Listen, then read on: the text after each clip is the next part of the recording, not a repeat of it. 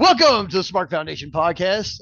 My name is Aaron, your host, along with my other awesome host, Adam Deming. We are not co-hosts. We are Hey, both hosts. We don't play co-host around here. no, Um, no way, no way. nobody is second fiddle to nobody. We don't play that game. No, no, no. Exactly.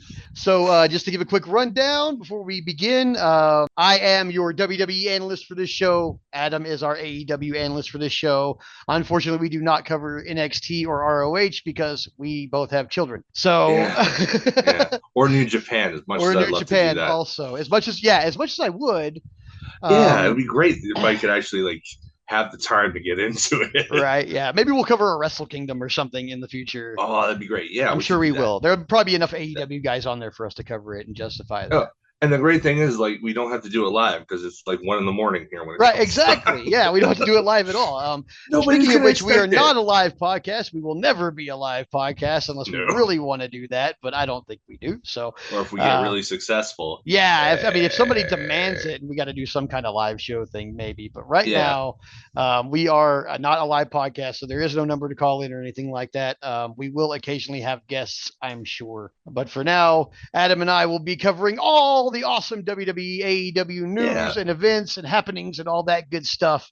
And making sure that we update you once a week right here, Monday mornings before Raw goes live every week.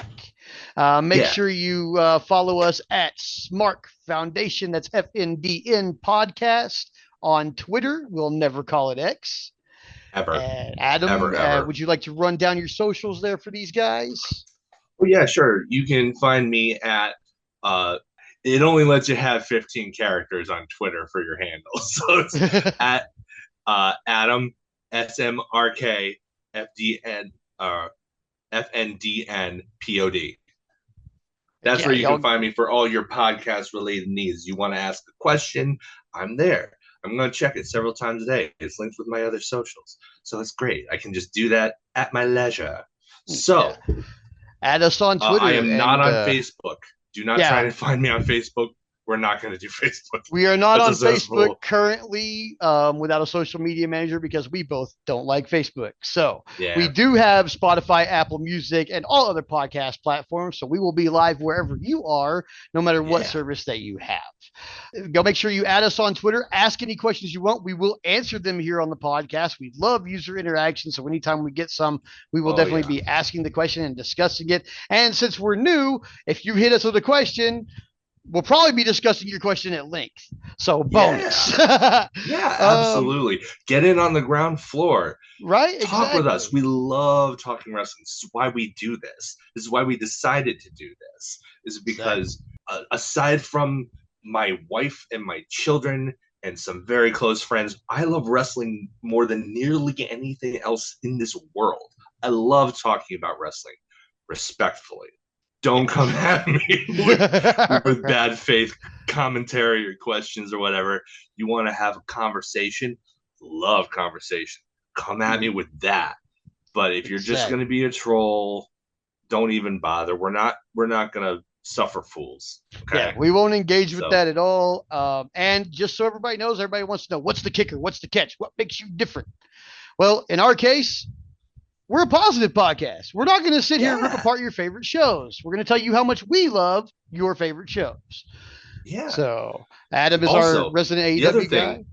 the other thing I think that if I must add, the thing that sets us apart is that we have been friends for about 20 years now, which is crazy to True. think about. Yeah. We Yeah. This is probably the only wrestling podcast that you're going to find where the two guys hosting it, not co-hosting, hosting, Hosting. have been friends for such a long time through a very unconventional, unorthodox way of getting there. I don't know if any of you have been in the EFED scene that was blowing up in the early 2000s, but the way Aaron and I know each other is we ran into each other, we crossed paths at a particular EFED. We started feuding with each other. We had great chemistry, role playing back and forth. We even collaborated on some storylines here and there. We when we drop from one EFED and go to the next one, chances were pretty good we'd drag the other one along. We just really liked each other's company. We complimented each other really well. We finally met in person in 2009. Yep. We At went WrestleMania to WrestleMania 25. Yes. And then was, weeks. I believe, the following year, I went to see you in Texas. And I was in your wedding. Yeah. Yeah, you were in my wedding. You were one of my groomsmen. So yeah, we know each other really well. We've been friends for a long time, probably longer than Adam is probably one of my longest running friends who is still with us. So thankfully, we're here. We got this awesome podcast to look forward to, and since we rapport off each other so well, we both know kind of what we want to do here. And so Adam's going to be doing our AEW analysis. I'll be doing our WWE analysis. Like I said, we'll be covering all the major shows, all the pay-per-views and everything like that. And like I said, every Monday morning before Raw goes live, you will have the previous week's complete rundown. So if you want to just listen to us on Mondays, you'll know what's going to happen Monday night. Pretty much. It's amazing. There might be some predictions thrown in here and there. We're going to see how everything kind of fleshes out. And then post our still first episode, guys. We're still kind of figuring it out a little bit. Right. And then after our analysis, we'll have our Call It in the Ring segment.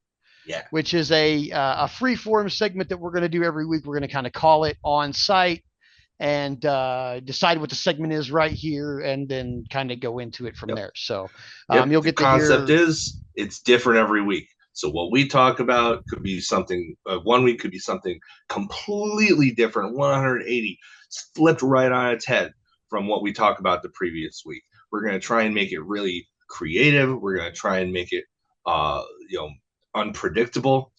We're going to try and make it really fun for you guys. Amen. So we're gonna try to bring a lot of flavors of it into pretty much anything that is wrestling related is game.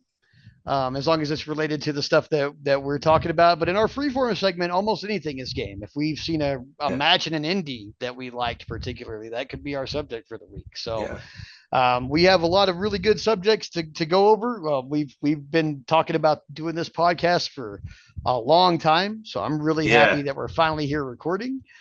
Yeah, he's been trying to get me to do this for like a year. At least a year. At least a year. And things finally just kind of fell into place. And I'm like, you know what? Let's just do it. I'm at my midlife crisis phase of my life. I'm ready to take some chances. Let's do this. Heck yeah. Let's get it done. So, as if you couldn't tell from the gray in my beard here. Right. Yeah. My lighting's not as good as Adam's, but here it is. I used to be able to name them after tours and kids. Now there's too many. Yeah. So I have 2 kids and I can't name them. Right. I was saying like left half. That's when you know you're a parent, is that when one kid's in trouble, you go through everybody, the whole list. I'm the oldest of 6 boys, so that happened a lot in my house growing up. I have 3 kids and they all start with the cuss sound. So I go through that. Whichever one of you did it, come here. Yeah, that is my fault. I did do that to myself. Yeah, you did that. So, okay. So we'll kick off our analysis this week with WWE. I am the WWE analyst here. So based on, I didn't take too many notes this week. We do want to keep it positive on the show, but I do have to recognize, we do have to recognize when things are not exactly positive. I'm not going to harp on them too much, but the overall vibe of the WWE scene just seems like the level of fun has diminished a little bit since Cody was on his chase to the title. That's the way I feel about it, at least. But there are still some gems in there to be found. So we can go over those really quick. I do really like the Pretender bloodline. I really am enjoying the Pretender bloodline as a whole. I'm still really not sure which one is Tonga Loa and which one is Tama Tonga. They still don't make it very clear on television. Well, Tama Tonga is the one who makes the weird noises. Okay. See, now I know which one is which. That's all they had to say was this guy is the one. And Tonga Loa is the one who botches everything. So I guess I haven't seen enough of the botching part to call him that guy, but we could be there. I mean, he let's just botched the say low that blow, man. It's like, oof. Oh yeah, Matthew's gonna have a hell of a time with this Friday SmackDown, being as Randy Orton dropped Jacob Fatu on the announce table about 4 times in a row, and then did solo Sokoa after it, and the announce table refused to break. Did they not give I it the sat there table? and said, "I am the table" like 7 times. I at least, and I was like, they are going to have a field day with this on Botchamania. Um, so yeah, okay. So on Friday Night SmackDown, Bailey versus Nia, or is it Nia? Nia Jax. Yes. Jack. Okay. Sorry, I wanted to make sure I have her name right. So Bailey versus Nia Jax. That's what's happening at Bad Blood for the women's championship. I'm not really into this storyline. I don't care for it much. I don't like them pitting Bailey and Trinity against each other. You're not going to make a heel out of either one of them. I'm sorry. They're just too over as faces. Trinity could be a heel. I think she'd be a great heel, actually. But I I don't think think it's that's going to something that happen. we haven't seen from her in quite some time. Yeah. It's not since Yeah. like Team Bad, Yeah. really. So there could be a heel turn in there coming. I mean, And it would help her. Like, I it mean, I might. don't Yeah. watch WWE product, but I Mhm. keep up with it, and it Yeah. seems like they're just treading water with her. It'd be nice to have her do something. But well, here's where I think it's going. I think that she's probably going to lose to Nia. Bailey's probably going to lose to Nia at Bad Blood, and Nia retains. At which point, it's either cashed in by Tiffany Stratton, who I'm not a huge fan of, um, but I understand her role in this, and that is, I mean, she's got the women's Money in the Bank briefcase, so I think she's going to either So cash she in be or lurking. yeah, she's Nia's like little minion type thing. Mm. So Nia's got the belt, she's got the cash in, and she's attempted to cash in once on Nia already. So like the seeds has been planted very obviously, like telegraphed basically, as WWE does sometimes. Um, that we're going to see a Tiffany Stratton cash in on Nia Jax. Now, if that's going to happen at Bad Blood, I don't know, but I don't see Bailey winning. But I do see Bailey. Maybe Trinity is what cost Bailey that match. Maybe this is where Trinity turns, and maybe this is where we get her kind of off the ground a little bit more. Honestly, I'm kind of surprised that they haven't put Naomi into the bloodline. Oh my gosh, I keep calling her Trinity, don't I? And her name is Yeah, Naomi in yeah, WWE because I'm yeah. an idiot. Yeah. Okay. So, no, I mean, she was great in Impact in oh yeah, TNA. she was. So, Yeah, like, I mean, super good. it makes sense that you would associate her pretty much her best year with that name.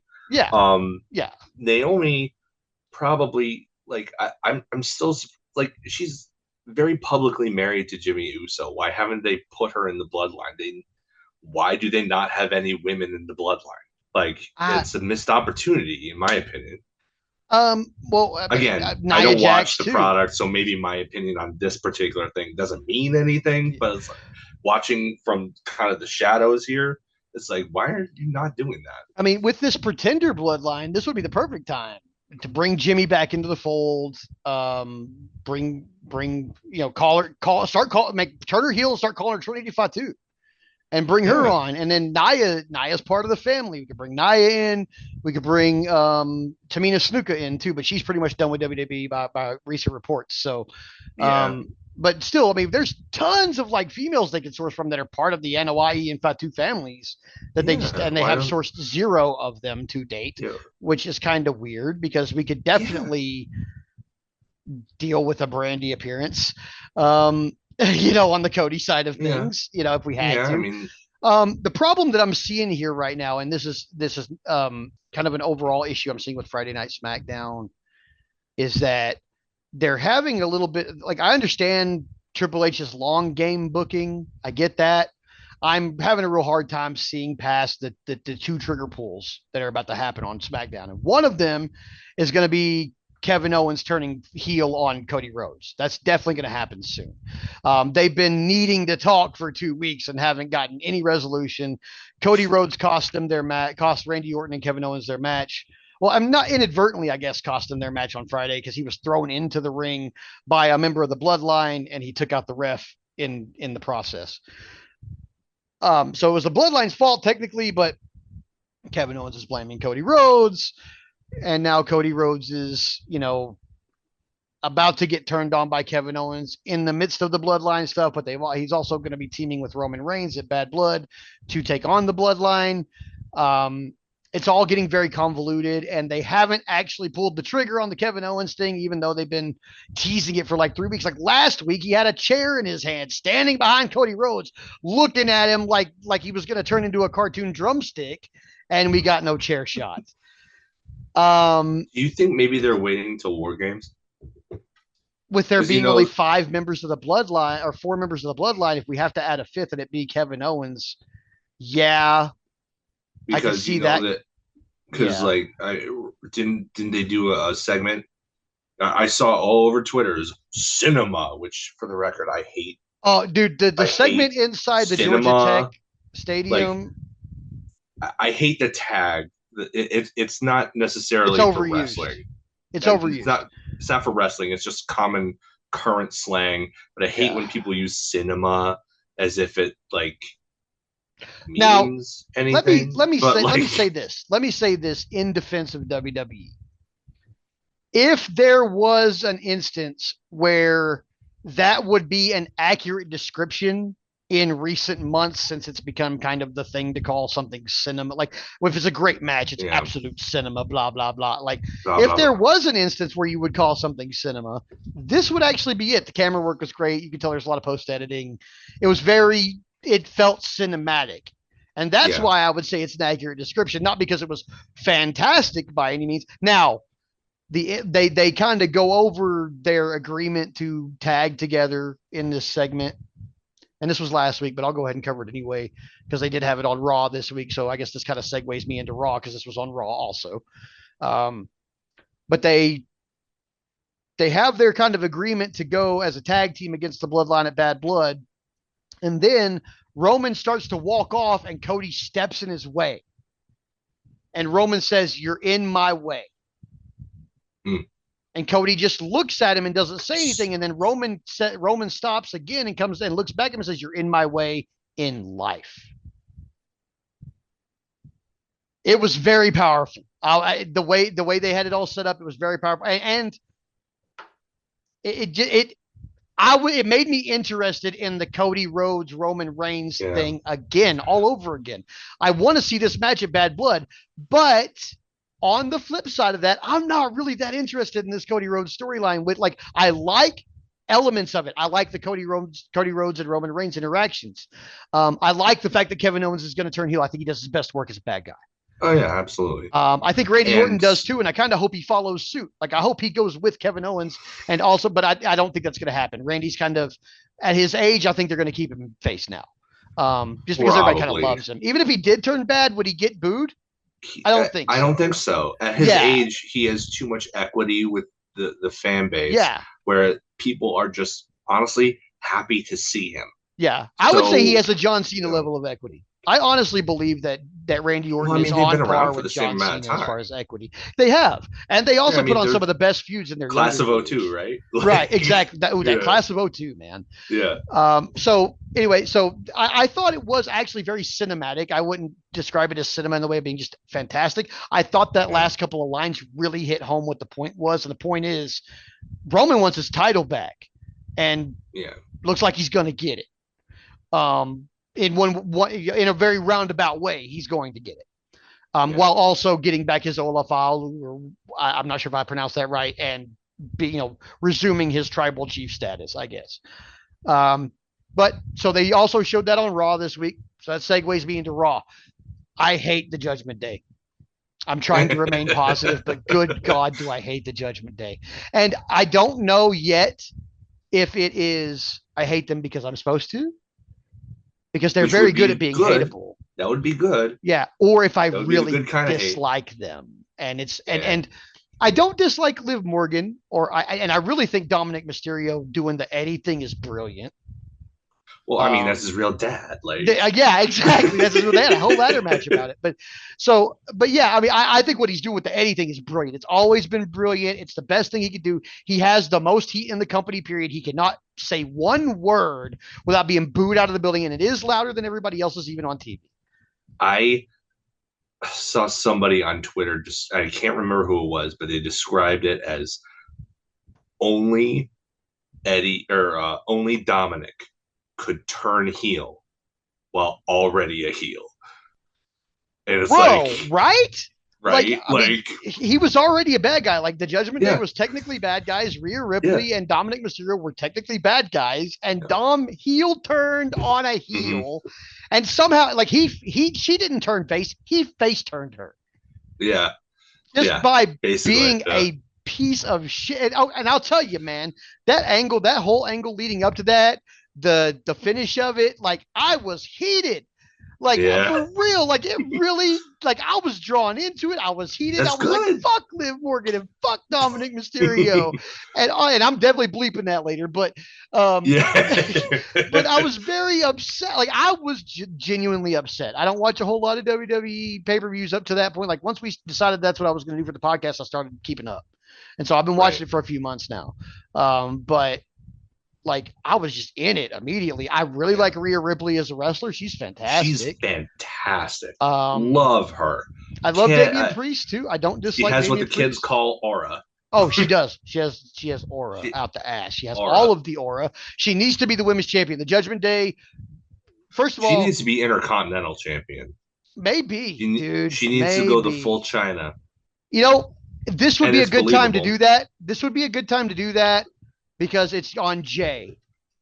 Yeah. And that could be a good way to round out this Jay infatuation with Rhea thing. Because Jay Uso is currently infatuated with Rhea Ripley. That's why he's involved in their stuff. And but this would be a great way to end that and just get it over. Because everybody online, and I think so also, it's awkward.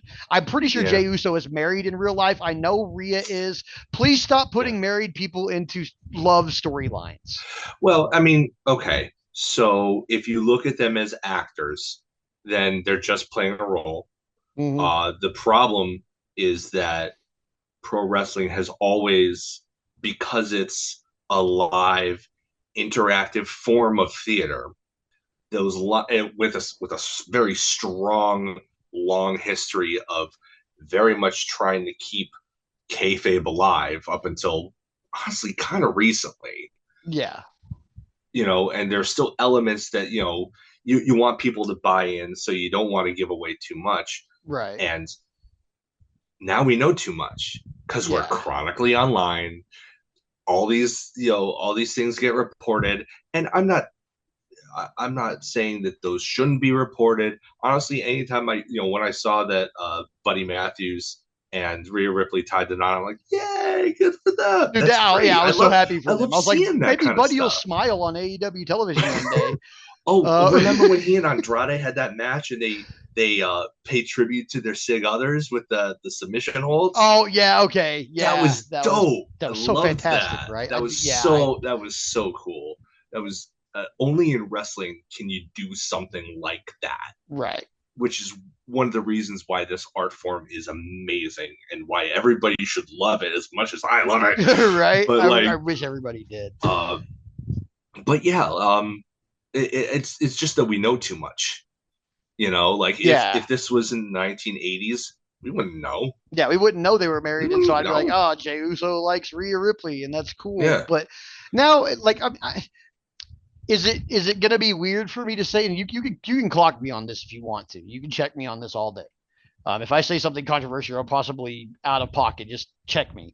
But is it weird for me to say, like, ever since the He Who Shall Not Be Named incident, where he was kind of put together with his wife and his child because of a love storyline in wrestling, like maybe after that point, we just kind of put a moratorium on putting married people in love storylines in wrestling, or maybe just, I mean, not kiboshing it all together, but maybe not causing infidelity. I don't completely disagree. That being said, they are people doing a job, And if those fully grown adults can't keep it in their pants, that's not on the company. That's on them. That's true. Okay, that's They also have to true. own up to their own actions and be responsible for them. Looking at you, Lita. Looking at you, Edge. Like, oh man, I I mean, was totally I holding wouldn't that one say that's in, a but deep cut, but it's yeah, it's a definitely deep cut. Yeah, I'm I wouldn't say looking it's at a deep you, cut. he who shall not Like, be named, and the like angel among yes, us. Like, yeah, I mean, she was culpable in that, despite how everything yeah, turned out. Um, so I mean, okay, I get that part. But yeah, I mean, just I don't know. As a married man, yeah. um, Oh, I get that it they're makes me tempting fate, uncomfortable. but Yeah, like, yeah. It just makes me you know, uncomfortable a little bit. Like to see yeah, Jay kind of barking over Rhea. Like even yeah. knowing that I'm pretty sure on WWE TV when they got married, like when her and Buddy Matthews got married, I'm pretty sure they said something about it on WWE TV. Like Rhea, See, that makes it like a weird. really off the cuff That like line with that Michael makes it Cole where he weird. was like Rhea Ripley tied the knot this weekend. Congratulations to her, and I guess he While said she was in Buddy. this thing with Dom, Yeah, while she's in the thing with Dom, but I see. I always thought they what? treated the Dom thing like very tongue in cheek. Like we all know she's not sleeping with him. Like we No, all she's knew like, she's not I sleeping thought, with him. like, I Like wasn't watching, but like from what I gathered on clips I saw online and stuff like that, it seemed very clear that she was definitely stringing them along. yeah, yeah. That's the way they were And playing it the whole like, time. At least that's the way I felt. I felt she was you know, just like he wanted her so bad that he was willing to be leashed, yeah. and that's what it So, was. He was like a leashed little, so with like the live not a fuck thing, boy, a then, non fuck boy, basically. so with the live thing, then, does that mean that in the canon of the storyline that somewhere along the way Rhea caught feels? I Because would that's the guess only way it makes so. I mean, sense. yeah, because she was when the turn happened. I don't. I mean, I'm sure you saw a clip, but she Yeah, was she was distraught. furious, man. She Yeah, was, distraught and screaming and fear. she Like was hurt. Yeah. the only other person who's gotten remotely close to that emotionally was the heartbreak you could see on Tony Storm's face when Mariah May turned on her. Mm. It was very similar in feeling and vibe to Mm. that. And man, yeah, that hurt my heart too. Mm. So We'll get to yeah, Timeless Tony we'll in a get. bit. Oh God, I hope soon because I'm getting tired of missing her. Oh God, she's the But best. She's the best character in wrestling. right, exactly. In my opinion, there is nobody who is better and more committed to their character and such a great character than Yeah. Tony Storm. But we're talking about WWE right now. So yeah. continue. Okay, so Raw Women's Championship. It's obviously Liv versus Rhea. I'm pretty sure that's what's happening at Bad Blood, or maybe a mixed Yeah. tag match between Rhea and Damien and Liv and Dom. I'll have to straighten my shit out and figure that one out. But I Bad Blood, like really, dude. As much as I love Bad Blood, and as what they're building up to, because it looks like it's. I mean, all the matches on it are literally Bad Blood matches. Like Nia Yeah. took Bailey's title, and Bailey gets a chance to get it back. The Yeah. Bloodline versus the original Tribal Chief and Cody Rhodes. Like these are feuds that have been building and building and building, and it's super Bad Blood, and everything has legitimate build to it, and it's going into a. But we all know what Bad Blood's about. Bad Blood's about CM Punk and Drew McIntyre, Hell in Yeah. a Cell. And I'm In a telling you cell. right now, that's the best feud on TV right now, period, point blank. I don't care. Like, yes, we will argue that point. Obviously, there are very good feuds going on in AEW, some banger ones, actually. Yeah. But CM Punk, Drew McIntyre is the best feud on TV right now, I believe. And only because I feel like only those two guys could make such an insignificant $2 piece of plastic into a world title status item. Yeah. Because really, like the only other thing they could have in this feud that would mean more than that fucking bracelet is the world title, Yeah. which I don't want to see in this feud. Leave that thing on Gunther for the next year, at least. Indefinitely. I love Gunther. He's great. Huge fan of Gunther. He's great. I'm also a big fan of Braun Breaker. I was very surprised that Jey Uso took the Intercontinental title from him on Monday. That was kind of quick. And yeah. it was very quick. Yeah, he was only Intercontinental champ for like a week or two. That irks me a little bit, actually, because I don't like short title reigns. I don't care. I don't even care if the transition makes sense. This transition didn't make sense. That Oh kid's no, young no, no. though. He's got He is. plenty of He time. has all the time and Plenty of potential in time. the world. He's Yeah. already as good as his father or his uncle ever were. Oh, he's better than his dad. Oh, 100% better than his dad. I always had it. I thought Rick was actually the better technician of the two between Rick and It Scott. depends on which Scott Steiner we're talking about. Are we I'm talking about about pre Papa Pump Steiner. okay? They were both very fantastic technicians, but Scott Rick was the better one. When Scott could actually move, he was Yeah. utterly phenomenal. Oh, dude, he was insane. But once he got injured and he put on all that muscle mass and became Big Papa big Pump. bad booty daddy. Yeah, the big bad booty daddy. Oh my god. He was, don't get me wrong, he was absolutely believable as the monster WCW champion in the heel role. Exactly. But he wasn't the wrestler that he was.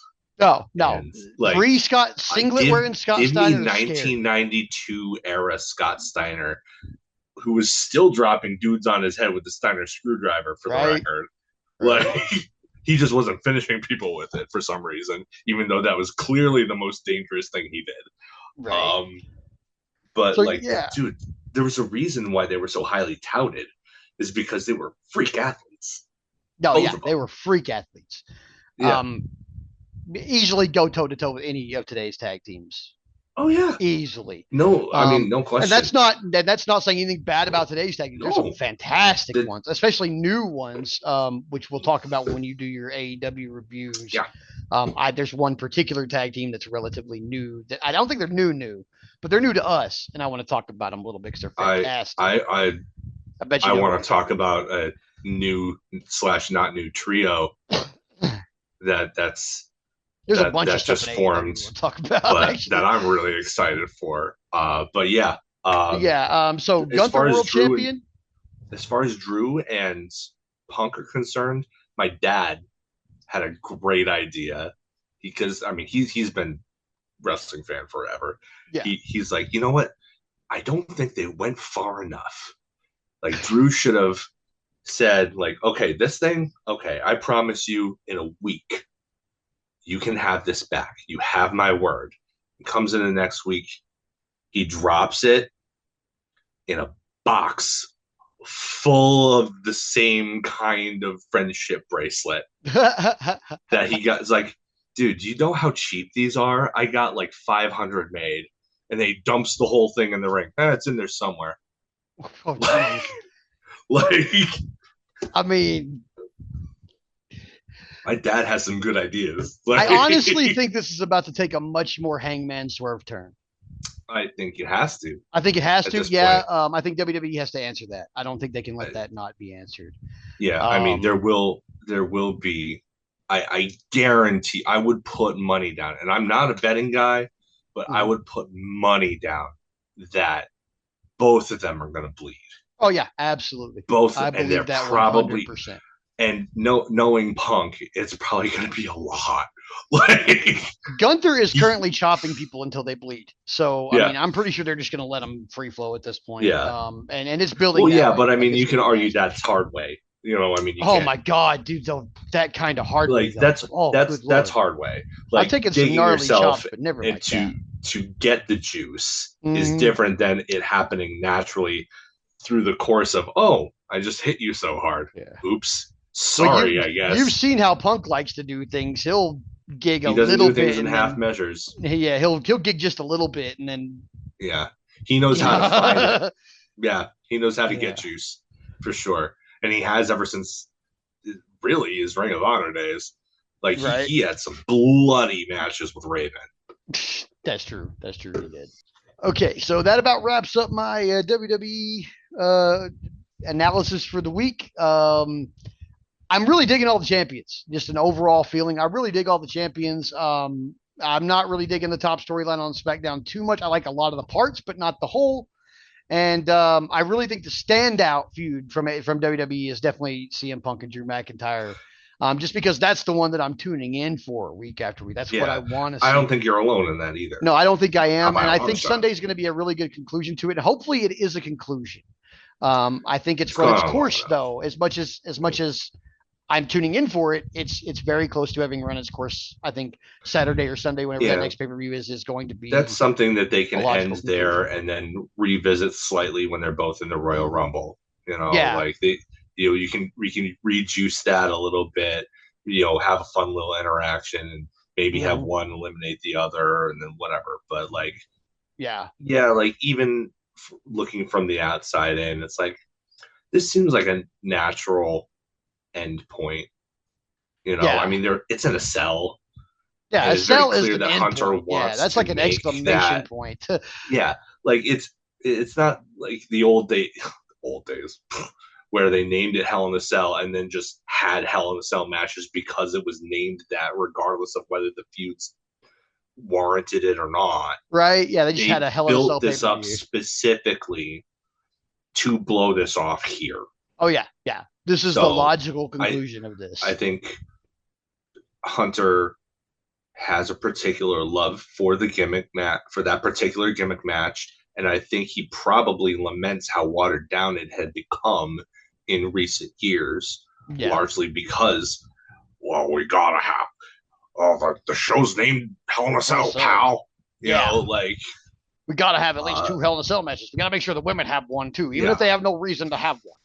And let's And I, remember too that Punk was part of one of those cell matches that made no sense. mm-hmm. Like I mean, they they were kind of pushed into a corner because Cena got injured, but he and Ryback were rushed into a Oh, cell match for their and that was a first terrible match, cell match and it was too. terrible. Yeah. Like I think Punk probably wants to do the gimmick justice too, knowing how old school his mentality is. Right. Like I think he wants to blade all over the place.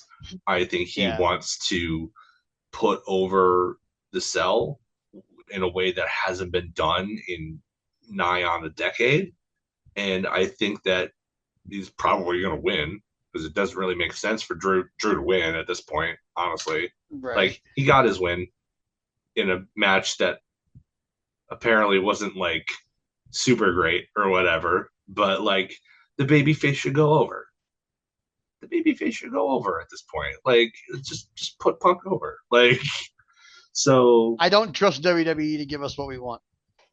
they're I mean, you they're know, very good at giving us endings that we hate. historically speaking, they have under the old regime, um, they have baited and switched. They have trolled. They have edged to the point where it doesn't mean anything by the time you pay it off with the climax. Like they've done literally everything that they can to swerve the fans because of their contempt for them. So Yeah. hopefully this new regime has a little bit more respect for its audience. Yeah. And I think we can expect that. Yeah, I think we can expect that. So now let's get into the AEW analysis with you there, bud. How was AEW over the last week? I thought it was pretty good. A little bit of a mixed bag, honestly. I got my notes here, so I All wanted right. to go down, just kind of run down the thing. I'm gonna try and do it as quickly as I can. Grand Slam Dynamite Wednesday, right? Opens up with Oasis playing McGinnis to the ring. Nigel McGuinness. Um, I love Nigel McGuinness. I think he's fantastic. I remember when we went to see him at Supercard of Honor before WrestleMania 25. I had Mhm. never actually seen him do anything except maybe a lariat in a clip here or there, and he won me over so much in his match against Jerry Lynn, fighting with I think it A was like what broken was it like a full everything. on labrum tear or something Yeah, like his shoulder that. He was was like definitely completely his shoulder fucked. was, and he wrestled for half an hour against the guy. Like he Yeah, gave us our money's worth, for and sure. he just completely won me over. It was so sad for me when he couldn't continue his wrestling career. Mhm. So seeing him come back at All In was amazing. Mariah May made it possible. I've she kissed him earlier in the night, and she's like, "Well, I guess I better put my gear on because nothing's gonna." It's a Right? sign. It's like I have to wrestle um, now, you know? Yeah. I mean, it's Mariah May. Like, Yeah. I love my wife. I'm very happily married man. But yeah, if Mariah May did that, I would be inspired to get into the ring too, and I would have a much harder time than Nigel did, though. Right, right. um, because I have no wrestling experience whatsoever and will not front on that. I am not in the business in any way. I'm just a fan of my entire life, all 39 and a half years of it, so far as I can recall. So, Right. but yeah, so Guinness comes out. He does the thing where he's calling out Brian, and Danielson's less cool music, still cool, but less cool music hits. And he doesn't come out and he does the thing, oh, I knew you were a coward, and blah, blah, blah. I ref count to 10. If he doesn't get here, it's a forfeit. So they do the thing about halfway through. That countdown becomes the final countdown because TK likes doling out money to Europe, apparently. I still can't believe how expensive the rights to that song are to play it for one day. Like, Yeah. it's egregious, but that goes to show how much Tony Khan loves Brian Danielson. I think is that he's willing to just we're just going to do it as often as we can. Oh, Anarchy in the Arena, sure, it'll be the natural born killers of the match. You're New Jack. Congratulations, your music is the final countdown, and it's all throughout the match. I remember the Oh first man. time when he did it, I popped huge. I was running around my house. Yes, yes, yes.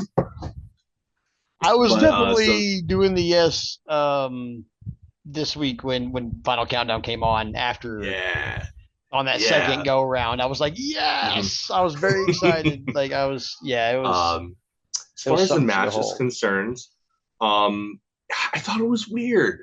Like, the match itself was good. It was well executed, but and McGinnis looks. I mean, for somebody who hasn't been in a ring but once in 13 years, he looked fantastic. He Oh yeah, really he did. does. Yeah, But he's he's not the Nigel he used to be because he hasn't been in a ring in 13 years. right. So, like, the match was well executed. Nigel always had this really cool, unique psychology to his matches that I always enjoyed after I spent a little more time digging.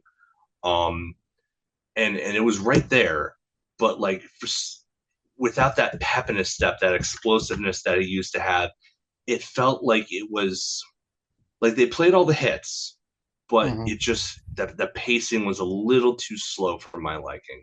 That said, I am not going to complain that we got Nigel McGuinness versus Brian Danielson in 2024. So, I mean, I can't rate the match too low. I wish that, I guess ultimately, I wish that McGuinness never had to retire in the first place. So that if it was still this long for another match between the two, that he would have been in peak ring shape and he would have been like at the same level as he used to be or something comparable. Because Mm-hmm. I think the match would have benefited from a little bit more energy, I guess. I feel bad saying that, but like it felt like it just wasn't as peppy as it could have been, and I was hoping it would be. Mm-hmm. Um, but yeah, it still gets a thumbs up from me. But it was more of a good, not great kind of deal. It was like, oh, Yeah. it's good to see you. Oh, I remember this spot. Oh, this is a callback to this thing. Oh man, the chain wrestling. Oh, he hit his moves. Like the whole Yeah. deal. Yeah. Um, but like, um, yeah, I thought it was good. It wasn't great, but it was good.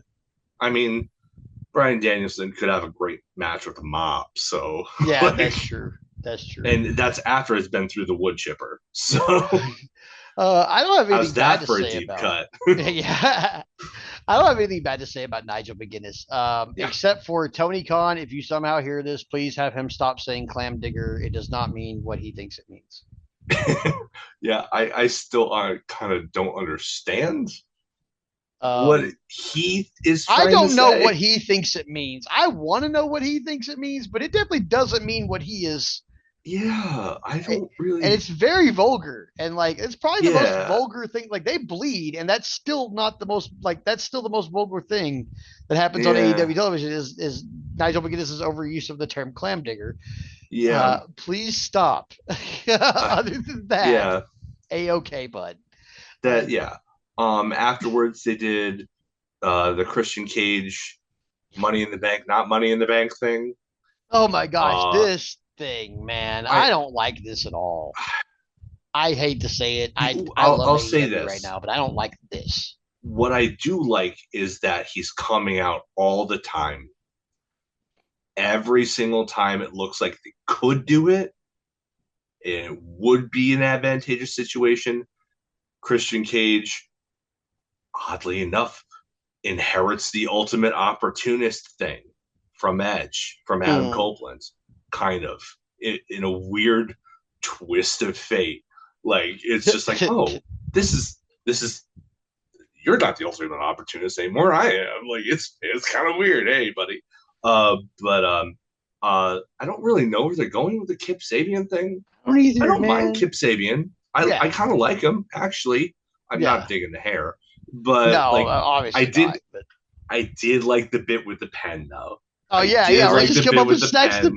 pin. I loved that. Yeah, I was like, that's and awesome. and I love how Christian turned white as a sheet and ran, which is not it was very difficult to do when you have that much spray tan on. Let me tell you, like that guy. We always used to make fun of Christian because whatever tan he used made him look jaundiced because he yeah, was he's just yellow. yellow. Like it looked Yeah, like he he's had yellow. liver issues. So we always called, oh, that's the Christian jaundice. There it is. It's like it was a thing for me and my friend. Oh, it's the Christian jaundice. Um, but yeah, so he turns white as a sheet and runs as soon as he sees Pac and Claudio, which he should because they're yeah, murderers. yeah, because So they're murderers. Yeah, like at least attempted murderers. yeah, Which we'll uh, find out a little bit later. yes, There are other yes, attempted murderers. Wrestlers commit yeah, crimes, apparently, as Simon Miller would yeah. I mean, say. I'm not covering all in because that happened 2 weeks prior, but yeah, or all out for that matter. But yeah, Yeah, yeah, murder. yeah, yeah. Um, We'll definitely talk about this a little bit in this night. AEW, we're the best murder. Murder. Uh, uh, next Okay. match was Hook versus Roddy. Um, I honestly thought that the Kingdom would be more involved in this match than they were, considering it was FTW rules. Hmm. Um, I guess they did a decent enough job with Hook, chasing him off with kendo sticks and crap like that. But like, I thought that like on paper this should be like an easy win, an easy essentially handicap match. Yeah. Like Roddy should be the FTW champion right now in like under 5 minutes because of the Kingdom. That's how it should be because Samoa Joe and Shibata were nowhere around to help Hook. Like Right. his backup won there. So like why didn't they get involved? I don't understand why the Miracle and Matt Taven didn't get around to helping them out. Like Yeah. I don't get it. That said, the match really picked up in the last few minutes with those brutal chair spots. Oh, I love yeah. the Whoa. gut buster onto the chair. Ooh. And the great thing about when somebody takes a spot like that is that if you do it right and they get back up and then overcome that, it really puts over their toughness.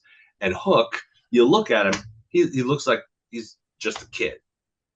Like he's an Yeah. athletic kid with great hair, but like like he doesn't look tough, but taking those kind of spots will go a long way to help Hmm. the building that aura of toughness. Like we Like know he's tough. his dad had an instant aura of toughness because he was only 5'9" or so, but he was built like a barrel. So Yeah. he automatically looks bigger than he is. Yeah. Hook looks like a kid. Yeah, he You doesn't know, look he bigger looks than like a he is. He 20-year-old doesn't. kid, Yeah, he doesn't a have that. very in shape Oh 20-year-old. yeah, yeah, But yeah. like, He's yeah, he looks better now than I ever looked in oh my dude, entire yeah, life. yeah, But yeah. I like, never looked that good, even when I but was in the like, army. but Like I never looked that the real story was afterwards. You know, he retained with the Red Rum, and then he shakes the hand of Roddy in the Kingdom, which I thought was a nice touch. Like, I don't really know where they're going with that, but when the with what heels came shake your after, I hand, thought it was a nice well, touch. yeah, with the heels shaking your hand, Mm-hmm. that's more of an endorsement, in my opinion, than a babyface shaking your hand. Oh Because the yeah, babyface should shake your hand. If you've yeah, earned the respect of the dastardly heel, that says something. yeah. You know, that says something in a different way. So that they, and then he goes out and has a really cool moment with his dad. Like, I loved that. You know, they retired the FTW belt and they had a really cool father son moment. I love that. Now that I'm a dad, that hits in a different way. Yeah, I cried a little bit. So 100% yeah, full it was disclosure. cool. But I've been with It that was title really since the cool. beginning. I was watching the ECW when the Yeah, FTW title came to be. yeah. Um, I actually think maybe there was a couple episodes where it was the Brooklyn Championship or something like that. I think they talked about that a little bit. I But remember I didn't watch it live. I didn't watch ECW until it was on TNN at like 2 in the morning. oh yeah, I And remember that even then, you know, when it Don was Callis was on infrequent. it. Yeah, But he was he Cyrus the was Cyrus the Virus. Virus, and before Yeah, that, he was the Jackal, leader of the Truth Jackal. Commission, Oh yeah, he with a was. Y because it was the '90s. Yeah, because it was Uh, the '90s. but if it, yeah, all middling vowels were Y's and all S's were Z's, and Yes, everything had an X in it because that's for true. some reason the '90s were really focused on those last 3 letters of the alphabet. Don't know And we why. haven't used these enough, so now we're Yeah, gonna use yeah. them for everything. And then somebody comes in like, well, what about Q? Like, no, who cares about Q? No one cares except Questlove, Trekkies care and about he doesn't Q. even That's use it. about it.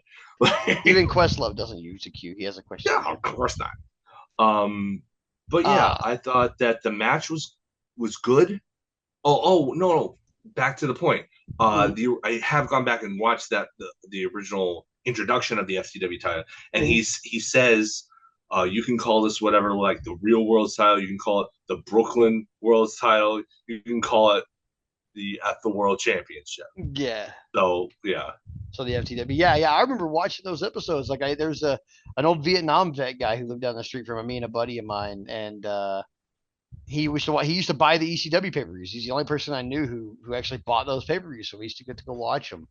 And I remember like getting like he had tapes of the TV, but it was only like a day or two after it aired. Like I yeah, think he was really, taping them for us because they were coming on at like 1 o'clock in the morning, and on a yeah. channel we probably didn't have. He was one of the only people I knew at the time who had like satellite television and stuff like Which that. Like was like not common back not then common back then. at No, all. no. So he had a bunch of channels that We we had didn't family have. friends with the The big, big dish, huge right? dish Yeah. in the Oh backyard god, a that dish that took up size like would be three like. quarters of the backyard. I'm Yeah, surprised those things didn't interfere with the airplanes. Like they for were real, huge, man. They were like enormous. 20-foot diameter. Like They were as big as an actual satellite. yeah, it was huge. It was like when you said satellite dish, like for viewers or for listeners who don't have a reference point for this, we do not mean the little direct TV dishes on top of people's No, houses. We mean like a literal like 20-foot across communication satellite that yeah. was in Have you your ever seen backyard. Contact? It was like Yeah. that. It was like that. And it took up It was like that. significant space. Like if you Yeah, had a pool and you wanted satellite television, you had a pool yeah, yeah. because now you had a satellite. Yep. Like Yeah. so. But yeah, But the match was okay. It was good. I would still say thumbs up. mhm. Mostly because it really picked up in the last 2 or 3 minutes there. It got really hard hitting. Um, and Hook looked like $1,000,000. Roddy's great at putting people over like that. And then really it was the angle afterwards where they retired the FTW title and they had the father son moment. I Mhm. think that it's time because he's done. I mean, it was the time to retire the FTW title anyway, and he'd done everything he could do with it. I think you have to Yeah, move him. I think he's probably the guy that you should have be the guy to dethrone Jack Perry. I think he's the guy I would love because to see him beat the shit out of I Jack think Perry. I think I mean there's already history there because they faced each other at All In last year. Hmm. Um, they're in very different points in their career now. Hook is even more legitimized. Jack Perry Yeah. is now holding an actual championship. So I think, and it's been over a year, so I think that I don't think, I think people would be receptive to it. Hmm. Um, and I think Hook would make a good champ, honestly. Like, I think that the TNT title has it used to be the secondary title, but I honestly think that that has been completely eclipsed by the international championship at this point. I think Like, largely it's that's being the on Will number two Ospreay's belt. waist.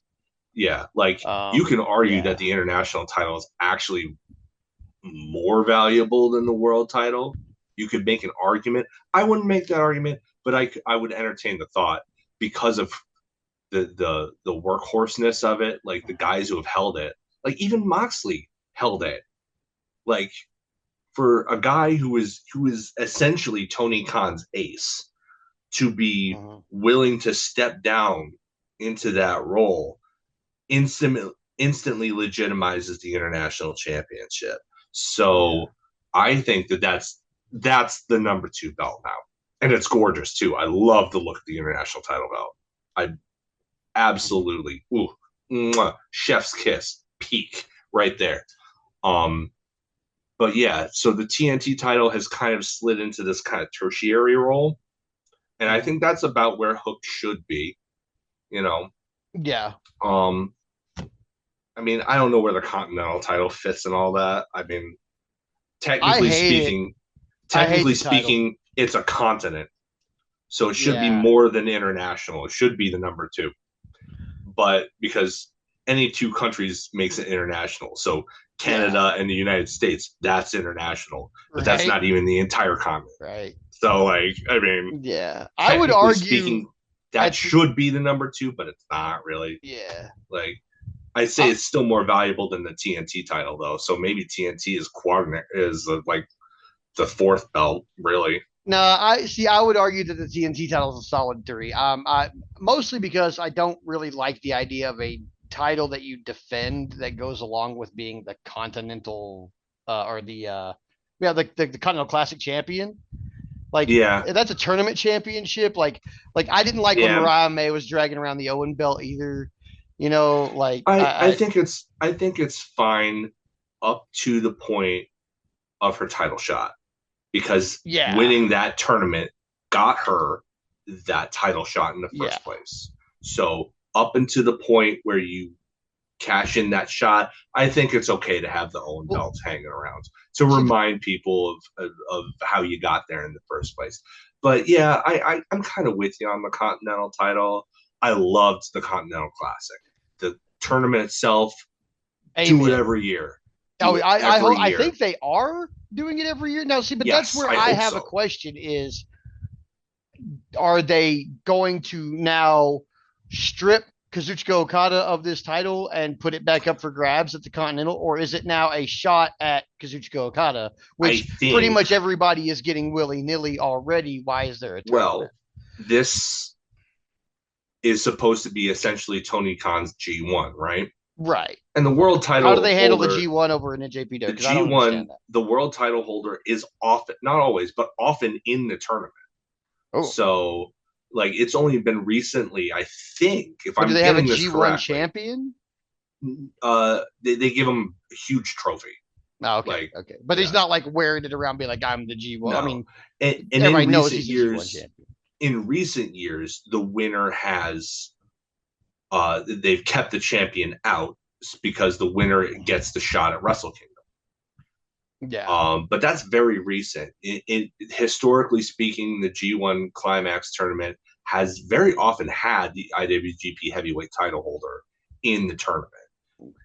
In fact, they sometimes use victories over the champion, which the title is not on the line in, as reasoning for, even if that guy doesn't win the tournament, the guy who beat the champion in the Block A match or whatever will still get a title shot down the line because he still beat the champion. So they're like, storyline things that you can do. Yeah. I would prefer. What I think is going to happen is Okada is going to be in the tournament like Eddie Kingston was last year, putting up, the matches are all non-title, but the finals is for the belt. Yeah. I think that's probably what they'll continue to do. What I would prefer, because AEW has too many championships, I would prefer it to be more like a King of the Ring kind of deal, where you get a trophy, you get a title for a year. You are the Continental Champion for a year. You don't defend it. You are recognized as the champion. Yes, I don't like that Eddie had to defend it. I don't like that at all. Yeah. I don't like. Well, what does it mean to Kazuchika Okada? Nothing. What does it mean to Eddie Kingston? Everything. Now, if it was if the storyline was just Kazuchika Okada being a dick and pulling a dick move on Eddie, I'm going to take the thing that means the most to you. They could have played that out a little better, made that more obvious. I feel like, but yeah, I don't like that he's defending that title. Like nobody's defending the Owen title. No. So why are we defending the Continental? Like the Continental Classic is a tournament unto itself, much like the Owen. Let's just like whoever that year thing that you were talking about. I like that a lot. I feel like maybe I feel like maybe it should be like just a one-time award. Yeah. And then maybe you combine that with the contract thing, where that's how you earn your shot, not in a gauntlet, but like you have to go through hell, all these matches and win all these matches and win a whole stinking tournament in order to have the privilege of calling your shot on the title belt. I think that's how you do it. You combine those two concepts together, and then you have a year until the next Continental Classic tournament to call your shot. And you can do it whenever you want, but you gotta earn it, really earn it. Because I like that idea actually. Because everybody loves the Money in the Bank ladder match, as they should. It's fun. It's super fun. Concept's great. But it's one match. It's a violent match. It's a chaotic match, but it's one match. Yeah. If you have to go through a whole, every single other person in your block and amass enough points and then beat the guy who did that on the other side of the block, on the other block, that's how you earn that precious a prize, that precious a privilege. In my eyes, that's how you really put it over. Maybe even, I don't know. I would think maybe even, you know what? No, and I wouldn't do that.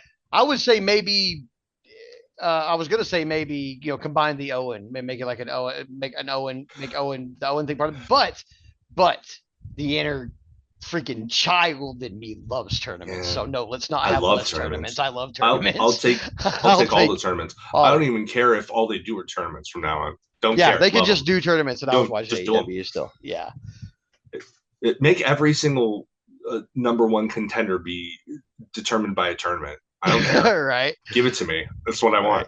Now, I'm sorry to sidetrack you with my ranting about the Continental Championship. I had to insert that a little bit because it is discussing. Yeah, like I find it something that a lot of it's one thing that even the bad faith actors and the regular wrestling fans like us agree on. Like there is something amiss here, and it just needs an adjustment. Yeah, and I think we're onto something with making it a title like the King of the Ring. Really, it's tweaks. It's not even whole scrapping things. It's just tweaks, consolidations here or there. Like they're what I like to call Green Lantern mistakes. My brother Evan and I. Evan is an avid movie goer, an amateur movie reviewer. And he seems to dislike more than he likes, but that means that he's got a very critical eye, which I appreciate. And we both saw Green Lantern. We wanted to love it. We did not. I also wanted to love it and did not. So, but the reason why I call them Green Lantern mistakes is because the majority of the things that made Green Lantern bad could have been fixed very simply with a line of dialogue here or a camera cut there or something like that. Like, why is this, like, there are Green Lantern mistakes. There are a lot of little things that add up to make something nonsensical. Right. So these problems that AEW sometimes has, most of them are Green Lantern mistakes. Yeah, there's I feel like something there's easy fixes for a lot of them. Like the easiest one I can think of off the top of my head is a lot of people have been complaining about the build towards Bryan Danielson and Nigel McGuinness, and it's like that was a Green Lantern mistake. I did feel like it was a little short between like when Nigel showed back up and then they're already like, I mean, I get they want to have these matches before people get hurt because Lord knows people have gotten hurt and cost us matches like this. So I get they want to do it quick, but man. Yeah.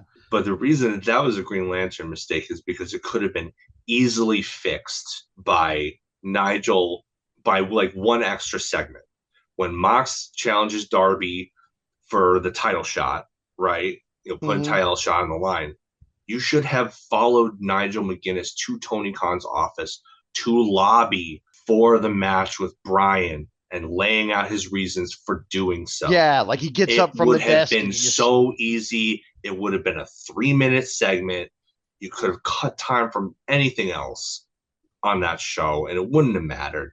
And then you wouldn't have all these people online saying, "Oh, they didn't explain it. Where's the story?" It's like you've laid it all out there. Bro, the story has been going on for 20 years where y'all been. Like the bad faith actors who say AEW doesn't have stories bother the hell out of me because a lot of AEW stories are 20 years old or more. Bryan Danielson and Nigel McGuinness has been going on since at least 2009 or 2010. And I mean, we saw like the end of one stage of Nigel's career before he went on to, do that. And we just, I do understand that not everybody watching has that knowledge. Not everybody watched Ring of Honor. Not everybody paid attention to it. Right. I mean, I get that. I feel like they should have paid attention. They should have paid attention to Nigel McGuinness's commentary for a year. He kind of explained it for the last year. I feel like the animosity was well explained for people who actually cared to listen. Yeah, but I don't think a lot of people are watching Collision, unfortunately, and I think it's a great show. That's too bad because Collision's probably the better show. Yeah. Overall, on the whole, usually Collision is better than Dynamite week to week, in my opinion. Yeah. But continuing on Dynamite, World Tag Team Title match. I think that it was about a 20-minute sprint. Like, oh God, I thought it was awesome. Honestly, I will say I loved the shout outs to Aussie Open, and United Empire doing the spots that Mark Davis normally would do. Get better soon, Mark Davis. Oh God, please come back soon, Mark Davis. Kyle Fletcher needs you badly. Yeah, like I think Kyle Fletcher, he's amazing. In Mark Davis's absence, though, has really acquitted himself well. I think no, he's not doing bad. Has grown enormously. Yeah. But I feel like now would be a great time for them to show up as a tag team, especially absolutely. With as much as he's developed in the absence of his partner. Given where this storyline is probably going, I think the timing would be perfect on it. I felt like he should have shown. I mean, I know he's not cleared, but I felt like he should have shown. But they were like, "There's nobody else I would team with but Will Ospreay." I'm like, Mark Davis has entered the chat. I can guarantee you that is going to come back to haunt him. Guarantee you. And you know how I know? Because AEW does tell stories. They do. They tell stories. They plant stuff like that. Little shit like that. Either they plant it on purpose or they use stuff that comes out organically like that and then work them back into the storyline. Because that's what storytellers do. Like, AEW may not have stories that an individual is into. that's valid.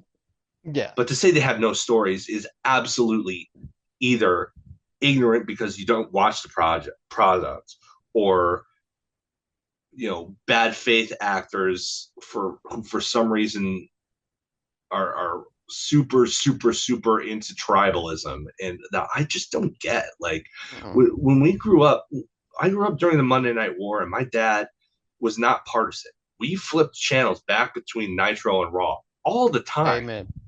I was not, you know, I was I was surprised to find out, in the wake of WCW going down, when I heard about, people tuning out in droves and everything like that. It's like, wait, y'all didn't watch both? Like, what was this all about then? Like, it surprised me that there were people who were loyalists on either side, because I enjoyed going back and forth, even when WCW was at its crappiest. Oh I God, it was still bad it too. and it was bad.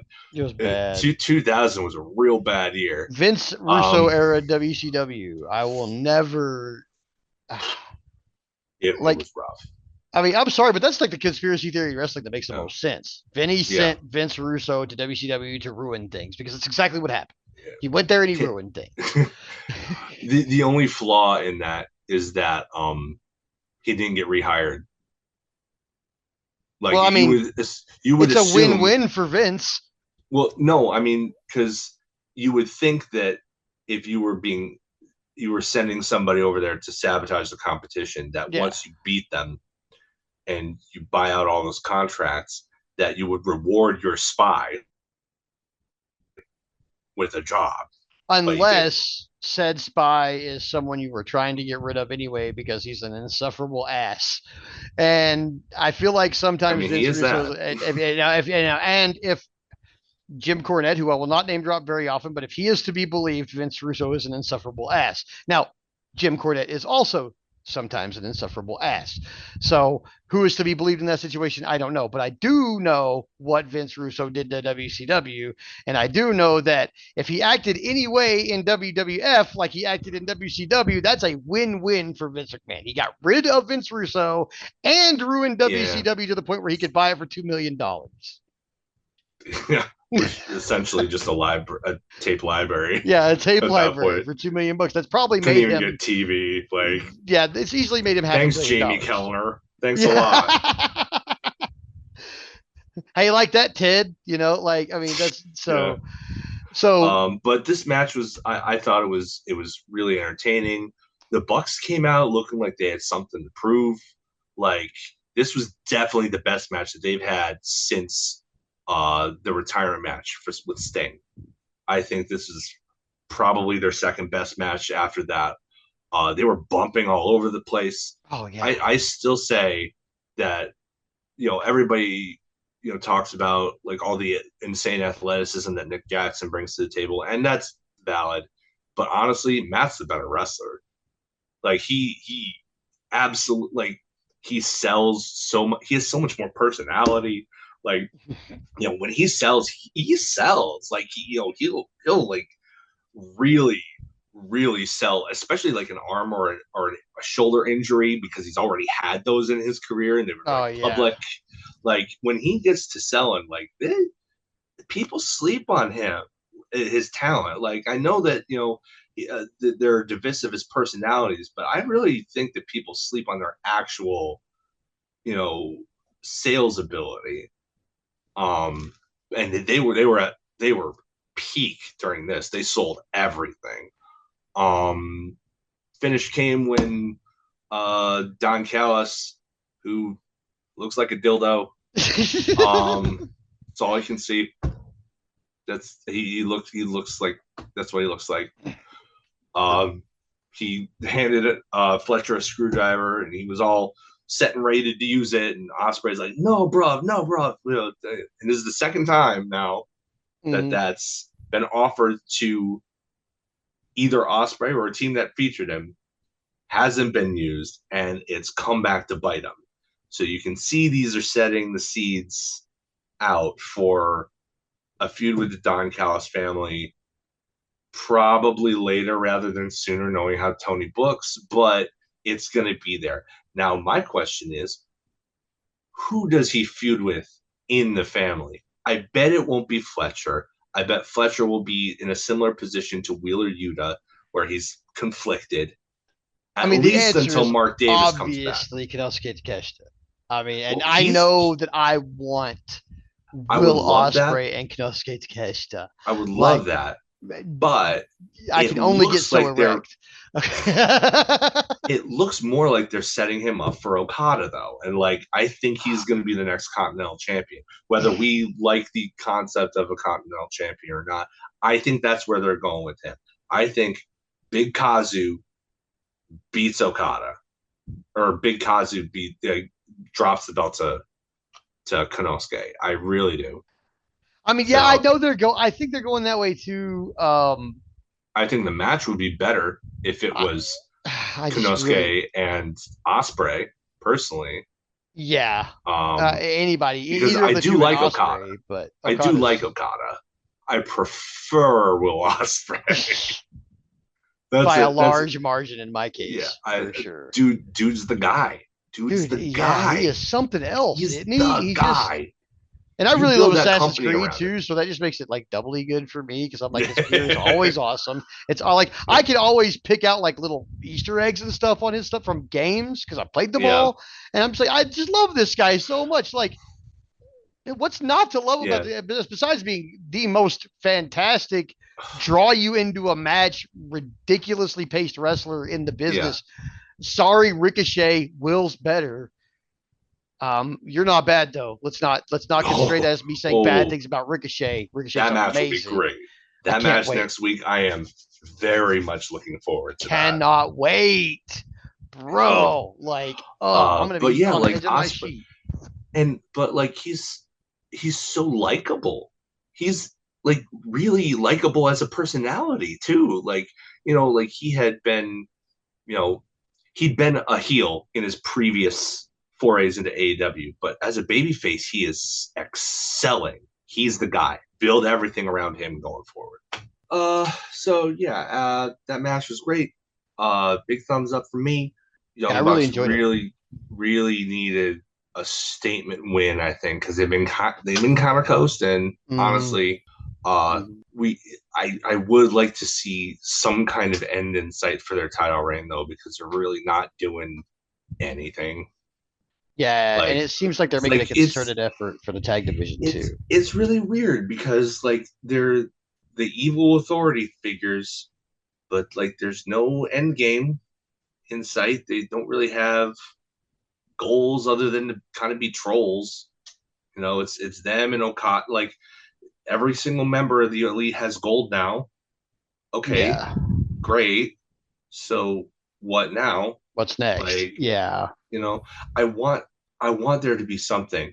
That tag team gauntlet they had a couple weeks ago showed that they have plenty of tag teams in the division.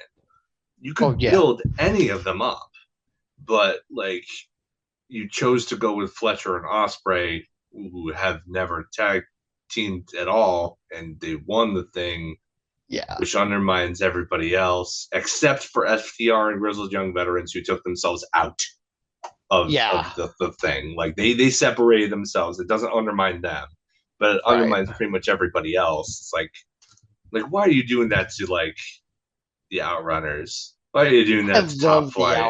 They're Outrunners. so good. I Like love them so there's so much. they have my heart. They're Like silly in the best way. I will get to their segment later, but like Yeah. I, Yeah, we'll I we'll, we'll get to them absolutely because agree with yeah, you. I I love them. absolutely agree with you. They're fantastic. I don't know if I'd put the belts on them, but like Maybe not yet, but soon they maybe. I should be mean, featured. yeah, definitely. Absolutely. Every episode, put them on TV. 100%. 100%. You Yeah. hear those crowd reactions? They're Oh, getting dude, they're huge so over. loud. They're so over. They're making Like stadium size. I mean, let's.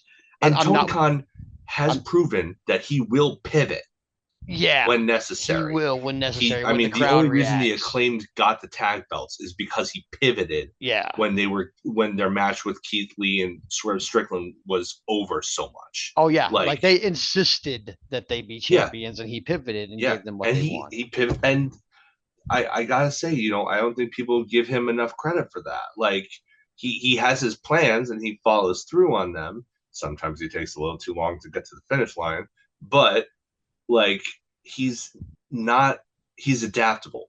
Oh yeah, He's not inflexible. yeah. If he I'll sees give him something that. is working, he goes with it. He's Yeah. not Vince McMahon, who, when something that he didn't create gets over, looked to actively squash it Yeah, I never because he understood didn't that, create it. man. Yeah, yeah. If he didn't create it, I don't understand. Like it's like it's Zack you're making Ryder, money anyway. Like Zack Ryder, Zack Ryder. Oh my gosh.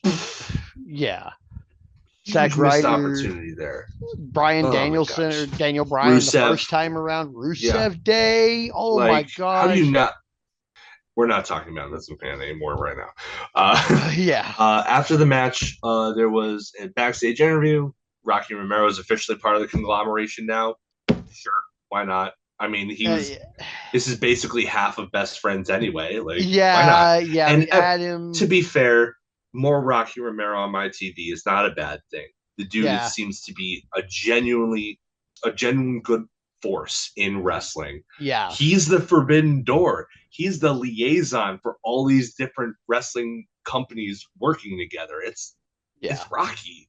Like, Yeah. why Right. would you not feature somebody like that who has brought so much success to these working relationships? Reward that guy. Oh Put him yeah. on, pay that guy. Put him on Yeah. TV and pay him. I don't care if he's looking at the lights every single time. Pay the man.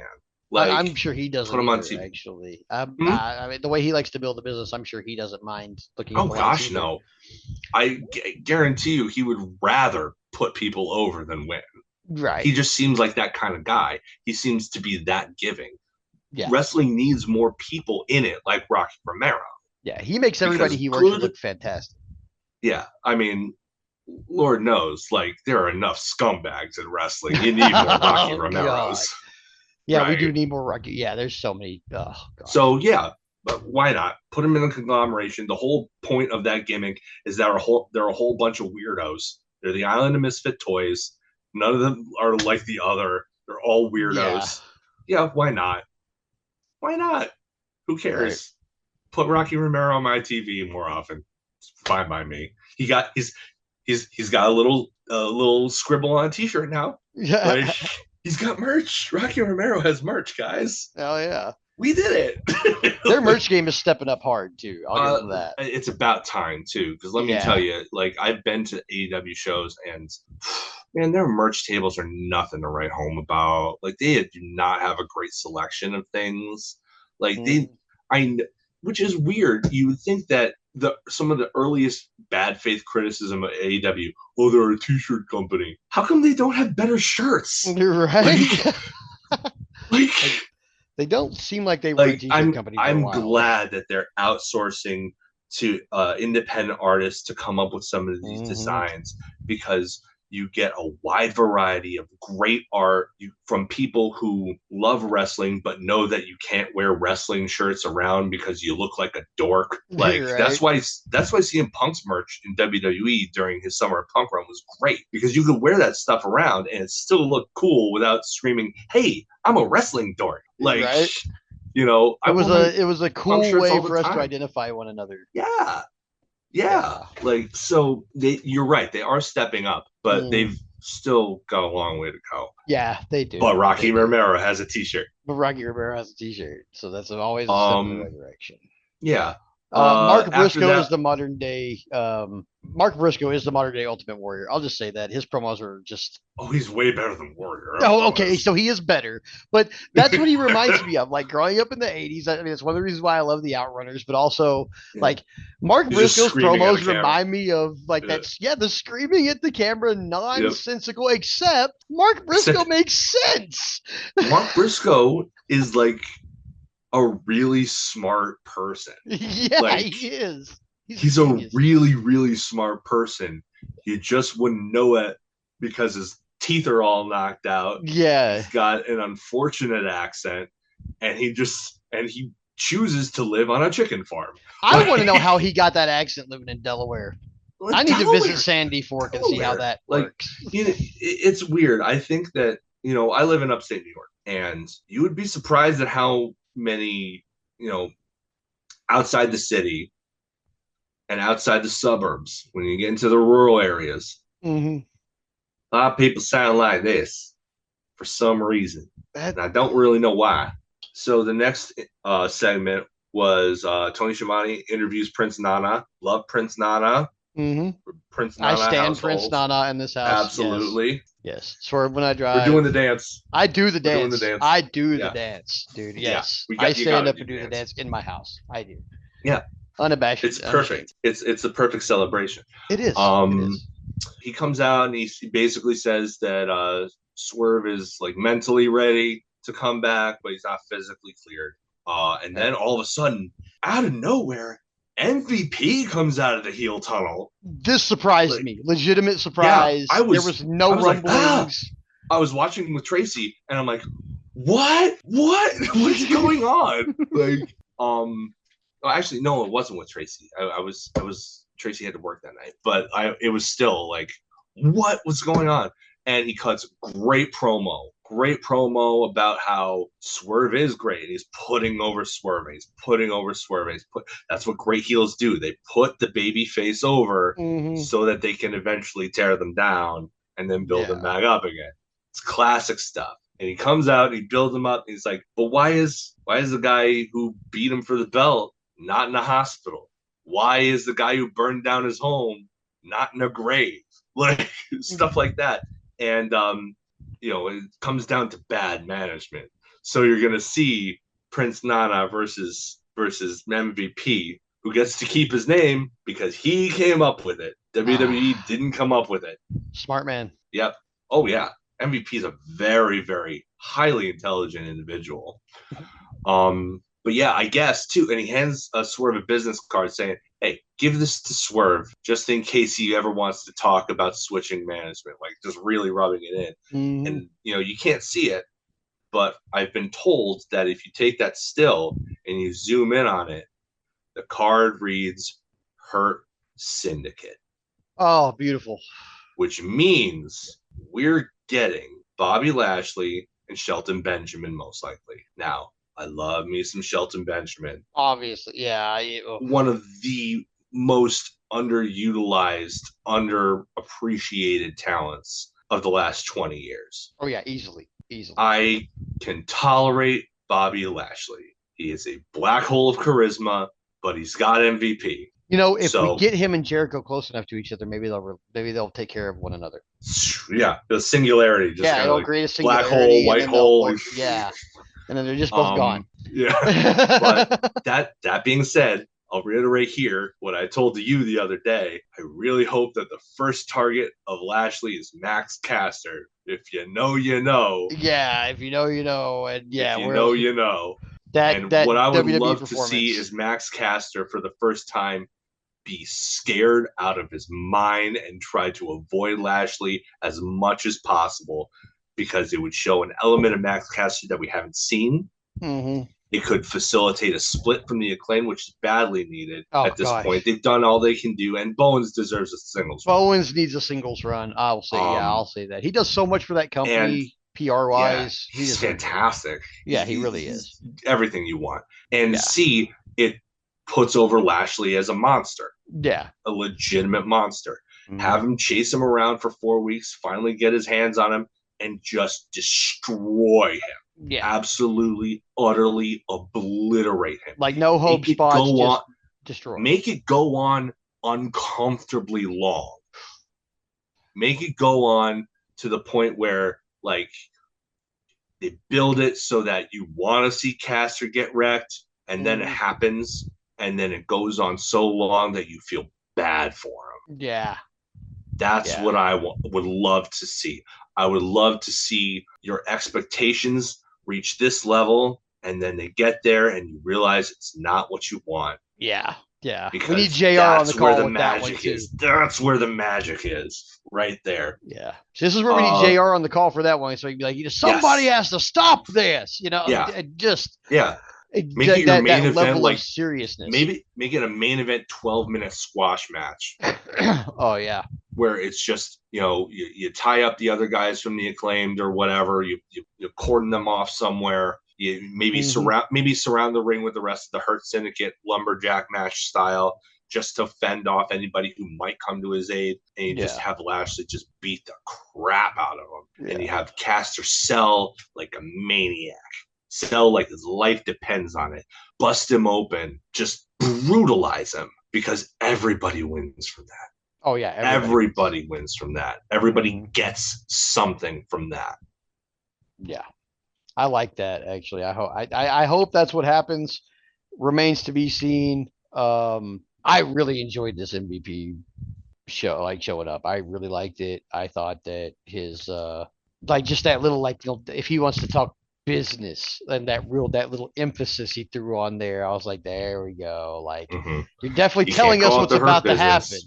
Yeah, you can't call it the Hurt Business because that's trademarked by WWE, but you can allude to it. Yeah, you can allude to it all day long. So yeah, fantastic. And you fantastic segment. You should bring it up as often as possible. Oh yeah.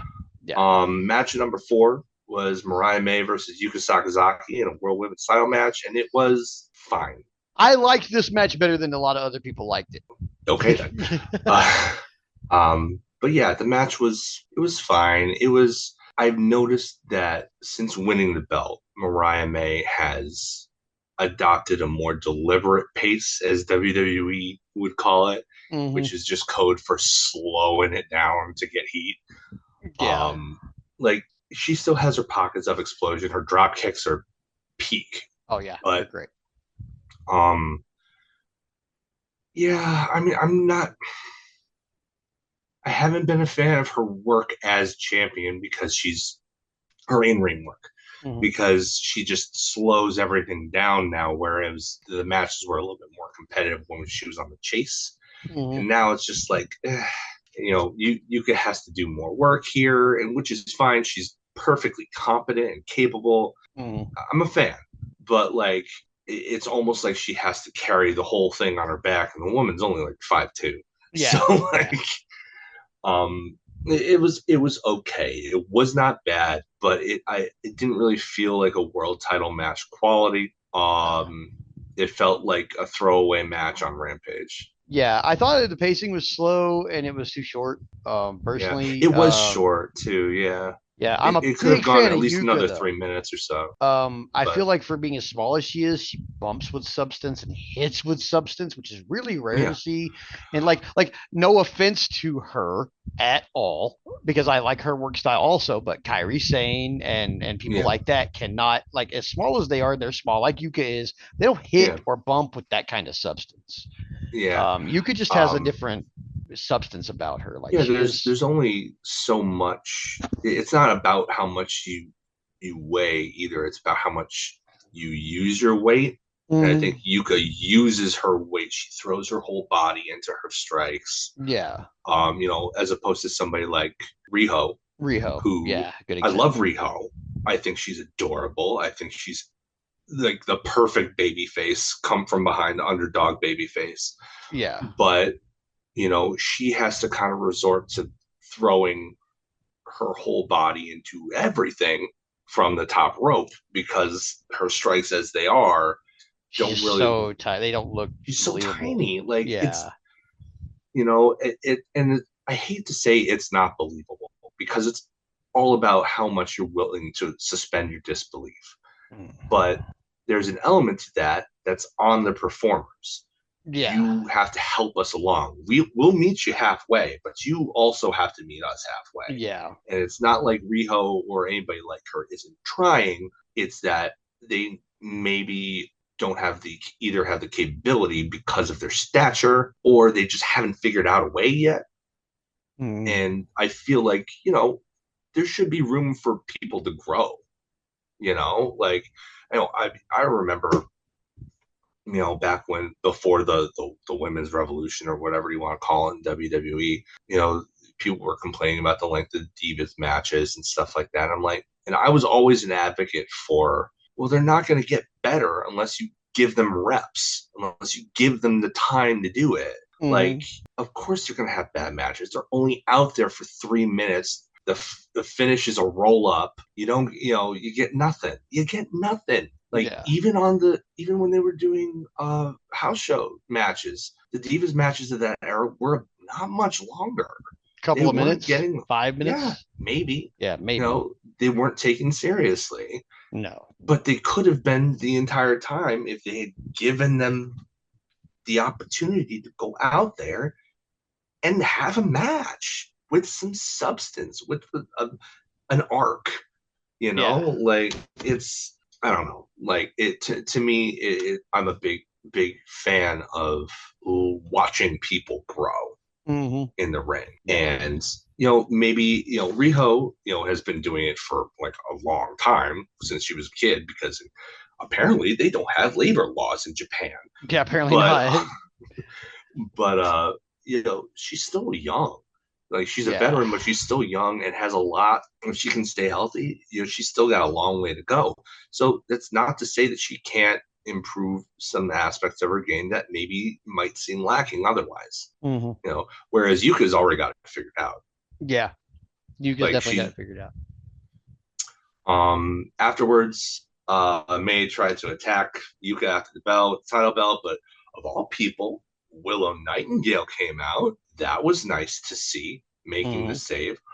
save, which I think makes sense. I mean, I think we all know that Mariah May isn't losing the belt to anyone until she faces Toni Storm again. Now, she may beat her, Yeah. but until that match takes place, she's not losing that belt. No, not at all. So, if the audience already knows that because it's being telegraphed from a mile away, the least you can do is give her challengers that people care about. Mm-hmm. Willow Nightingale is instantly in that conversation. She is inherently likable. She is probably the most over baby face in the women's division. And I don't really think it even comes close, No. honestly. Like, No, even I don't. Toni, as good as she is, kind of walks a tweener line. Yeah. So, I think everybody loves Willow. I think it's a great spot for her. She's not going to win the belt. Mariah May is probably going to cheat to win. Mm-hmm. But it gives her something to do, and it gives Willow something to do in a higher profile than she was in, because she was in the TNT title scene, and now she's in the World Women's title scene. Yeah. That's an upgrade. Even if she loses, that's still a higher profile. Yeah. So I'm all for that. Mina's music hits. Love Mina Shirakawa. She's great. Love her music. Music is super fun. She comes out and accidentally causes a distraction. So it looks like Mina's probably going to be in the mix too. Probably after Willow, they'll probably draw that out. It'll Mm-hmm. probably be Willow and then Mina, and then and then probably Toni. I know that she's probably going to get the shot in Australia when they go to do the Grand Slam show there in Yeah. February. So I think that stretches pretty well. Yeah. Yeah, that was that. The angle was more interesting than the match in Mm-hmm. that respect. Yeah, it Final was. match of the show is Darby Allin versus Jon Moxley for the world title shot. I don't think Darby Allin is made of the same things that a normal human is. No. Some of the bumps No. he takes in this match are ludicrous. I honestly think that he makes it a goal in each match that he has on TV to come up with some insane spot that he's never done before, some unique way of taking ludicrous, cringeworthy damage Oh to God. himself. The bumps that dude takes for not having like any body fat to absorb it No. are insane. None. The fact that he is walking is insane. Dude, I can't imagine it. Like, He must be in just tremendous pain. he must live on a level of pain that I do not. Like, that's all I can Yeah. think. Yeah. Um, But yeah, Allen comes in hot, but he gets cut off by Mox, and that's pretty much the story of the match. yeah.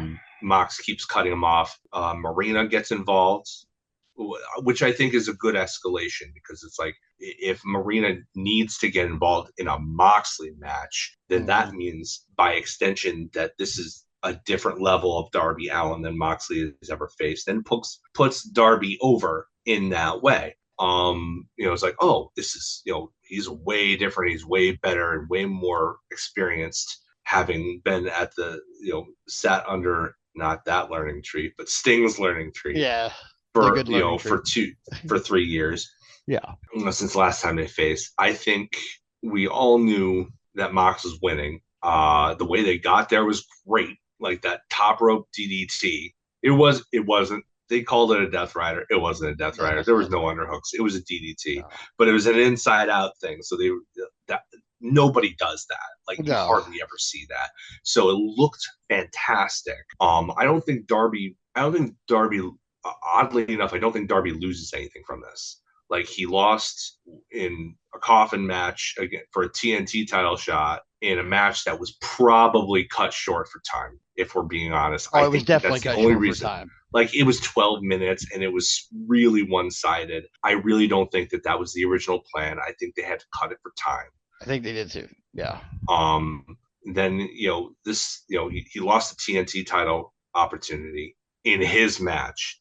He lost a world title shot that he had earned. But oddly enough, because of the way this match was structured, I really don't think he loses anything. Like he's still over. He looked like a beast because of how much damage he took. Mm-hmm. Mox and Shafir had to cheat multiple times to make it happen. And Darby is being positioned storyline wise as a leader in some kind of war that's brewing with whatever we're calling Mox's faction now, Mm-hmm. and whoever they want to, whoever they fear are their enemies. Darby's going to be right there. And just by saying a couple weeks ago, just by Mox saying, you will never be AEW World Champion, guarantees that at least for a little while, Darby Allin is eventually going to be AEW World Champion. Oh yeah, for sure. So yeah, I feel like the match delivered. It felt like a proper main event. And afterwards, we get necktie violence. Oh my gosh. We get Bryan Danielson calling back necktie violence. This time, he won't get fired. How did Justin Roberts feel watching that from ringside? Oh, he probably got PTSD flashbacks. He's like, It's like, no, it's Nam all over again. Like, not to diminish that. I'm sorry, veterans, but now, second question is: did Nigel give him that tie? I think it was a trophy that he took off of Nigel after defeating him. That's my headcanon. I feel like, I beat you. Now I get your tie, so I can use it later to choke the life out of Moxley. And now, fantastic. Bryan Danielson is also a murderer. Right, so, right. Somebody's gonna die in this match. Somebody is. I love all of this. I love it all. Except Moxley's character being based off Romper Stomper. I don't like that. I find that a little problematic. But yeah, okay. So here's the deal with that. There's two things I want to say about that. Number one, there are ways to take elements from a character and leave out other elements of a character. Yes. And I believe that he is trying to ride that line. And good on him for avoiding the really problematic elements of it. Yeah. Secondly, I think that I want to parse my words carefully here. I'm not for overt messages of hate. Mm-hmm. But I do think that given how sensitive we have become as a society, for the better, for the record, I want to say that. I feel like we are trying as a society to be more empathetic towards people's plights. Mm-hmm. Little bit by little bit. But I do think that there's still, because of that, our villains have gotten sanitized. And it's more difficult to be truly villainous. Now, you can argue that doesn't matter what kind of characterization Jon Moxley has at this point, because he tried to asphyxiate a man, and that is ultimately very villainous in and of itself. But I do think that there is room for true villainy. Like, I do feel like there's room in wrestling for that, as long as that villain gets their comeuppance. That's very important. Like, you can't have another Stephanie McMahon who just rags on dudes and rags on dudes and rags on dudes and never, ever, ever got what was coming to her until, like, the tag match with Rousey at WrestleMania? Some years after.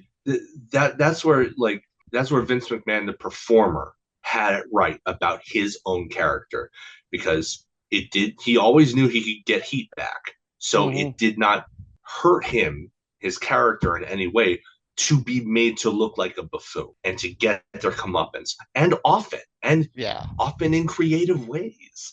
Like, but for some reason, I'm wondering if maybe Hunter had a hand in it. He didn't want his wife to look weak or something like that. I don't know. Right. But Stephanie's big problem as a heel was that she, after a certain point, never was made to look foolish. Yeah. And you need that, because if you have a heel that never gets what's coming to them, what is the point of a heel? What's the point? The point of a heel is to be somebody for a baby face to vanquish. So if they're never beaten, they're just dragging the whole show down. So I do think that there's room for true villainy in wrestling if handled correctly, and most importantly, that villain gets beat in the end, because all wrestling is a modern day morality play. The bad guys need to eventually lose. Fair. That's it. Yeah. That's literally it.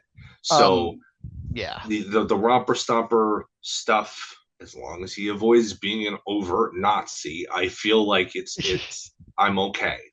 Yeah, he's got to keep. It's a fine line to draw on that one. Very. But I do see this being like maybe an overall escalation in the level of violence that's presented to us, because after Hangman and Swerve and they almost burned down Jack Perry, and now like literally Darby almost murdered Jack Perry. Mox almost murdered Brian Daniels, Brian Danielson. Brian Danielson then in turn almost murdered John Moxley. And now and then couple that with Tony Khan just outright saying AEW is for the sickos. Are we getting like an escalation in the level of violence? Like we had Swerve and Hangman. I mean, there's some things in Swerve and Hangman that I wouldn't advise from inside the business, but still, that was an escalation in the level of violence in that feud that was necessary. I feel like so. Yeah. Is that what I think? I feel like that's the overall vibe. Like maybe we're getting an escalation in the level of violence that is taking place. Yeah, I think that they're leaning into the TV 14 rating that they have. I feel like they acknowledge that it makes them different from WWE, and if you're going to be seen as an alternative, you need to highlight the things that make you different. You're taking a chance on something like that is going to alienate your casuals, that you're always chasing. AEW, where the best murder, does have a ring to it, though. It does have a ring to it, yeah.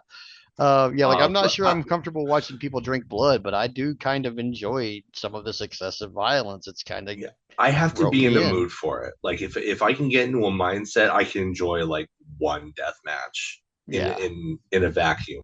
Like I couldn't go to Tournament of Death. Oh no, hell no. Or something like that. Absolutely not. Like my friend George, who was in the business for a while, he was trained by CZW, and he would go to Cage of Death or Tournament of Death every year, and he would always invite me, and I'm like, that's not really my deal. I can get into like the mindset for one, but I couldn't do a whole show of them. It's not my cup of tea. Yeah, that's a lot. Before we get to Collision, I'm actually gonna go over. I actually had time to watch Rampage this week. Oh hell yeah! Okay. So, and there are a couple of things I wanted to go over simply because I felt like, wow, this is different than Rampage normally is, because there were actually stories that were being progressed, which is like, don't get me wrong, I'll always take more wrestling for the sake of it because I love the art form. But like, there was some interesting stuff specifically with Action Andretti, and I'm just gonna call the whole group Top Flight. Yeah, that makes sense. Rush, the Martins, and Action Andretti. I'm just gonna call them all Top Flight. Yeah. Thankfully, they've ditched the pilot look, the commercial pilot look. Anyway, yeah. They've switched to kind of like bomber jackets. Much better look. Still thematic, but like it's much cooler. Much cooler. But it was Buddy Matthews and Malachi Black versus Action Andretti and Leo Rush. Honestly, like Andretti put some work in. He did some great character stuff here. The whole thing is the rest of the group seems to be kind of content, not really like caring too much about their win-loss record. And Andretti is like really, really annoyed that with their level of talent, that they're not getting wins. So like he Right. starts off the match and he's getting he's getting, he's blind tagging himself in, he's insisting on doing the work and everything like that. And it eventually bites him in the butt when the finish comes, when Leo Rush has Malachi Black in position for his great frog splash. I love the form that he has on his frog splash. Very art bar. Or Eddie Guerrero before the surgery that forced him to kind of alter how he did it. But Yeah. like he looked like an actual frog, but he got almost like D'Lo, except he gets more height. Oh, You know, okay. but because he's Leo Rush, and of course he does. But he has him in position, and Andretti blind tags himself in. Is like, I got this, and they argue a little bit, allowing Malachi to get up and push Andretti into Leo, goes to the outside, and he hit him for the end, or the Black Mass, or whatever they're calling it. And so Andretti's insistence, his frustration, but also his insistence on trying to get the win actually cost him the win, which I think is an interesting take on it. It's like he's the only one who cares, but he still cares too much, and it's self-sabotage, which is, I think, an interesting way to go. Honestly, I think that the match was a thumbs up simply for moving that along. I mean, the action itself was great, given who's in it. Like, it's hard to have a bad match with the guys who are in it. But yeah, I thought it was great. And then Andretti, after the match, the rest of Top Flight was up. Was like coming down, and they're like, "Oh, okay, we're gonna console you and everything." But Andre's like, "I'm still mad." So he gets up and gets that water bottle, and instead of just guzzling the whole thing like he normally does, he throws it at Brody King behind his back, which is a bad idea. Yeah. But that's what set up the collision match. So that's why that match took place, because of that. Okay. So see, there are running stories from show to show if you have enough time on your hands to watch that much content. Right. Yeah. Like, I'm already watching 5 hours a week. Can I afford it? Yeah. Right. Seriously, it's a lot. It's a It lot. is. It is. It is. Especially with, like, I watch AEW with Katie, so I don't really get to say no to that. So I watch WWE like while I'm at work and stuff. Like, I'll have it on one of my third screens or something, and so I'll get through Raw and SmackDown. But there's no way I'm touching NXT. Yeah. And then I also watch Dynamite and Collision with Kate. So it's like all of it. Yeah. Next match was Anna Jay versus Robin Renegade, and like, this is, I saw clips of this one. It looked pretty cool. It was okay, but it wasn't anything that we really haven't seen. For as much as they built up Anna Jay as, oh, she spent two months in Stardom and blah blah blah, and she learned so much. Yeah. Like, I didn't really see anything from her that I hadn't seen, so it was kind of disappointing because they built it up and then it didn't really deliver. Yeah. She is using a gory bomb finisher now, which I think will serve her better than a standard rear naked choke, which wasn't really applied all that well to begin with. No. But the gory bomb, I love the gory bomb. Go ahead, take it. Yeah, it looks great. Use every gory move, gory. But yeah, other than that, the match, I gotta give it a thumbs down. Like, for somebody who was kind of like built up, like they gave her the same kind, to a lesser degree, but the same kind of treatment that they gave Takeshita when he went off to the G1 and came back, and they were all like, "Oh my God, he had a great G1. He looked amazing." Like, they said kind of a similar thing to a lesser extent, but the same deal with Anna Jay. And I didn't, whereas Takeshita came back and looked like a freaking monster. Yeah. Anna there Jay, was no arguing with that.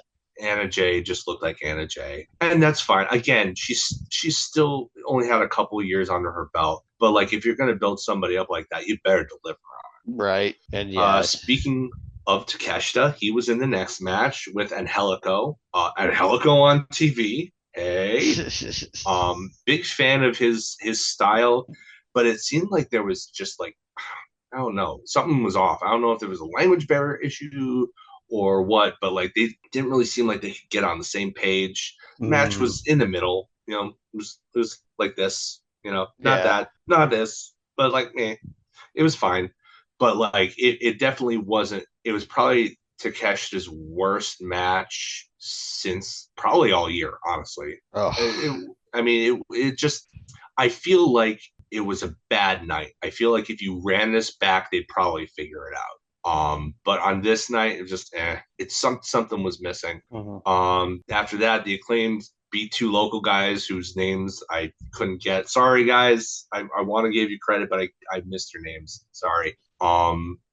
Caster's rap on the way to the ring was weird because they were in the taping was in Springfield, Massachusetts, but he chose to rap about Springfield, Illinois because of the Haitian thing. And great. like it's like that's the wrong Springfield. You do realize that. Why are you making your entire rap about this other Springfield? Maybe he doesn't. If you were gonna do another Springfield, at least make a Simpsons joke. Like, but you know they debuted a new finisher. So like Caster suplexed the guy onto Bone's shoulders. His feet were on his shoulders, and then they kind of lift it up and flip him over. So like they have a tag team finish now. Didn't name it. Didn't bother to name it. Maybe they shouldn't bother to name it. But like I honestly feel like any tag team finish is better than one guy doing the move followed by the other guy doing the move. I don't really like that with a tag team. Yeah, it's like I'm very much, as if you couldn't tell by the title of our podcast, we're very much of the same mind that tag teams should be cohesive units with tandem offense and tandem, characters that are on the same wavelength. And a tag team finisher goes a long way towards establishing that. Right. After that, they Caster got on the mic again, said he didn't mind that MXN Collections stole his jacket, but like we were going to attend that fashion show on Collision. And then MXM got on the thing, the Tron, and said, yeah, well, you're not invited. It was funnier than that, but I'm tired. It was way funnier than that. I know you're not like a big MXM guy. Oh, I'm not a big MXM guy, but they're growing on me a little bit. I love them. I feel like were they allowed to like have their personalities when they were the maximum male models in WWE? I don't know because I was absolutely not. Or were they just jobbers?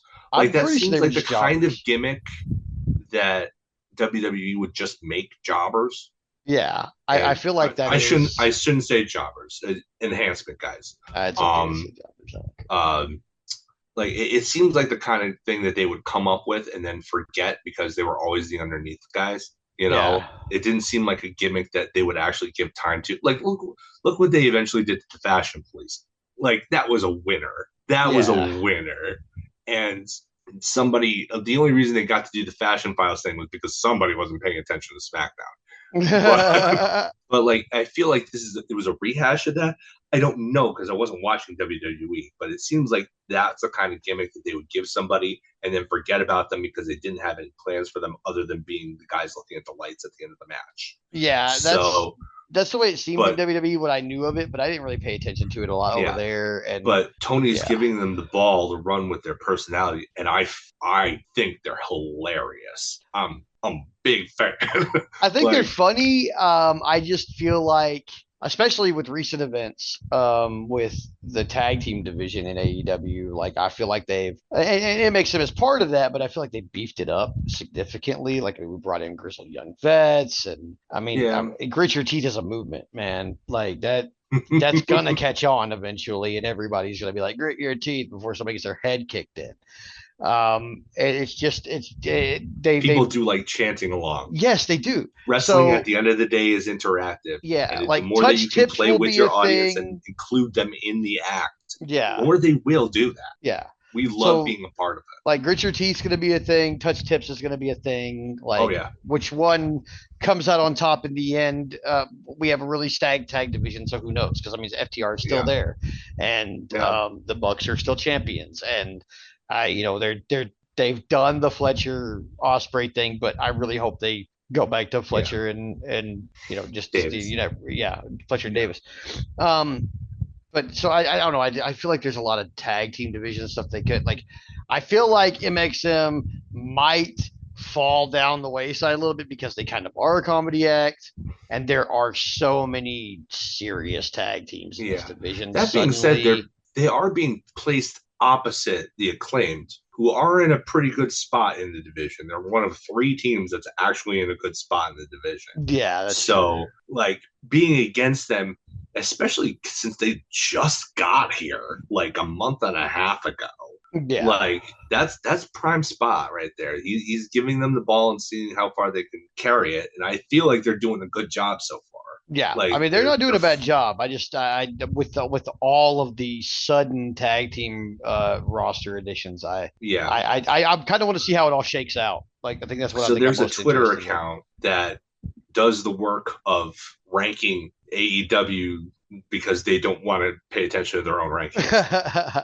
And the tag team division, as of like a few days ago, you look at the 15 tag teams that are ranked unofficially, and you know how I I will give you three guesses how many teams have a winning record on that list. If I'm thinking about it, probably two, maybe, Three. maybe three. It's three. God. It's the acclaimed FTR and the Young Bucks. Those Uh, are the only three I'm not teams that have a surprised. winning record. Even grizzled young vets have a losing record, It's just, mostly because they had that one match where they lost before they were officially signed. But yeah, still, like it's their tag team division is in serious need of reconstruction, and the way that you do that is to not book all your damn tag teams to lose. to lose. Yeah, like it's like all they're doing is losing. I mean, like if you need to stratify it, do that. You know, however you want to do that. It's your company, Tony. But like, if you want a strong tag team division, you need to have some strong contenders. Yeah, It can't just you can build around a couple of teams, but they can't be the only teams that look good at any given time. Like that's yeah. just not sustainable. That's true. So the main event was Willow Nightingale versus Taya Valkyrie. Lots of chops in this. Man, Like a yeah. lot of chops in this. Like I'm pretty sure that like Taya, I don't think she opened up Willow, but there was definite bruising that you could see Oh on wow. Willow. There's like they were hitting, and on both of them, really, they were hitting each other hard. I don't. I feel like this was a weird spot though. Like Willow got the win, as she probably. I don't know. I mean, if she was going to head into this program with Mariah, then she should have gotten the win. That Yeah. said, Taya Valkyrie was just reintroduced on TV as this running buddy of Deonna Purrazzo. So really, she should have won two, Well, she's. even if it was with interference from Deonna. But Deonna never showed up. I think she's So being like, framed more as a lackey to Deanna's mob boss, which I hate when they stick Italians in mob boss like mob angles. I know it's easy. yeah, I hate it though. it's a little played out. Yeah, I we mean, had this is the the first time I've FBI and seen it that with was a enough. woman. Yeah, it is the first time I've seen it with a woman. But yeah, we had the I FBI mean, and that was enough forever. well, I mean, let's be real here. It's not like they played that straight. No, So, no, but not at all. yeah, like I When has love that angle Deanna. not turned out to be a joke in the end? Yeah, I love Because Deanna. I want the world for. There's so this women's division has quietly gotten very stacked yeah, over the almost last too year. stacked. Like people like Deanna Parazzo or Yeah, and you've got a others lot are. of people who like can't really afford to lose. Like Yeah, it's a decent problem to have, but it's a tricky one to have. yeah, it is. To fix. How do The you work match around that? itself was it was in the middle. Like it should have been more competitive. Like it seems pretty one sided. Valkyrie was doing most of the work. Um, but you know, I honestly I would have preferred to see Deanna come out and either cost Willow the match or interfere and then have it backfire. You know, at least try to get your heel stuff in and establish this new dynamic. Yeah, But like, she just wasn't there, and Taya was. But like, it it wasn't anything. Like, yeah, the match was fine. Like, it was executed well, but it didn't seem like it meant anything. So, no. all right, finally, Collision Grand Slam. All right, opens up with Saraya versus Jamie Hayter in a Saraya's Rules match. So, I will say, Saraya's Rules was needlessly complicated. I just But refereed a match exactly like this, and I hated refereeing it. I'll say that. that being said, This is the AEW women's division. True. And if you put the women's division in a situation where they're in a no DQ environment, they will knock it out of the park every single time. At that point, you're not playing baseball, you're not playing softball, you're playing T-ball. So, like, they I are really feel great like no holds barred situations. Harley was great, as she always is.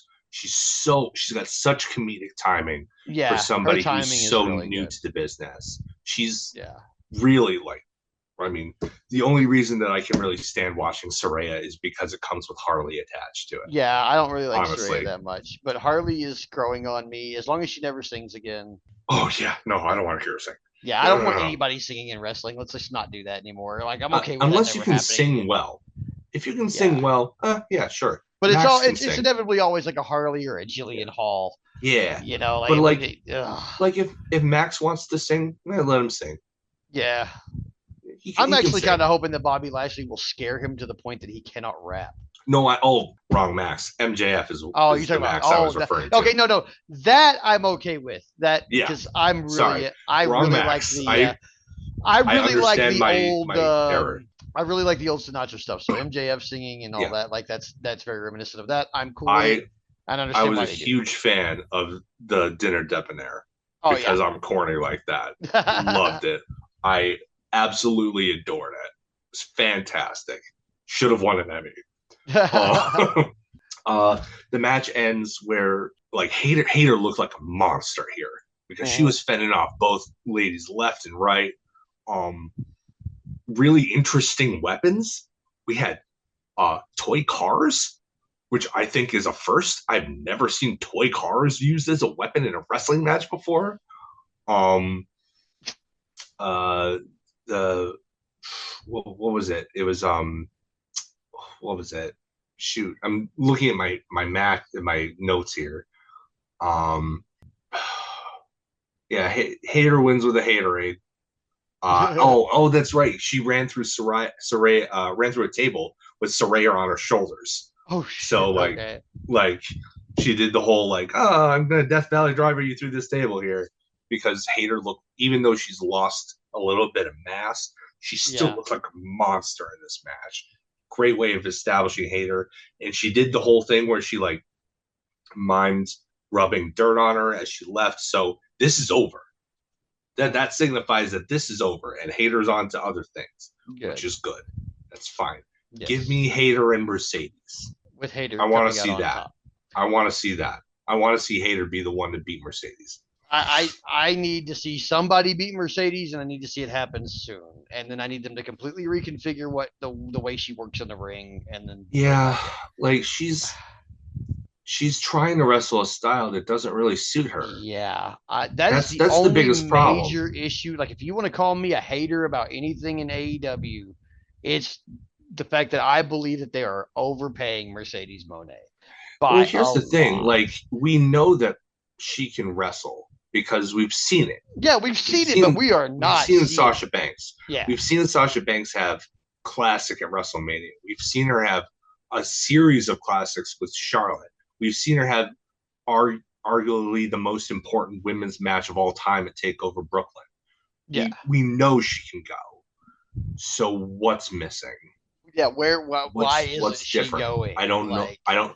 She needs, first of all, she needs a new finish because she's using a finish that really shouldn't be used except by somebody who's tall. That's like a Nyla Rose finish, or like, like a Marina Shafir finish, maybe. That'd be like, you need somebody tall to give that to Camille. Give it to Camille. Let her do the backpack and let her roll off. Because when she's so short, she has less time to flip them over into the position where they need to be because they're not as tall and they can't get in position fast enough. That needs to go to somebody who has the height, who would have the time to make that work and make it look good. It would look cool if done by somebody with that height. Yeah. It looks sloppy and ineffective coming from Mercedes. And I'm a fan of Mercedes. I like her. I like what she brings to the table from an outside perspective. I mean, she's She's still part of the Star Wars franchise. That's still one Yeah. of the biggest pop culture franchises on Earth in history. Yeah. So having her there, and from all accounts, she's a really great influence in the backstage area. She hasn't rubbed anybody the wrong way. She's making friends. She's doing this, that. She did a great media tour heading up to Grand Slam. She's great at that kind of stuff. Like, it's oddly enough, it's when she gets in the ring that things, I wouldn't say fall apart, but they just don't hit the mark. I definitely And I would don't say know fall what's apart wrong. because everything else is hitting, man, until you get her in the ring, and then and you're right. It's not her whole career because we've seen her put on banger matches and important Yeah. matches and historical matches. We've seen her be part of all of that stuff, but what she is doing in the ring in AEW Yeah, it's not hitting in no at way all. leads me to believe that they should have made her the top paid woman star in the world. Like, especially after, and Britt can take as much blame as she wants to for that fiasco, but that match between them two was the It drizzling was not shits. good. I don't like to It say was that. I not good. really want to remain positive, but we got to call a spade in this case. Like, Yeah, I can't. There's no way I could it positive wasn't that good. spin that up and be like, this It was great. No, it wasn't. Like, yeah, it was. It got better the longer it went on yeah, because they were able to kind of feel each other out and they were able to get the crowd involved. You can't fake mm-hmm. that noise. I mean, you can, but traditionally Not AEW well. doesn't AEW like is not good to. at it. And it was live. So, I mean, Yeah. it's not like a taped Raw from 1995. So, We're here the same guy whistle every 10 minutes. yeah.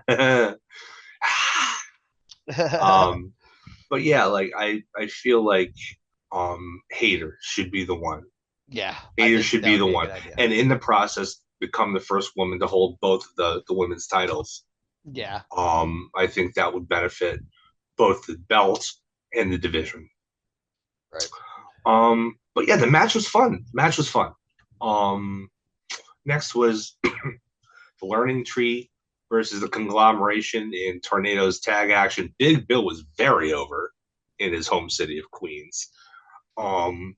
Cassidy at one point hit Jericho with his backpack, which didn't make sense until he uh, unveiled that there was a brick inside there, which I Love thought it. was funny because it's usually a purse with the brick in it. You Yeah. know, the old sensational Sherry bit. Um, but Oh I yeah. thought that was fun.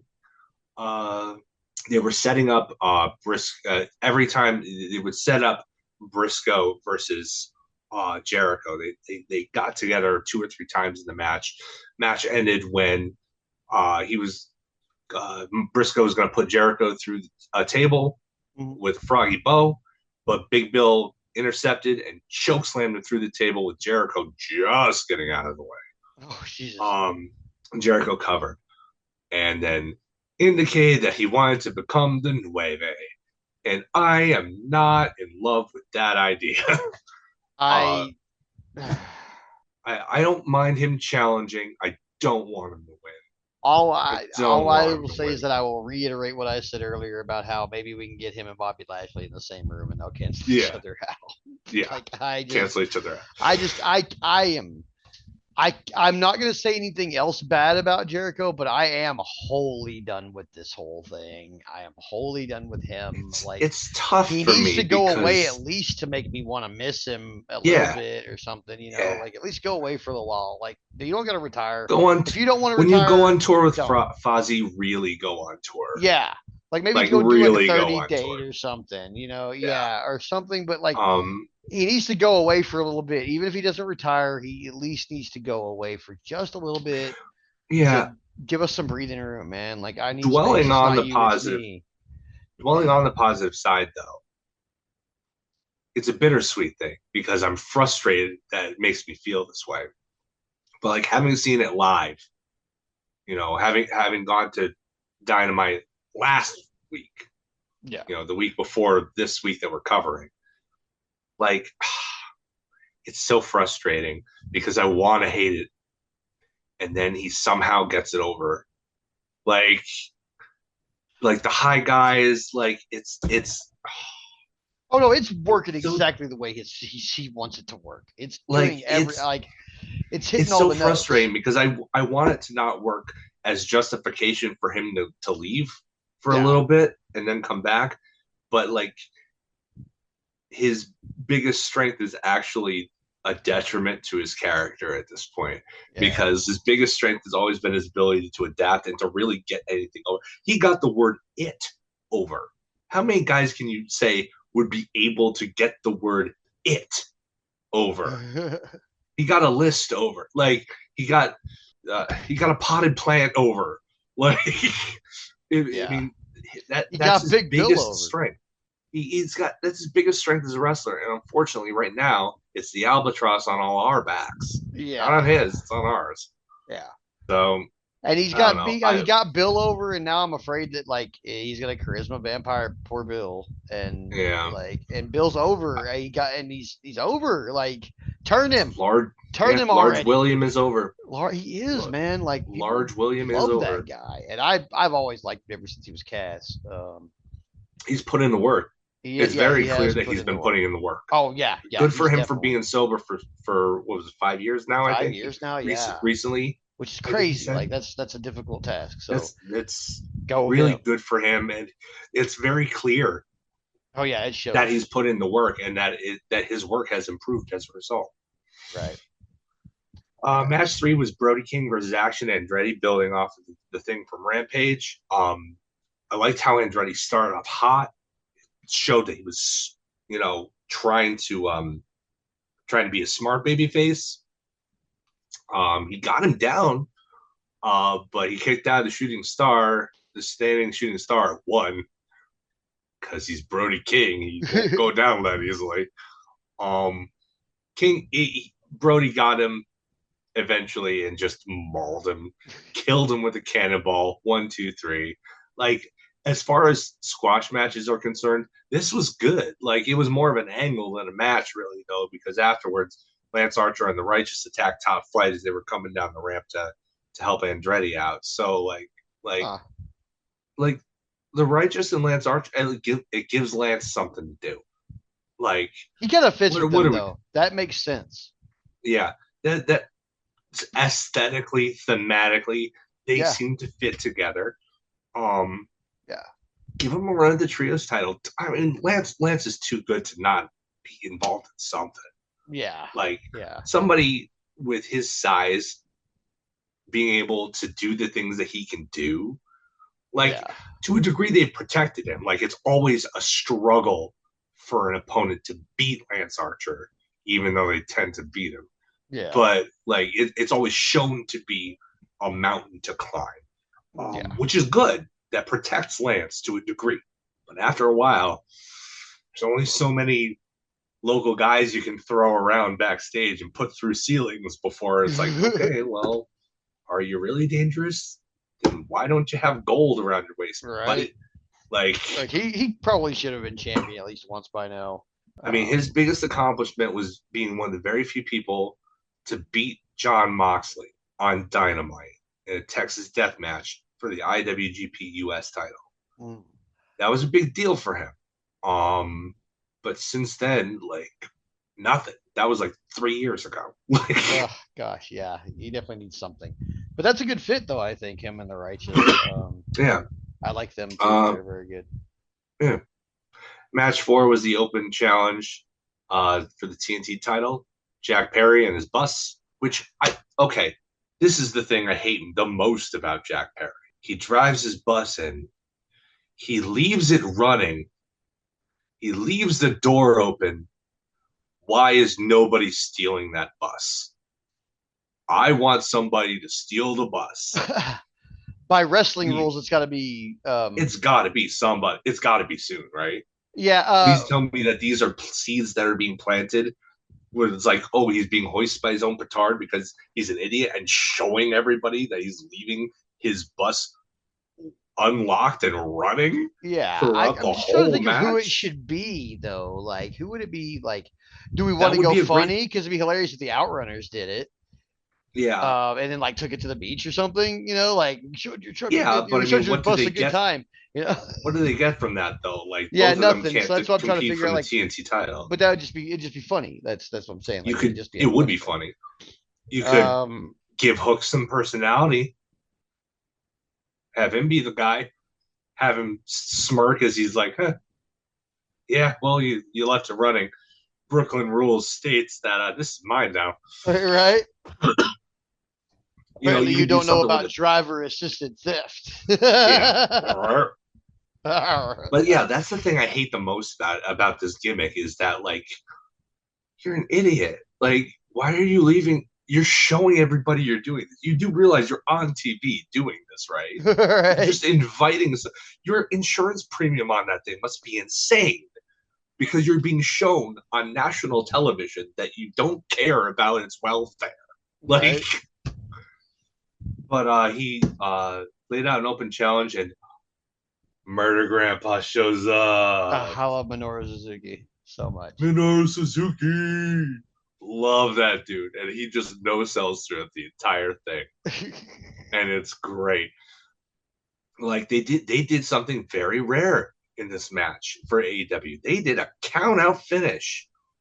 They made it What? so that Suzuki was so tough that Perry had to drag him to the outside, hit him with a draping DDT to the concrete, and then hit him with the running knee into the metal steps Oh to Jesus. beat him.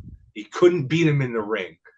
He couldn't beat the Murder Grandpa in the ring. So he had to take desperate measures and take the count out victory like a cheap POS. So I feel like I have to give it a thumbs in the middle because like it kind of went on a little too long. There's only so much you can no sell before it gets repetitive. But like I actually kind of dug the count out finish because they don't do it often and they did it intelligently because it protects both guys' shtick. Yeah. Yeah, it Oh, and definitely protected afterward, Murder Grandpa. we get Katsuyori Shibata coming out. So I mean, I honestly like why isn't he part of MXM collection? Because that dude could be a model. He's a good looking man. I'm gonna say it right now. He's a good looking Yeah, man. except he's gonna type on his phone and it's gonna be like, these guys are weird. I mean, that's Yeah, how you set up the feud, I guess. I guess so. What is wrong Yeah, with I'm you guys? big fan of Shibata, so maybe he's the next in line for a TNT title shot. I'd like to see that. I could see that, and I would like to see it. Yeah, I I'm would like to see it. interested in that match because I think that the more the Japanese guys specifically that Perry can get in the ring with, the more he'll improve, the more he'll learn, and Yeah, the grittier he will have to get. yeah, They're doing the strong push with him, like they're doing the hard sell, like look at how much this guy can take. He got lit on fire. He did this, did that. But you look at him and he's still a twerp. yeah, Like I think he's miscast. Like they never should have turned him heel because as an underdog baby face, he's great. yeah, But like you and it can't. And it's not even the scapegoat character because they turned him heel before all the stuff with CM Punk. yeah. So like it wasn't working then either. No, Like I don't buy him as a heel because I don't buy him as dangerous. Like I can buy him as the guy who gets the upset win with a surprise roll up every now and then, or somebody who can maybe out wrestle a guy who of a similar size. Somebody, but I can't. I don't buy him as tougher than anybody. no, You know what I mean? yeah, yeah. I Like, just don't see which him is as like a weird because we've badass. seen him literally go to insane lengths to try to prove his toughness. Like, I don't want to get set on fire. He volunteered. Like, Yeah, he is tough. He just doesn't come off that way. no. Like, it's Like it's you it's set so him on fire frustrating. and people are still like, this guy's a wimp. Like Yeah, like how is that possible? Like, you know why? It's because he looks like a twerp. yeah, Like, I mean, maybe honestly, and I can't believe I'm saying this, maybe he needs to cut his hair. I kind of wish because he would. like that big bouffant thing he's got going on, like it's tough to take somebody seriously that way. The Yeah, beard, keep the beard, but I think yeah, honestly, maybe he needs a different hair, a different look because like he's got a slender build to begin with, and it's doing him no favors. That yeah. hair just makes him It's look giving him JD smaller. McDonough syndrome. Ugh. He look JD McDonough looks like a 5'11" dwarf. He's a bobblehead. Yeah, like he looks like somebody with dwarfism who's of a normal height. Yeah, Like yeah, that's he the way his does. head looks, you know. He's Like got a big old head too. Yeah, yeah, yeah, he he's does. Yeah, I don't know. Every time I can't take that guy. In the same way that you can't like you don't see Jack Perry as being like threatening. I don't see JD yeah, McDonough as threatening. So it's kind of like that same problem. yeah, Like except in Jack Perry's case, he could probably shave his head and fix a little bit yeah. of that. In fact, you know what? Maybe he should shave his head because most people, when they shave their head, it kind of gives them an air of danger about Yeah. them. It's like, dude, this guy doesn't even want to protect his hair in the winter time. Like, Yeah. Right. maybe that hits a little differently because you're from Texas, but it's cold up here in winter time. Right. Oh yeah, dude. He fucking shaves his head and then shows up in a beanie. Oh, Yeah. less than a minute. uh, we've gone really long, so I'm gonna try and breeze through the All right. rest of this. I'm good with that. Um, World Trios title, Pat Claudio Castagnoli and Wheeler Universe Private Party and Commander. The story here was, well, first of all, Castagnoli has switched up his music again, and now instead of the 1812 overture, da da da da da da da, now it's a very menacing version of the Moonlight Sonata by Beethoven, and it's Oh. again excellent, very foreboding, wonderful. Kudos. Um, Amazing. Initially, it looked like Yuta wasn't going to come out, and he waited for his partners to be in the ring, but he made his entrance from the babyface tunnel. Yeah, he wasn't going to come out, and then he came out through the babyface tunnel, Oh. and so like he was just mostly on the apron throughout like 70% of the match, and not wanting to tag in, and not wanting to really participate because he's not really down with the whole murdering attempted Murdering. murder of his wrestle dad. You're right. Um, Wrestle that. uh, I mean that's what he is. He's his wrestle dad. Like they're Yeah. all his wrestle dads, but like Yeah. that was the one he loved the most. Okay, Um, that's fair. uh, but yeah, so he got forced tagged in. Um, Not Jedi way, like he was forced in with the tag, and he Claudio forced it, but like it looked like he wasn't really going to be active in the match until he was rolled up by Isaiah Cassidy for a close 2 count, and then he kind of went into um like muscle memory mode, and Mhm. he just kind of fought off what he could, what he needed to, and then Isaiah Cassidy did something stupid, and he failed to read the room because if he had read the room, he probably could have picked up a win by taking advantage of Wheeler's apathy. Instead, what he decided to do was slap Wheeler Yuta in the face. Oh no. And that was a bad idea. Yuta went beast mode and just beat the crap out of him, and eventually locked in the cow mutilation and got the submission. But he wouldn't let go. He went like he saw red and everything, and Pac is holding the referee back, which I thought was a nice touch, so that he Mhm. couldn't let go. And meanwhile, they're like grinning evilly at the, very proud of their wrestle son.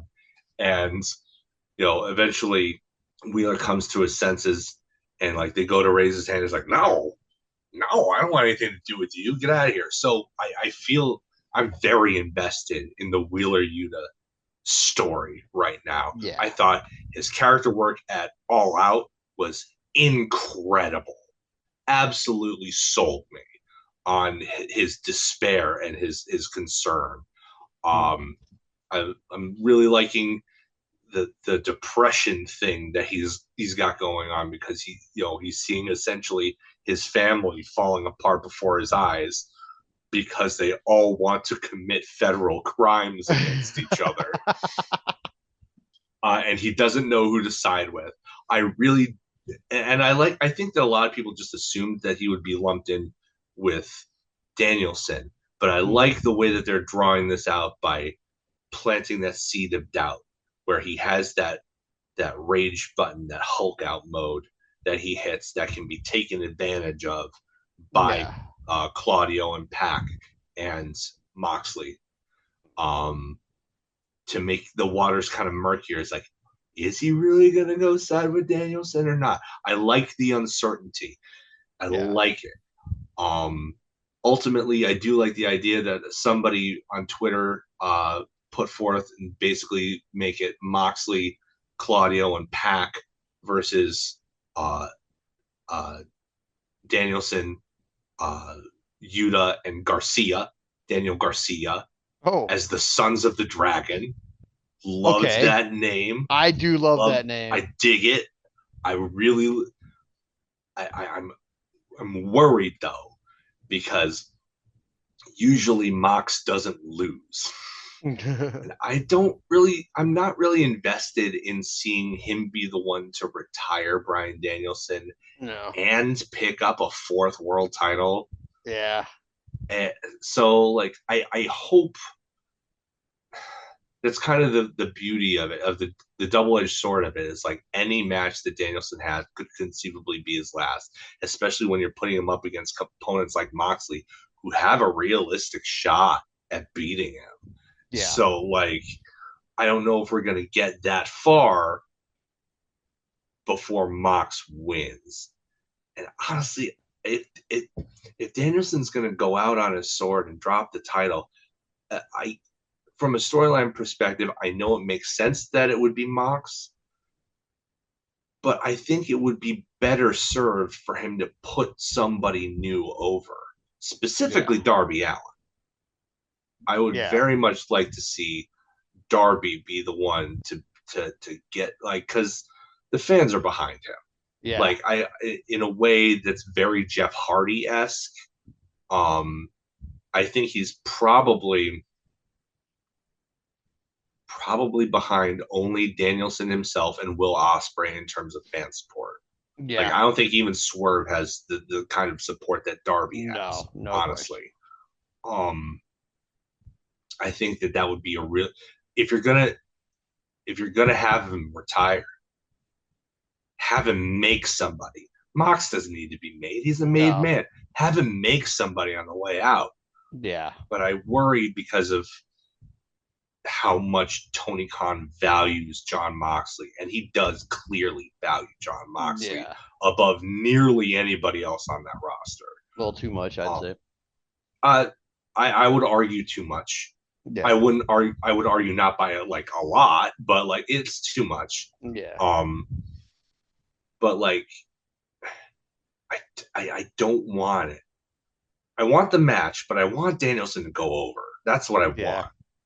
Well, maybe here's where. And I want the Sons of the Dragon, because that's awesome. I do too. That is awesome. Carry on that legacy, because I'm a big, as you know, I'm a big fan of Danny Garcia. I want him to re-sign. I want to give him and Yuta a run with the tag belts eventually. Not immediately, but like eventually. Yeah, I want them to, like, once Danielson is good and retired from this run, I want them to, like, then to win the belt subsequently, to carry on the legacy of the American Dragon. Yeah. You know, I think that would be really cool and really fitting. Yeah. The Outrunners, we're at their promo now.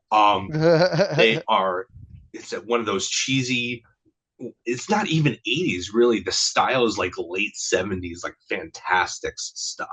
Like, you know, the really, really bad production quality and the bad music in the background. They're at Coney Island on the boardwalk and they're cheating at carnival games. It's amazing. I love it so much. I love them so much. Yeah. This segment ruled. And Yeah, if they're you don't amazing. like that, I don't know what to tell you. You may just not like fun. I don't Yeah. know. Yeah, Fun it's might really not be fun. for you guys. Sorry. Right. They're fun, man. That's what I like most about them. They're just a Heck fun yeah. tag team, man. I mean, when you get those kind of send up acts, there's always this chance that you're going to wind up being seen as making fun of it instead of being an homage to it. Yeah. And they are very clearly an homage, Yeah. They and ride that line it's really well. very loving. Yeah. You can You can see tell they love the everything they shit do. they're talking about. Yeah. Oh yeah, oh yeah. Yeah. Next match was the Hispanic / Latinx History Month 3-way with hologram Dralistico, the returning Dralistico, and the Beast Mortis. We haven't seen Dralistico in a long, long time, and he No, came back with no. some sick gear too. He had a cape with like dragon's wings on it. It was awesome. Yeah. This was fun lucha stuff. Beast Mortos is my favorite new guy. I I love love Beast him. Mortos. He's so Frank good. Mortos, attorney at Raw. Yeah, Love that I guy. need all of that. I need way Give more it of to that. me. I want it. Yeah. Beast Mortos, he looked all of them look good. Honestly, like I really wish Hologram had an actual finish though. I'm getting really tired of him seeing roll people with a monster cradle. It's Yeah. it's like if you're such a big high flyer and stuff, shouldn't you have like a high flying impact finish? Like, Like can he you could even if just you go back to using his old Atlas finish and it'd be better than this, man. Like yeah, I wasn't really aware of his work before Hologram, so yeah. I'm in the dark about what he used as a finish. He But was like, Atlas. I'm pretty sure he was in Lucha Underground. Basically, it's the yeah, same character, just with a different name. I have to count. I that's like Even the same Lucha master. Underground is on my list. It's like, oh, really should watch that at some It's point. it's worth a watch at least once. I do. I've seen like a couple of random episodes out of order. Yeah. You'll It does definitely seem get to kind of up see my where alley. It seems WWE very over the top. WWE when it does its cinema stuff, like the cinematic type stuff, they Mm-hmm. borrow a lot from Lucha Underground's, like the Yeah, Robert Rodriguez type stuff that they were doing. I mean, it was him. So, yeah, but yeah, it's worth at least at least one watch through all three seasons. It's worth it. I mean, some really great wrestling from like Penta and Ray yeah. Phoenix and Brian That's where Jeff Cage, Cobb Jeff got his Cobb. breakthrough. Yeah, Jeff Cobb came from there. Um, there's a few other guys that are just. I mean, Ty is in there looking completely Yeah, different. When she initially came to AEW, I didn't recognize her from yeah. Lucha Underground until I realized later that it was the same person. And I was like, Do you oh think wow. that's where is that where where Johnny met her? I think they did meet there because he was there Yeah, too, and they worked together. Johnny Mundo, Yeah, Johnny right? Yeah, Mundo. Yeah, yeah, and he fantastic. Some of his best work, man. And yeah, he is not somebody who lacks in um, having a good body of work. So, yeah. and that's still some of his best work. He's Is another guy like in the vein of a Shelton Benjamin we were talking yeah, about earlier. Like kind of really like how do you not utilize that guy? right, Like how do you exactly. not use him to his potential? He had such a high ceiling. Like Yeah. oh, It makes me wonder if there's like some kind of like underlying attitude problem or something, which I don't think there would yeah, be, but you never know. I mean, I don't know. yeah, So, but I mean, I don't understand why companies don't. Yeah, Lucha Underground definitely used him to his potential, it's and fantastic. Good for them. yeah, it's good. So yeah, this match gets a thumbs up from me. As It's a good long one. I'm a big fan of Lucha Libre, as long as they lay off all those stupid arm drags. Like I don't want to see 5 minutes of different arm No, drags. I don't Sorry, either. guys. So Yeah. yeah, fair enough. But this was great. In true hologram fashion, he used the Simon Miller approved most devastating move in all of sports entertainment. Surprise roll up for the Surprise victory. roll up. Um, Shout out to Simon Miller. We love you Yeah, here. we love Simon Love Miller you. here. Golden up for Yeah. Simon. Golden up for Simon. Always platinum up Always. for Simon. Platinum up for Simon. Platinum Yes, up. there we go. Okay. Um, Afterwards, Jalisco and Mortos kind of get in a shoving match because towards the end of the match, they were kind of on the same page and trying to just get rid of Hologram. But then Roosh came out. Roosh, El Toro Branco. Finally, like it looked like he was for a while there, it looked like he was heading to Don Callis' family, but it looks like those plans have changed because he teamed up with his brother Dralistico and the Beast Mortos to beat the crap out of Hologram. Oh, man. And I think we're getting La Facción Ingobernable version like 3 or something like that. And you know what? I'm fine with it because Roosh was at his best there, and the Beast Mortos gets more TV time. Let's bring back Jose the Assassin to play a face against them. Yeah, sure, why not? I'd totally be into that. He's That's a good fine. he's a good Twitter follow. If you don't follow him, Jose the Assassin is I a think funny I Twitter follow. don't. He interacts a lot too. So like you talk Yeah. to him, he'll talk back to you. Because I asked him one time, I was like, "How do I get to go work as a referee in Mexico?" And he like DM'd me and told me how. So That's I mean, dope. yeah, like he's really a cool dude. That's really cool. Yeah, man, like he's really nice. Like I remember the first time that he took his shirt off, and I'm like, dude, that guy's jacked. Yeah, he is. He's scary, He's jacked. like, because he wore the assistant stuff. Like he was, just like in a white shirt and tie and everything like that. Yeah. You didn't think anything of it, totally unassuming. And then he took his shirt off that one time. I'm like, dude, why isn't he in the ring? Clearly, he Right? belongs there. But Yeah. but yeah, if they can get this right, this like third time around with La Facción Ingobernable, I'm okay with it. I love Roosh. He has kind of a reputation of being a little snug in there, but like I love that everything looks believable with him. I love his intensity. Oh yeah. He's got great hair. He does have great hair. He looks really good in a suit, which for this gimmick being like essentially like assassins, like it really works for them. It really works. Like some people can't wear a suit. Like CM Punk, for example, has gone on record saying like, what was the one thing that it was that contract signing with McMahon. It's like, oh yeah, here looking, here I am in a suit, looking as ridiculous as you look in a suit. Right. But yeah, like I'm a big fan of putting the Beast Mortos on my TV and getting him wins. That's the thing he's missing. Like he's missing wins. Like because he's too talented to not. So I'm all for that. And if you haven't checked out the Hey EW episode this week, it's the Beast Mortos in the chair, and it's wonderful. And everybody should check it out. Backstage interview after that with Chris Statlander, surprisingly without Stokely Hathaway. She's just by herself. She just basically said, she basically just kind of wrote herself off TV, I think.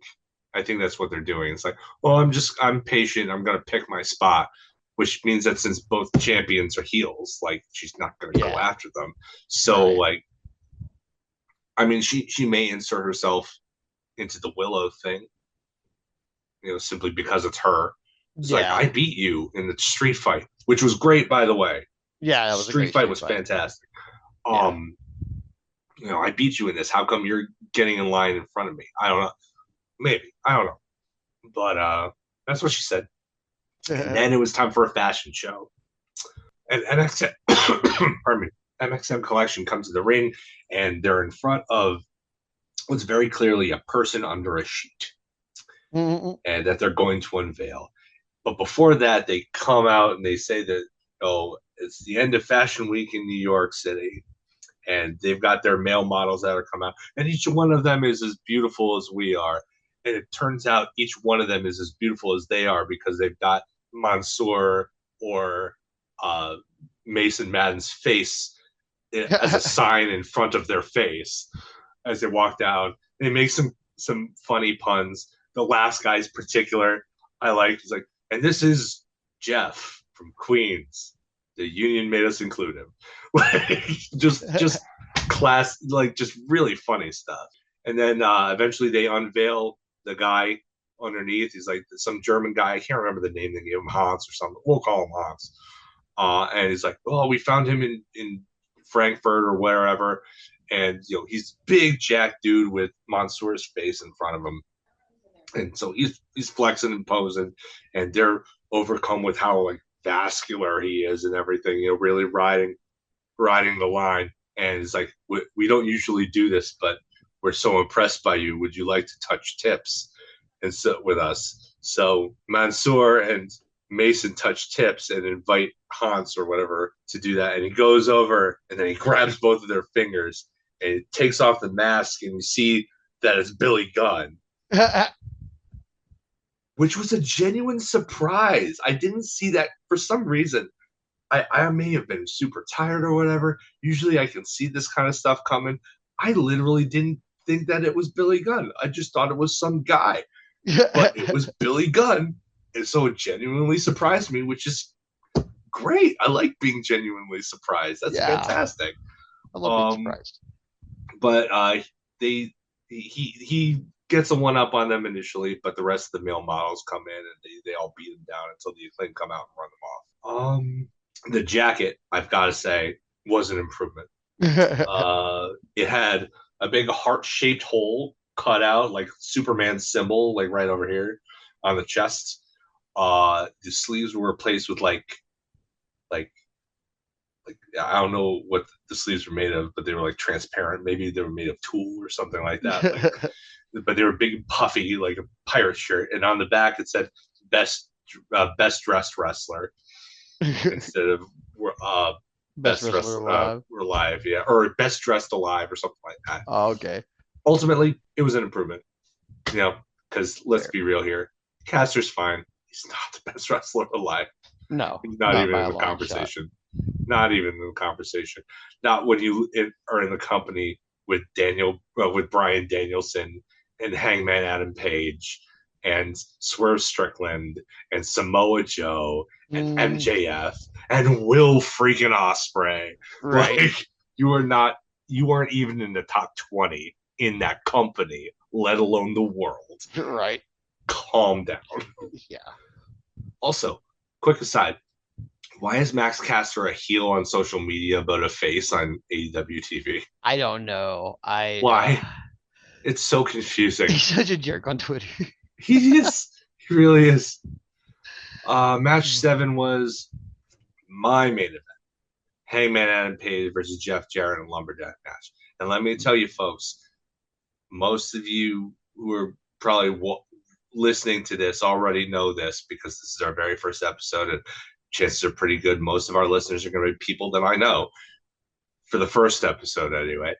But it bears repeating, it was not for Jeff Jarrett that I was looking forward to this match. Big Adam Page guy. So Lumberjacks were the Bangman Gang, the Dark Order, and Satnam Singh and Jay Lethal. And they each had leather straps, but they could only use them on them if they made it to the floor. So they couldn't whip anybody if they were just on the apron. They made that super clear for some unknown reason. Because it didn't really, it seems kind of arbitrary, but okay, whatever. The match was fine. It's Jeff Jarrett. But my friend George, who I brought up earlier, also had a very succinct evaluation of Jeff Jarrett as a wrestler. He's the world's most okayest wrestler. Yeah. Like, he's not a bad wrestler. He's not. But he's not great. Like, he's fine. He's average. Yeah, he is the most okayest wrestler. What he does works, but what he does is basic. Yeah. It's nothing flashy. It's the only reason that he's a babyface right now is because he was friends with Owen Hart. Yeah, that's true. And don't get me wrong, that promo that he cut, it affected me too. Like, I'm not a heartless monster, okay? But like, to me, Jeff Jarrett's always going to be the guy that booked himself into, the NWA title like three or four times in TNA's early days. He's always going to be the guy that was a world champion for no other reason than he was a guy that was there and was loyal. Like, he wasn't particularly special. And furthermore, he was another guy who tried to get, was a clout vampire off of Effie. Like, oh, here, I'm going Yeah. to come in at GCW and we're going to have a series of matches and I'll go over the first time, but you'll get your shine back, kid. No, no, that didn't happen. That didn't happen. He came in, he got his win, he got his clout from Effie, and then he went to AEW. He's a clout vampire. He is That's fair. like it's. I'm not. My friend Ben has made it a meme to get under my skin that he really loves Jeff Jarrett now. Love you, Ben. You are wrong. You are entitled to your incorrect opinion. Fair. But yeah, Hangman, like Hangman is such a weird position right now because he's technically a heel, Yeah. but he's going up against the world. Like heels versus the world doesn't usually work No. because the world gangs up on you, and that's a heel thing to do. The gang up is the heel thing. Like, Yeah. why are you, it doesn't make sense. So, except, I mean, and I would say that hashtag Hangman did nothing wrong. So he's not a Yeah. heel to me. Yeah. He may be coming out of the heel tunnel now, but he's not a heel to me. He did No, what he no. needed to do. Right. Sorry, Swerve, not sorry, Swerve. Uh, sorry about your house, but you Yeah. deserved it. You deserved it. Uh, it's like maybe don't endanger a man's family. Like Yeah, I don't yeah. know. Like Yeah, maybe if shit the like that won't law isn't going happen. to step in and you're going to get away with all this stuff because you got a whole bunch of cronies to do your dirty work for you because you can't beat the man yourself. Don't be surprised when the man takes drastic action to exact some measure of justice. Yeah, it End was rant. all just yeah. End rant. I agree. Yeah. Anyway, Paige spent a lot of time avoiding the lumberjacks since he has no friends anymore. So literally everybody was out to get him. At one point, Paige managed to swipe one of the straps from one of the lumberjacks and whip Jarrett with it. And then Karen Jarrett came in and really acted like her namesake and tried to speak to the manager about things. She threw her body in front of her husband, and Paige is like, I don't want to do this, but then he turns to the ref and is like, look, you get her out of the way or I'm gonna do this. Like, I don't want to do this, but I will because he deserves it, not because she deserves it. Right. But he got his comeuppance, I guess if you want to call it that, when he finally got thrown to the outside and literally every single lumberjack took a turn whipping him. Oh. Even Karen, when she got back in the ring, was able to get several lashes in. But as she was being escorted out of the ring by Aubrey Edwards, Paige hit a low blow because he was forced to. He was forced to take drastic measures because the entire world was against him. He did what he needed to do. Okay. Beat Jeff Jarrett with my favorite move, the Deadeye. So it was good stuff. It was good stuff. It wasn't like groundbreaking or anything, but it was fun, and it given the stipulation, it allowed Jeff to not have to do much, which is good because usually he does nothing for a longer period of time. So this allowed him to stick to his strengths. Afterwards, Paige and Robinson got into it a bit with Paige throwing Juice over the top rope and attempting to hang him with the leather strap. I don't know, Juice, like, I don't know what to tell you. Like, the guy is literally called Hangman. So don't give him something to hang you with. I don't know. I feel like that's on you for not doing your research. Maybe you spent too much time getting into the lumberjack gimmick, which I appreciate because nobody else dressed like a lumberjack. But like maybe that time could have been better spent researching what a hangman is. Right. And acting accordingly. And that's all I'll say about that. Yeah. That's not all I'll say about that. It's leading to a match next week for the 5th anniversary Dynamite show. I think that that's their way of putting him into a feud with the returning Jay White, which is fine. Give them something to do. They've got Bullet Club history together. You know, it makes sense. It's good. It's fine. It gives Jay White something to do. It, you know, keeps Hangman in the spotlight without having to immediately kind of force a title push. So yeah, it's fine. Match number 8. Oh, and I gotta say, like this card was super weirdly edited. Like there were 8 matches in 2 hours, and there were like several points at which there was like a black screen and it said like something like Collision Segment 2 or whatever on the screen. Super weird. Oh Like man. I don't like. Hopefully, with this $170 million a year deal, you can up your production, Tony, because this was weird Yeah. and it was You need to jarring. pay a new guy. Yeah, I loved what you do, but like you got the money now. Like Yeah. maybe invest. Uh, Kazuchika Okada versus Sammy Guevara in a Continental title eliminator match. I hate the concept of an eliminator match. Yeah, I don't really like I him. hate it. It's like just defend the title because you know what, 99% of the time the champion wins anyway. So why don't you just Yeah. put the title on the line? Right.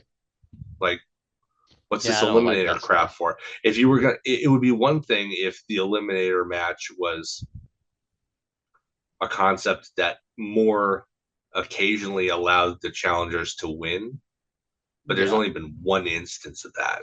That was the Acclaim not too long ago. That was like the first time a challenger actually beat the champs to earn that match. And it's Yeah. like, and then they didn't even win the belts. So Right. They say they're having an eliminator match, and I'm like, oh great, the person who's gonna try to get their title shot is gonna lose here, and then we're not gonna see him in the title picture for a while, even if it's somebody that I want to see in the title picture. yeah, yeah, So exactly. yeah, it's almost too predictable at this point for that. Yeah. Guevara kept trying to speed things up and take Okada off his feet, and Okada went the opposite way. You know, basic psychology, but it works. They made sure on commentary to point out that Okada, because he was in the heavyweight division in IWGP so long, in New Japan for so long, and they do kind of separate the heavies from the junior heavies, that he historically has had a little bit of trouble keeping up with the juniors Mm-hmm. because he just doesn't come across those styles as often, Yeah. which I thought was an interesting tidbit and a nice bit of commentary. Um, Okada gets a win with the Rainmaker. Like it was Guevara came off the rope with a flying nothing and got caught in a Rainmaker. Like there's not like Guevara had some good spots. Like he's a great high spot guy, Yeah. but like it's difficult for and I was there when he won the TNT title from Miro. Like it was a big deal, Yeah. and we were on board. And then like he just can't keep himself out of trouble, and it's really disheartening. It's like he's the common denominator in at least 2 fights, and it's Yeah. just like I don't know, man. Like where there's smoke, there's fire, and you know what? It's your pants that are on fire. So Yeah.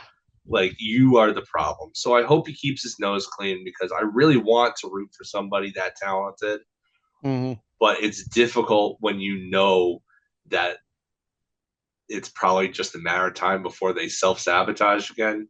It's kind Right. of difficult to get invested in a guy like that, you know. Yeah. Um but yeah, like the audience was not, they were so wiped out, man. I felt so bad for them. They tried to be into it, but 4 hours and 13 matches is a Yeah. It it's is a a lot. lot, man. Like it's a lot. So Yeah. yeah, I don't think I'm going to be doing Rampage from now on because this took forever, and I am so sorry. No, no, it's awesome. Again, folks, this is our first episode. We're still getting used to things. I'm sorry if I Yeah. bored you to We tears. I will tried be to make it tightening our entertaining. format a little bit, but I think We we're shall. we're we're still good We're here. tweaking. We're Yeah. tweaking. Okay. So All right. It has been a bit of a long pod, but we have finally made it to our main event, what we like to call calling it in the ring. It is a weekly free-form segment that we're going to do at the end of every podcast, and we're going to call it right here. So, Adam, why don't you tell the people what we're going to be doing today? So we decided that since this is our first episode, and we hope to reach a wider audience eventually.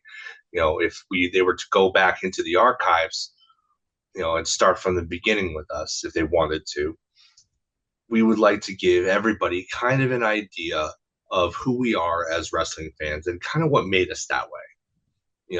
So this isn't a comprehensive list of things that shaped our fandom, but we Mhm. decided that to kind of distill it into 5 big moments in our individual lives as wrestling fans, Mhm. to kind of give you an idea of how we look at wrestling and what's influenced us as fans. Mhm. Um, so I don't know how you want to do this. We're gonna call it in the ring. All right. Do you want to alternate, maybe? Yeah, we could alternate. Okay. Do you want to go first? Do you want me to go Yeah, first? I'll go with the first one. I Sure. have I have dates for some of mine actually. So, Ooh, I didn't yeah, go that far. I crazy. should have, but Well, I didn't. I sat here kind of looked them up while I was doing just to see if I could get dates on some of them, and I can get uh, dates on some of them, so it's perfect. yeah. Okay, so my very first, this is actually my number one. I'm going to go in chronological order from one to five, earliest to latest. My number one is November 26th, 1988. I am 5 years old. This is my very first memory of wrestling, and kind of what hooked me into the violent spectacle that was wrestling. I watched the Road Warriors, specifically Animal, use one of his shoulder pad spikes to dig out Dusty Rhodes' eye. Yeah. Yeah. Okay. All Yeah, right. yeah. There was nothing more terrifying than that in the moment. I was 5 years old, so I was obviously For very a impressionable. 5-year-old, Yeah, jeez. I'm Yeah. sitting right next to my dad, watching this, holding onto his leg, going, "Oh my gosh, is Dusty Rhodes going to be okay?" And I knew right then I was going to be a fan for life, and that to this day is still my very earliest memory of wrestling. Wow. Wow. That's like I don't know what my earliest memory of wrestling is. I know a couple of mine is like we were talking earlier about one of them. Mhm. That's not one of my what we talked about wasn't one of my formative ones on this list though. My Mhm. first one is WrestleMania 9. Now, I Ooh. was a kid. My dad loved wrestling. My mom to this day despises it, cannot stand it. The compromise that we had in our household was mom would allow wrestling to be on. She would tolerate it, but not on Sundays. She's a very religious woman. She believes the Sabbath day to be kept holy, and that was the compromise that we came up with. Well, I say we. I didn't have any part in it. I was a Right. child. I didn't have any negotiating power, but or leverage or anything like that. But so we didn't watch the pay-per-views as they happened. We relied on my dad's friend from work, Mr. Stock, and he would tape them for us and we would watch them. I remember watching WrestleMania 9 and being so upset at the finish of the show because I was a Bret Hart guy. Mm. Big shocker, as you can see. Like, Yeah. well, if we ever upload the video, I'm wearing my Hitman shirt right now. Our podcast is called the Smark Foundation Podcast. This should come as no surprise from the off that I'm a huge Bret Hart mark. And he was my guy. And so I was like, oh man, Yokozuna, how is he going to beat Yokozuna? And then, the salt in the eyes, and it's like, oh, that's not fair. But, it's normal stuff. Even for, Yeah. you know, uh, this was 1993. So I must have been 8 at the time. And, even then, I knew that like, that's just pro wrestling. But then Hogan comes out and he takes this challenge from Yokozuna, and I'm thinking, what? What's going on? And then he beats Yokozuna, easy, clean as a sheet, easy as you please. you know, um, super easy, barely an inconvenience, and it was maddening for me. I hated it. I'm like, but he just came in and robbed Brett of his chance to get back what was stolen from him. That's not fair. That's not what a hero does. No, no. Even at 8 years old, and I know this may come as a surprise to some people because that's kind of a complex thought for an 8-year-old to have, admittedly. But Brett Mm-hmm. was my guy, and I knew at that point that that was the fan that I was going to be. I chose my guys, and I was ride or die for them. Yep. And that would carry all the way through, even through 1997, which I still believe to be possibly the best year in wrestling, into Bret Hart's heel turn. He only said what was accurate, folks. He told the truth. Okay? Much like Hangman later, Bret was right. Hashtag Bret was right. Yep. And that's why it took me as long as it did to get into Steve Austin, because he was the guy that Bret was fighting against. He was the villain. He was the guy who was screwing over Bret over and over again. He robbed him of the Royal Rumble. He did this, he did that. Like, it was maddening to me because I couldn't understand, like, this is, he's right. Everything he says is right. And like, it carried through to that. And that's always how I've been in my fandom. Like, I don't, you know, I'll cheer heels and faces accordingly, whatever.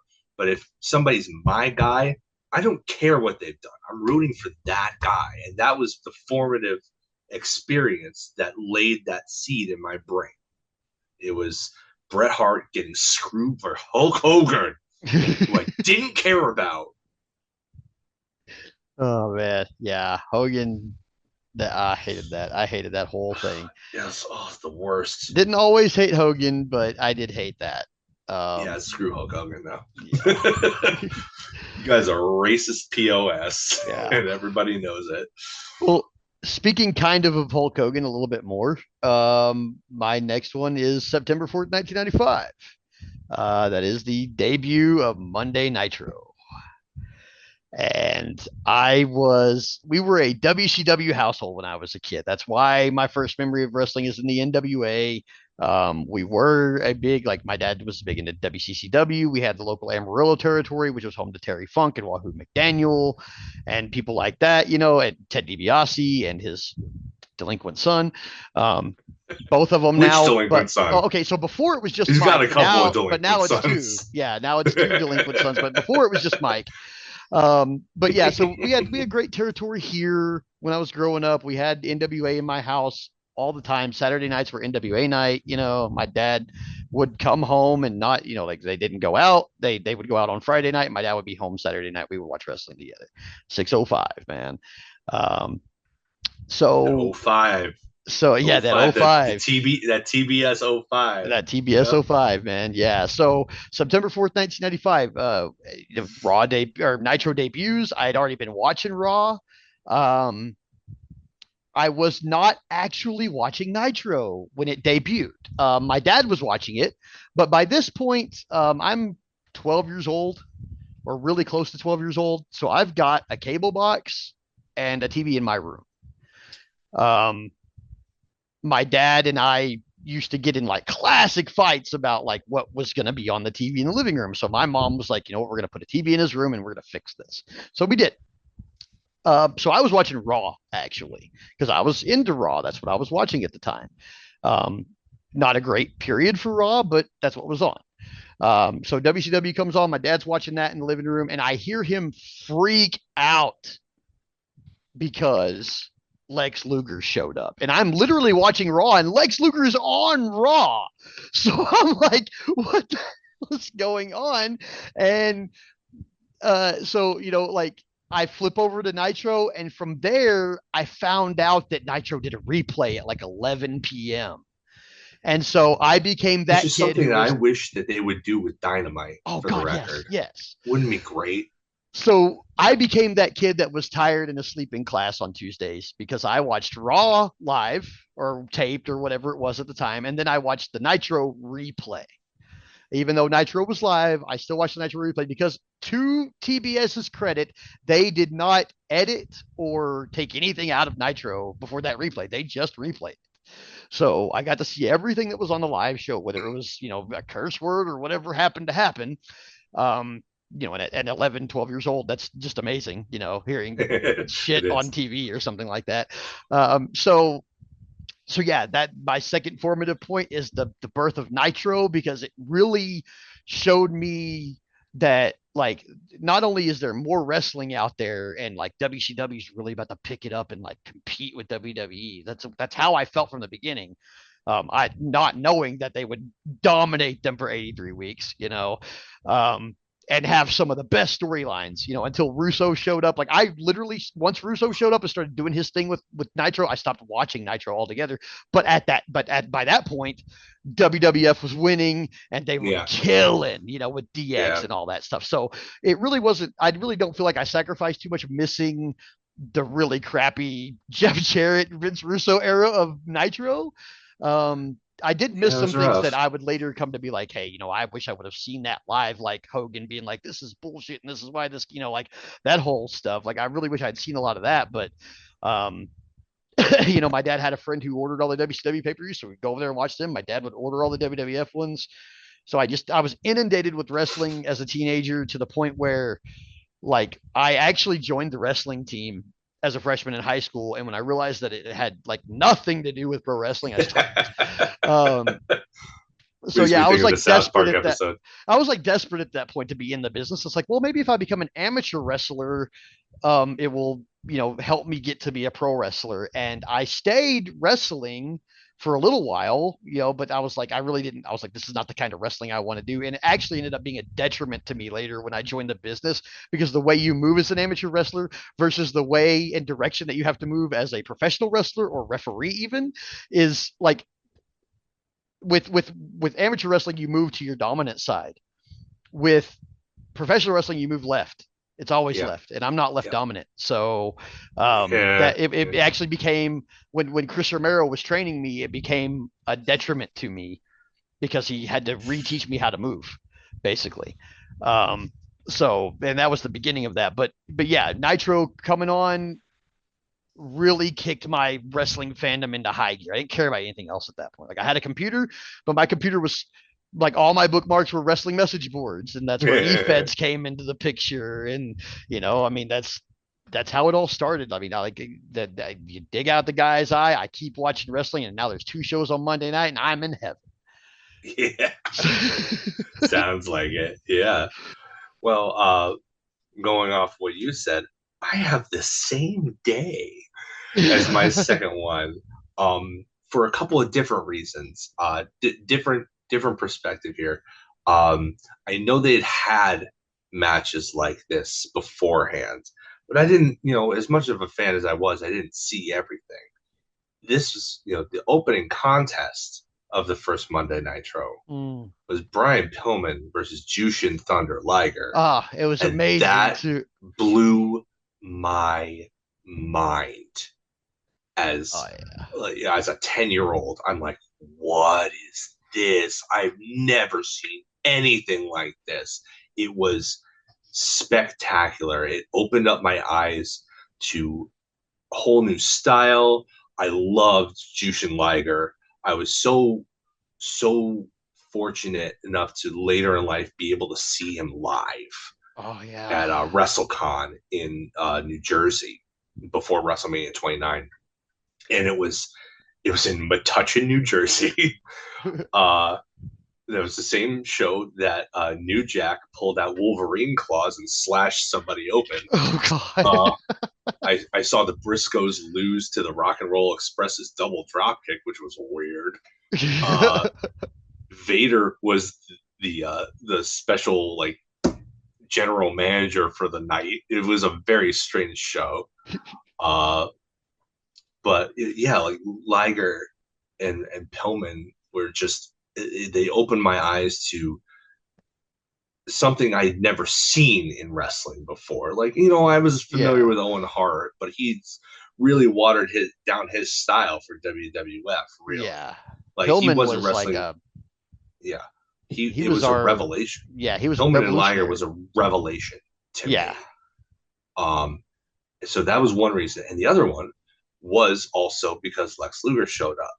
Mhm. But it we were interested in watching the news show. We weren't actually flipping channels yet because like this was the news show. We wanted to give it a shot. Yeah. So I didn't know that Luger was on the other show.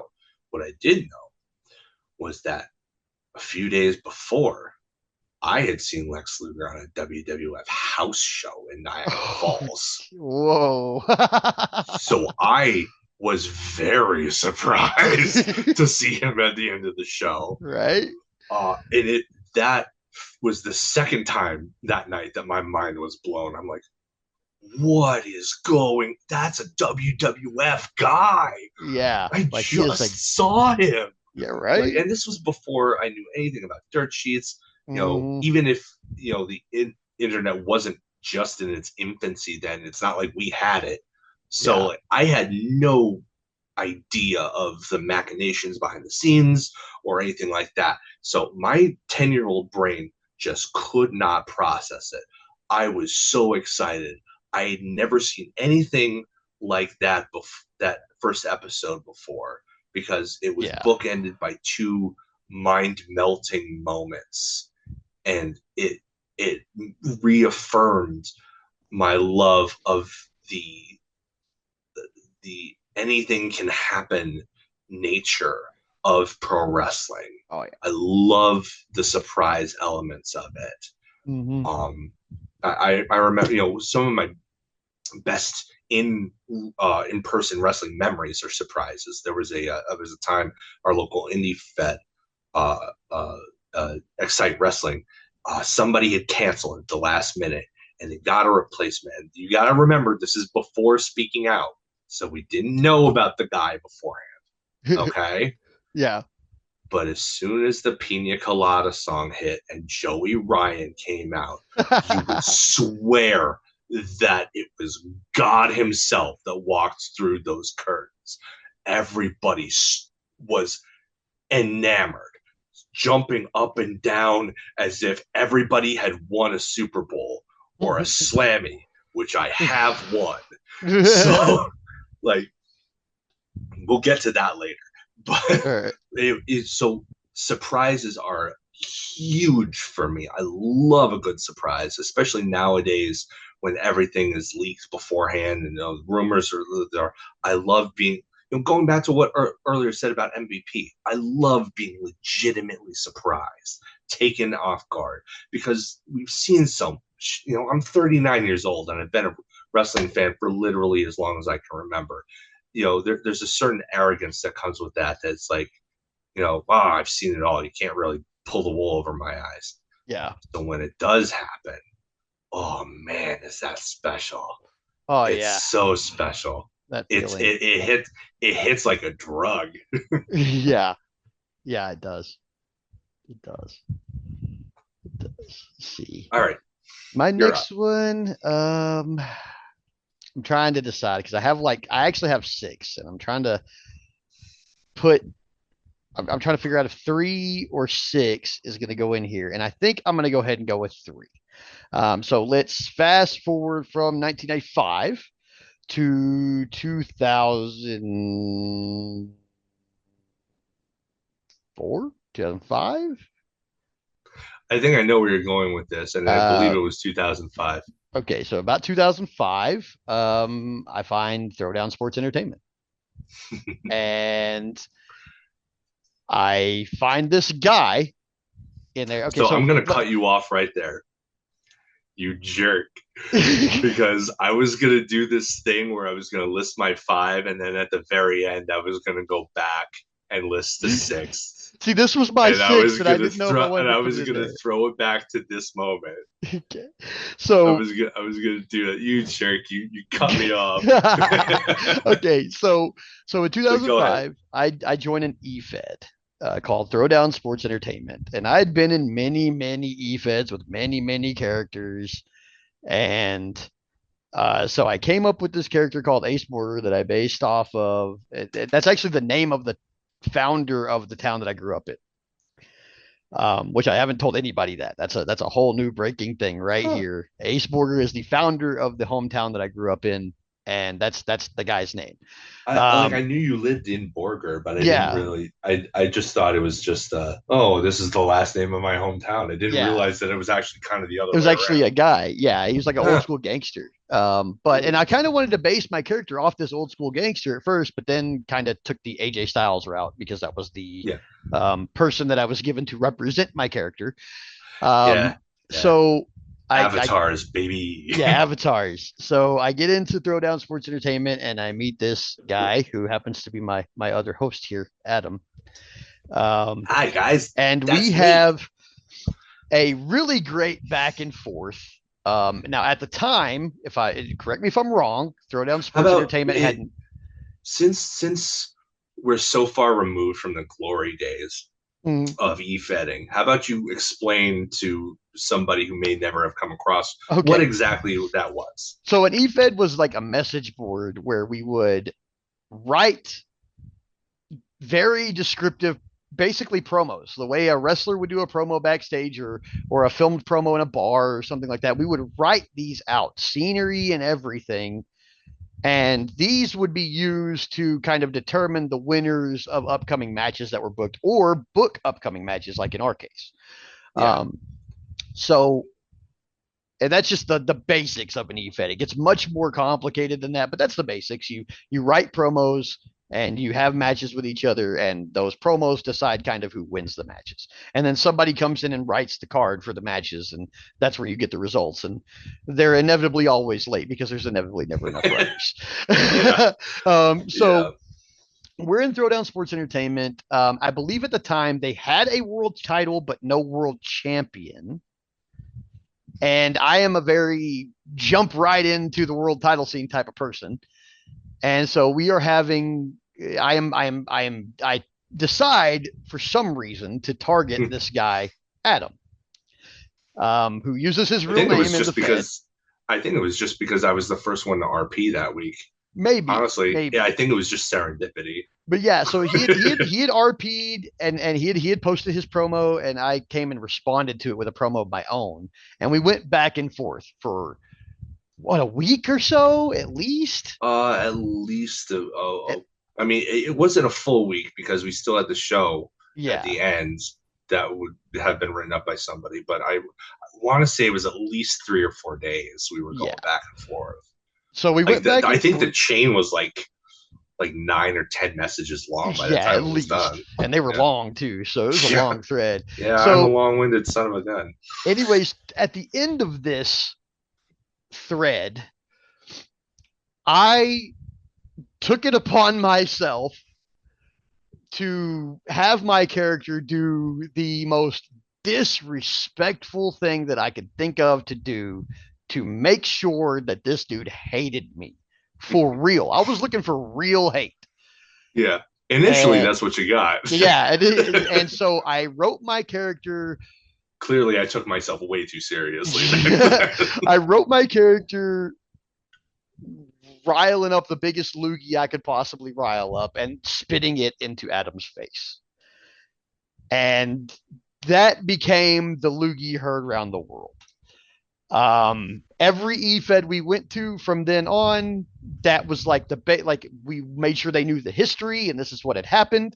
But we basically went from this company not having a world champion or competitors for a world championship to being the competitors for the world championship because we had blown everyone away somehow. And then really, like, I am 100% positive I legitimately pissed off no less than 90% of the roster with that very last promo where I spit in Adam's face. Because to be frank with you all, I was new, Adam was not, and everybody loved Adam and still does to this day. And there's a perfectly good reason for all of that. He's a wonderful person, but Oh.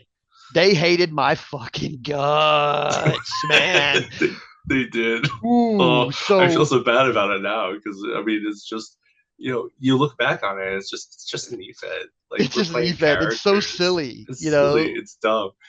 I mean, it was a great hobby, and I Yes. I made some great memories. But you're Mhm. right. Like that was the common thread. Usually when we these EFEDs didn't last long. No, They never did no. because it Couple takes years so tops. much. It takes so much work to run one, Yeah. guys. Like at one point, I was running. I was the booker and the head writer. He had to take some personal time, and he kind of ghosted everyone. Nobody knew where he was or what happened, and it was right before. Pardon me, right before a pay-per-view, Mhm. and so somebody had to pick up the pen, and it turned out it was like I had the time. So I think it was during the summer. So I Yeah. was in between. I wasn't in school at the time. It was Mhm. on summer break. So Yeah. it fell to me because I was there mostly, and I had the time and the interest. And let me tell you, those 9 or so months that I ran the thing, it was intense. It Yeah. takes a ton of work. It does. Like it's why it's another reason why I was going to list it as my sixth thing is not just because of the friendship that Aaron and I formed through that, but also it gave me a greater appreciation on some small level, very small level of what the process of booking a company must look like. Mhm. It must be like you're balancing egos, you're trying to make things make sense, you're trying to book, make sure people show up Oh and do what they're God. supposed to do. Like it's an incredible machine with tons of working parts, and you Mhm. don't really understand and have. I don't think most people who were in EFEDs as characters had the understanding of how much work goes into it from the creative side. And Yep. if it wasn't for that EFED, not only would I have never met Aaron, but I never would have gotten that opportunity to see what it's like from the other side. Yeah. But yeah, every single, like I said, these things don't generally last long because people burn out. People, sometimes it's not even the guys who write it. Sometimes it's you just don't have enough people role playing wrestlers, and so it's like, well, you can't make a whole show around four guys, like, Yeah. so it just drops off. Mhm. But every single time one of us wound up in an EFED that was worth anything, we would get a hold of the others. Like, you gotta join me here. We can do Yeah. some work here. Yeah. We can really do that. And like Aaron said, like we made sure to there was a common thread. Anytime we showed up in a fed together, the history was there. It was made clear that there was that common thread that these two guys are kind of destined to do this together, either as partners or as adversaries. Mhm. And we've been both Oh yeah. very And successfully on yeah, very successfully numerous both. occasions, actually. Um, Yep. Probably the best one. I mean, UWE wasn't the best EFED that we were a part of. I think Rope was the best one. Yeah, Rope Ring of was the Pride and best one for Excellence sure. was the best one. Yeah. We were tag team champions there. We were in a stable with a great gimmick. Like we were the gimmick of the Fed was that it was a small regional promotion trying to become a national promotion. And Mhm. so, since we had been world champions in other quote unquote bigger promotions, we came into really this podunk rinky dink little uh, Mhm. uh, regional promotion, graced it with our presence, and we were going to bring it up out of the doldrums, and we were going to take credit for it. So we called ourselves, since we were all former world champions, we called ourselves the World, The which world. I don't know. I don't know if you can get more arrogant than that. It was No. perfect. It was So perfect. But UWE was where we had our swan song. it Yep. was, I was getting tired of the character that I was running and had been running, the one that, been running this whole time. Hmm. And, it was, it's funny too, because the booker liked me and he was really ready and willing to push me all the way Yeah. up there. You could tell just by the way he booked me in that one battle royal. Yeah. Like, I didn't even RP because I was so burnt out, and he still like booked my character to run through everybody and was like one of the final three guys. Like, he wanted to run with me, but I just, at that point, the timing was off. But I knew that I wanted to go out on my terms, and luckily we were able to do that. And Hmm. Aaron and I were able to craft a storyline that was just like, it was, honestly, it was our magnum opus. It was, Hmm. I know that sounds real silly because it's fake. Yeah. It's even faker wrestling,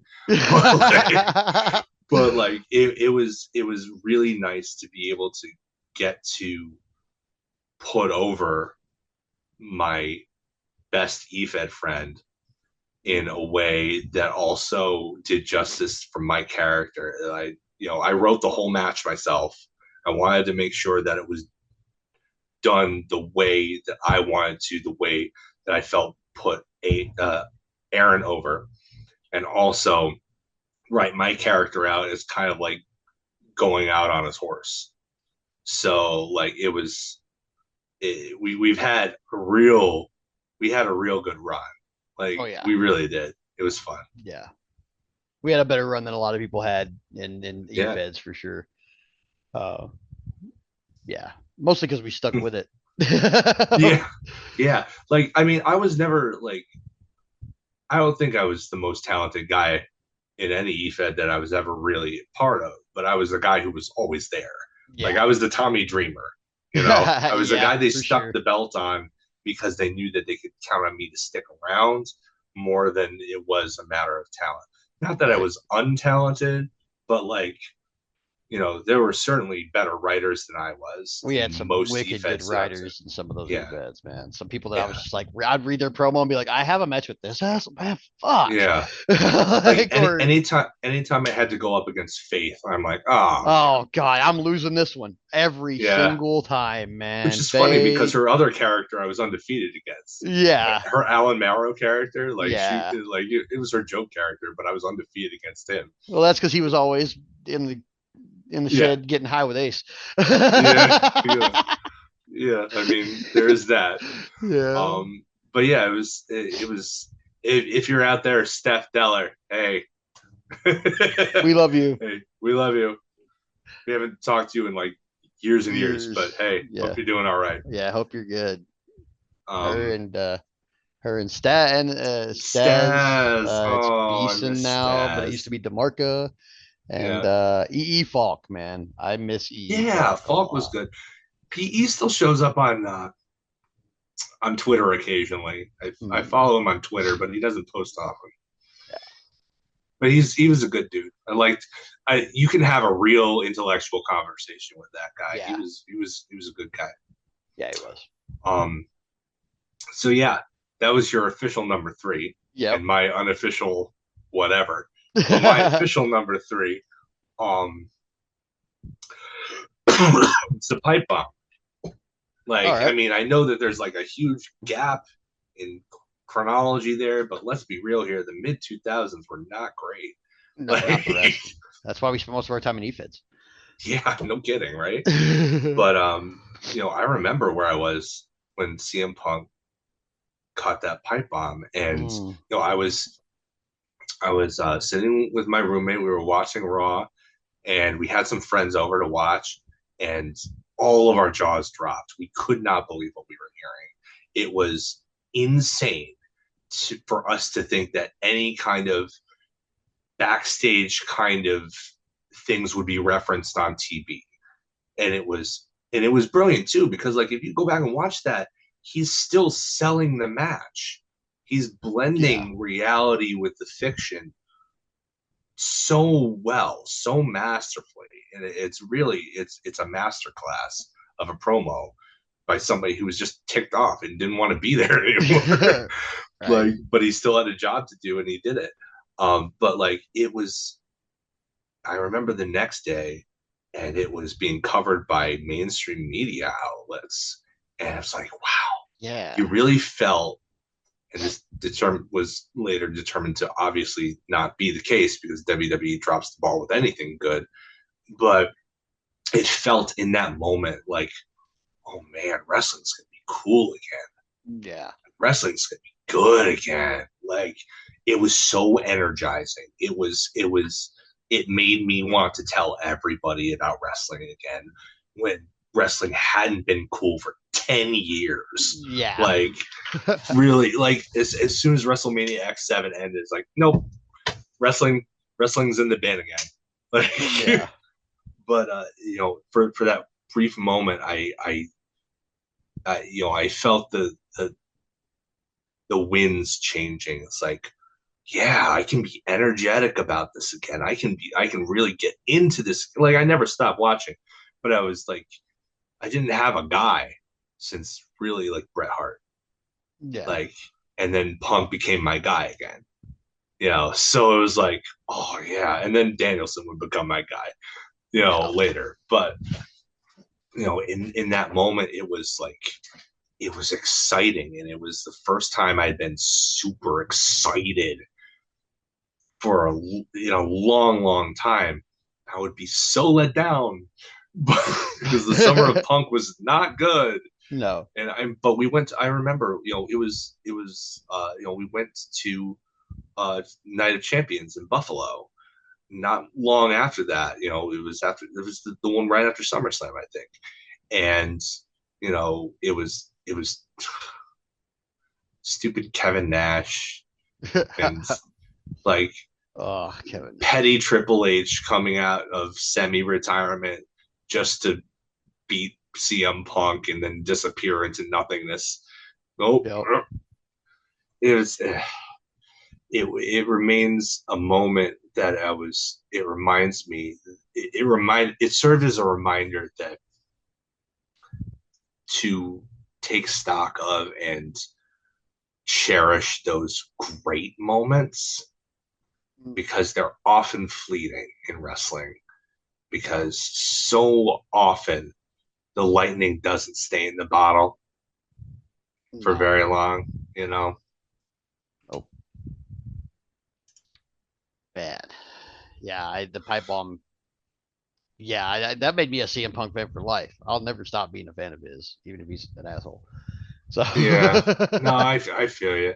I don't begrudge anybody. I've changed my attitude on him, but I don't begrudge anybody for their fandom unless they're doing it unless they're a fan of a scumbag because they're a scumbag. right, You know, right, yeah. like I like Hulk Hogan because he's racist. Like that'll okay. Yeah, that's too much. No, Yeah, like no. no. I will judge you for that Right. because I should judge you for that. All right. Okay. So last two. My next one is one that might also be on your list, but WrestleMania 25 week, man. That thing, yeah. I mean, come on, it is life changing for me. I'm sure it was for you also. Um, my very first WrestleMania, my very first stadium show for WWE.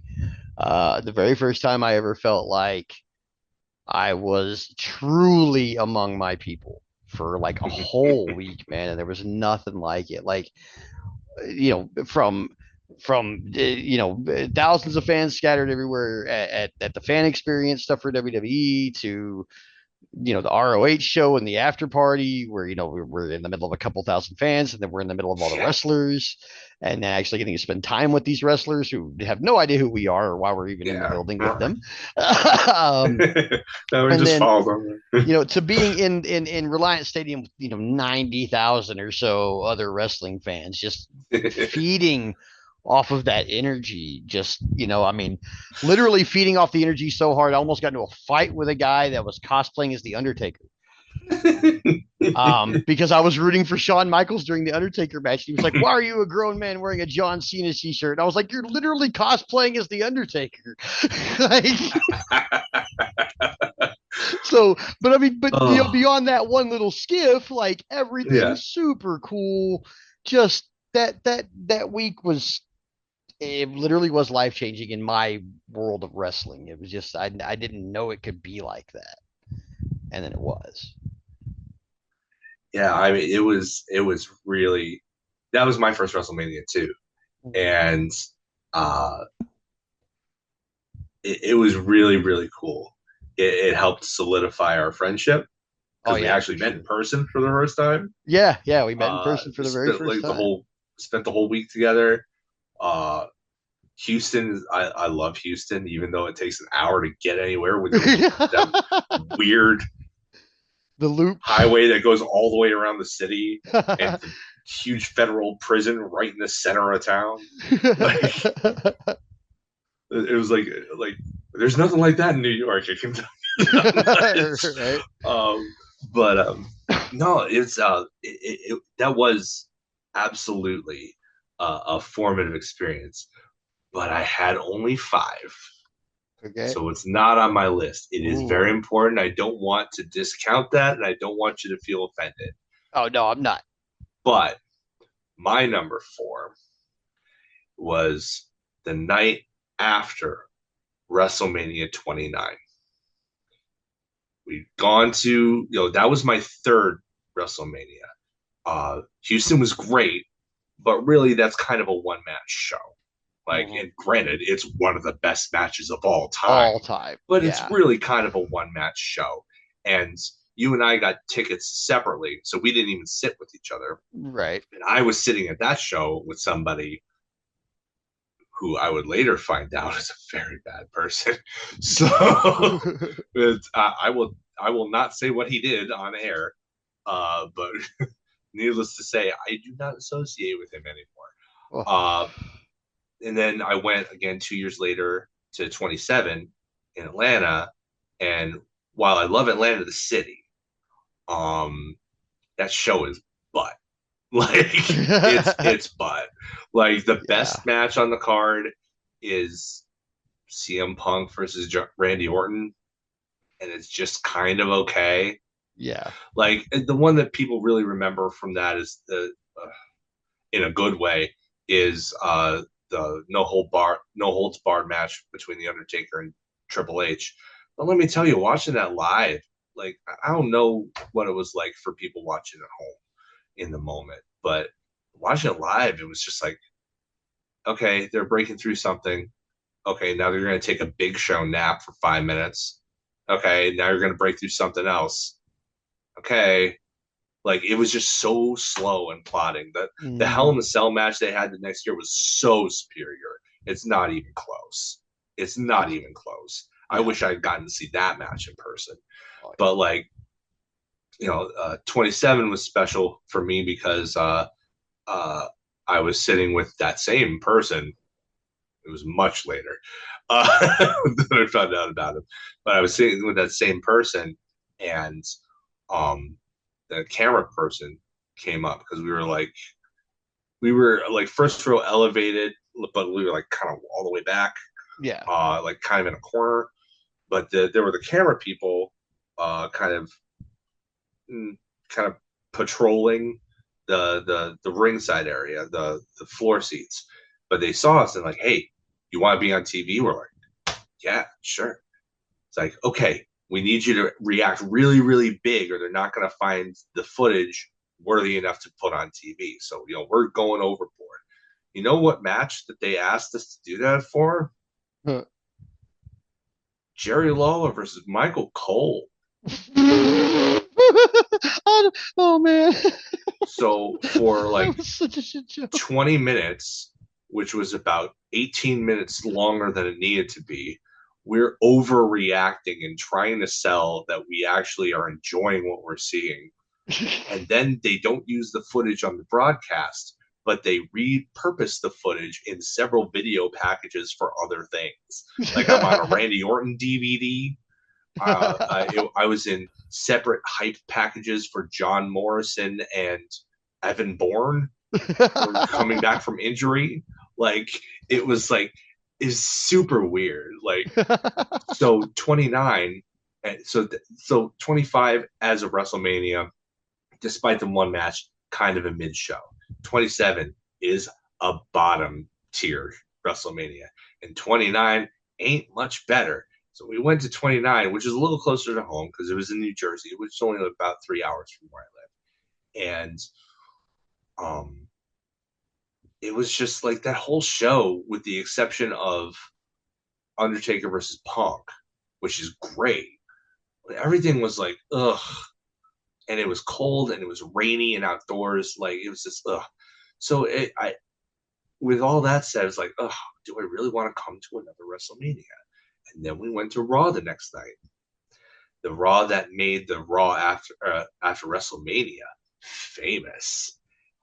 That was when the crowd hijacked everything. We weren't having fun, so we made our own fun. And all the credit goes to the European fans who came in from across the pond. They have that mentality kind of baked into their DNA. If they're not having fun, they're going to make their own. So there were beach balls and chants and everything.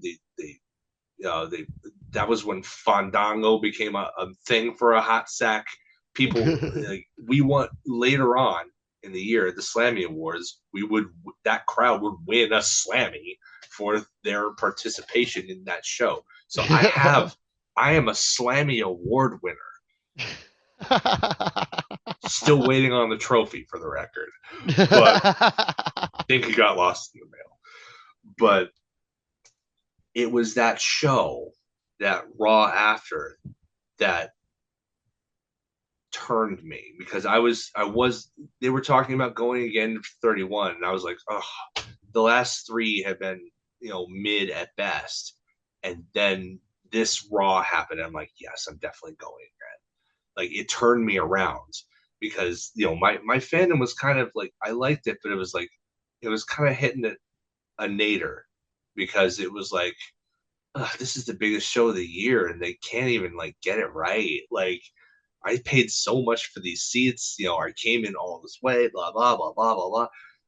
So the Raw after WrestleMania showed me that it doesn't matter what show it is.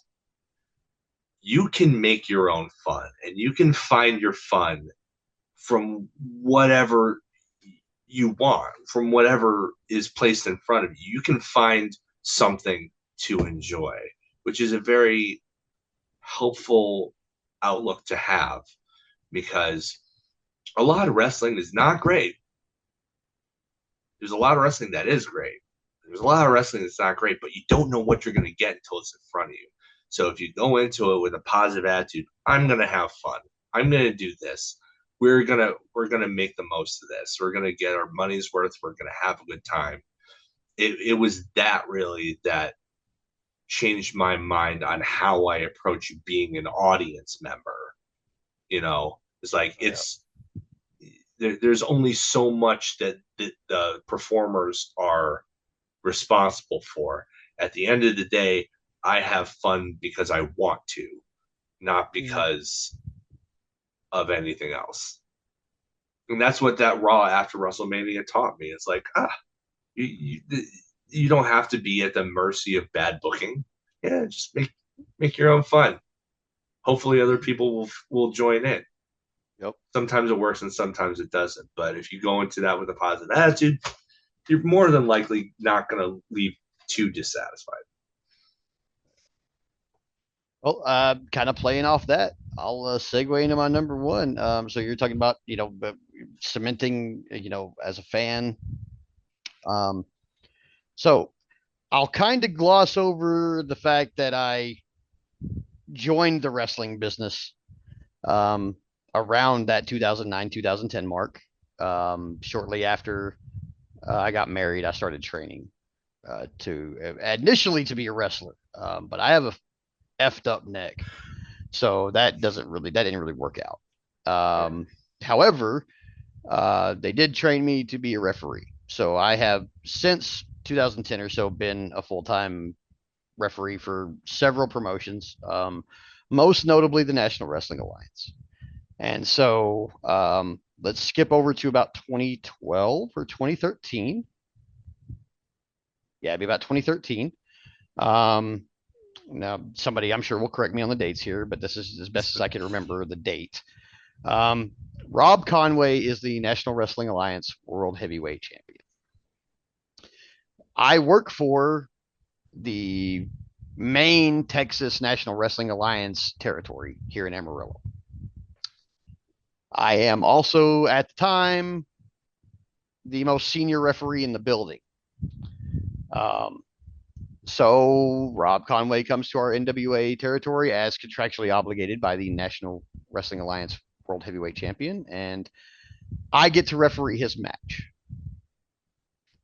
That's pretty cool. So I've refereed. This is actually my second National Wrestling Alliance World Heavyweight title match that I've refereed. I refereed Cahagas when he was the champion before Conway. But this one's way more important because this time I know that I am going to be the referee for this match. I know way ahead of time. We book Rob Conway. They tell me almost immediately, hey, you're going to have that one. Cute.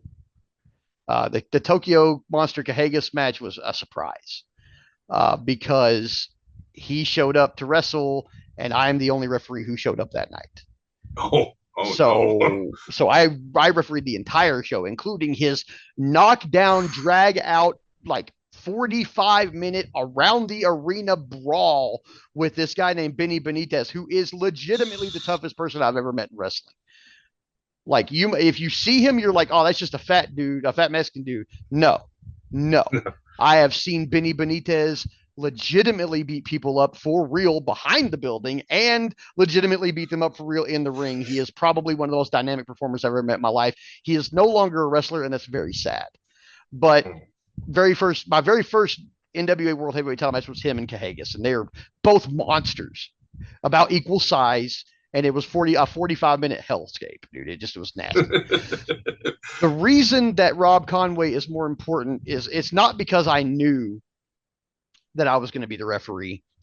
It is because for the first time, and to date the only time, my dad was sitting in the crowd and watched me referee a National Wrestling Alliance World Heavyweight Championship match. And to overstate how important the 10 pounds of gold is to my dad is impossible. I grew up my entire life. My dad loved Kerry Von Erich and Ric Flair and Terry Funk and pretty much any name you can think of that ever crossed paths through the Amarillo territory and held the National Wrestling Alliance World Heavyweight Championship. I'm going to get a little bit emotional here, but having my dad in the building, watching me referee a match for a belt that was more important to our family than pretty much any other glorified prop in wrestling, to be honest with you, was probably the best wrestling moment of my life. I felt really proud that I had reached that level and that he could see it. Because I thought by the time that I was refereeing matches like that, I would be doing it in like St. Louis or Dallas or Houston, and there would just be no way he could be there. But to have it happen in my hometown and have him be there was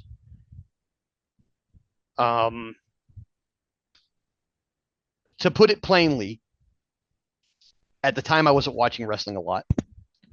And until CM Punk came back to AEW, I didn't really fully get into wrestling again. Literally from WrestleMania 25, where we were there together and that feeling, to CM Punk joining AEW, I was really hit or miss on wrestling. I would watch WrestleMania and Royal Rumble every year. And usually WrestleMania, and as you've talked about, the 27, 29, like stuff like that would be like, I don't even want to watch again until the Rumble. Like, this is booty, you know? So, yeah. So my whole world of wrestling was in the NWA and being backstage. And I eventually, became a booker for that company. I really spread my wings out in that company. But even after taking the book and doing other things there, having my dad there for that match was probably my number one thing, but it also renewed my love for the sport just to see how proud he was and how much he still loved what I grew up on, and how just how proud he was. I mean, my dad has always been the one to tell me he's proud of me, and from the time I like left for the military until that day, there wasn't a whole lot of that because I didn't have a lot of accomplishment. So refereeing that match was huge for me and huge for him, and to this day probably one of his proudest moments of me, and to this day my number one moment in wrestling. Just looking out the ring, holding that championship in my hand and circling with it to show everybody, and do the whole presentation thing, and just looking out and seeing my dad, who doesn't smile, smiling as big as he could. That's probably always going to be number one. See, now you're gonna make me cry I'm because trying not to, man. I'm a huge softie. Like I can feel them welling up right now. Yeah. I'm very open about that too. I guarantee you that's not the first time on a podcast that we create that we do together. As this is not the first time this is going to happen, or this is the first time. It's not this the isn't the last time it's going to happen. It is not the last. Yeah, for sure. Oh no, I cried like 10 minutes ago. You just didn't see. No, no. I'm a very I'm very open about my emotionality, if you want to call it that. I don't know what the word is. My level of emotional display, and I encourage others to be that way because it's healthy. It's healthy, and especially in this fandom, which can be so toxic. Oh, you're It not lying. is. It's all the healthier to embrace that because we Aaron and I try to be open-minded and progressive and be better than all of those guys that make women choose the bear. We try really hard and we're proud of that. And part of that comes with accepting our emotions. So yeah, cry, baby. Do it. Yeah. I welcome it. I welcome it so much because I am a big old crybaby myself. So always good to have company in that camp. Right. Right. So I wish that my last one could match that level of wholesomeness. Unfortunately, it is much more the opposite. The last one, because these are formative moments. These are not necessarily inherently good or bad. They're just formative. Right. So the last one, I don't remember the exact date because I didn't do my research like you did, but I remember it happening. And it's the reason why I haven't been a regular watcher of WWE programming in about 4.5 years. I've been so wanting to get into this. I'm ready to hear this. Like, I have been stoked to hear this whole time. I've been like, he's still not explained why he's not a WWE fan anymore. Here we go. All right, hit me with it.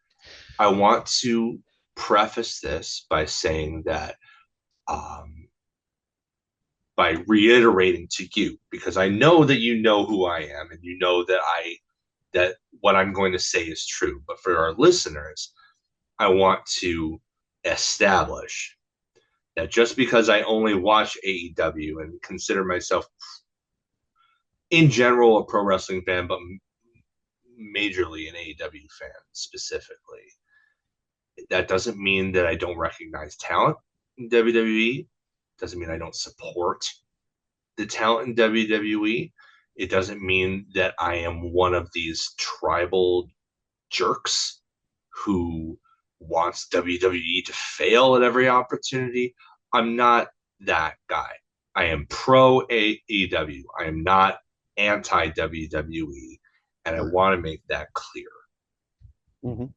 Now that that's established, the reason that I don't watch WWE programming on the regular, I do catch the Royal Rumble because it's the Royal Rumble. It's the Royal Rumble. It's right? the Royal Rumble. Yeah. It's the best. Yeah, it is the it best. really is it's the best better than match. WrestleMania. Oh, by It's far. better than It's my WrestleMania. favorite pay-per-view of the year across It's all the companies. It's literally the best gimmick match of all time. Oh, yeah. And there's nothing that even comes close. And this is coming from a guy who really loves war games. I'm still a bigger fan of the Royal Rumble. Yeah. But I remember in 2020, when the world shut down and, COVID hit our shores around March or so, right before WrestleMania. Mm-hmm. And there were lots of questions in the air, and WrestleMania was weird that year. Was that the 2-night year that they had like Gronk as the host? That's the first 2-night. No, it's not the first 2-night. But it's the one that's in the Performance Center. Yeah, where Gronk was the host, right? Yeah. Yeah, it was super weird. I didn't like it at all. Yeah. Super weird. Didn't really like it. Wrestling without fans is dumb. Yeah, it sure is, man. It's straight up dumb. COVID was bad times. This is an art form that requires participation from an audience. It doesn't benefit from it. It requires an audience. Must be done. With the exception of those like cinematic matches, like the Boneyard match, great. Oh, fantastic, right? The Funhouse match, the one with Cena. Oh yeah, great, really fantastic. Two completely different styles of cinematic match too. Yeah, and they're both fantastic. The best thing on that WrestleMania card was the one that didn't need audience. Right, right. But it was shortly after that. I can't remember the date, but I think it was sometime in April. Things were shutting down. People were worried about their job security. I'm an essential worker, so I was never worried about mine or Tracy's well-being. But lots of people were. I've known people who had to lose their jobs during it. It sucked on their behalf. I couldn't do anything to really alleviate those troubles. I wasn't in a position to, but it was on my mind. So when Ron DeSantis, his politics aside, made some whatever decree it was, the executive order that professional wrestling would be covered under essential businesses, I thought it was silly because it's pro wrestling. It's not essential. You are not a medical worker. You're not working at a gas station where people need to gas up. You're not working in a grocery store. You're not any of these essential businesses. That said, I was happy that at least in Florida, where both major companies were based, really, technically Stanford existed, but the Performance Center was in Orlando. Yeah. So they could run shows out of Orlando for the no audience that they had. Right. But in Florida, at least these people were going to have job security. They could still perform and they could still provide for their families. And then 2 days later,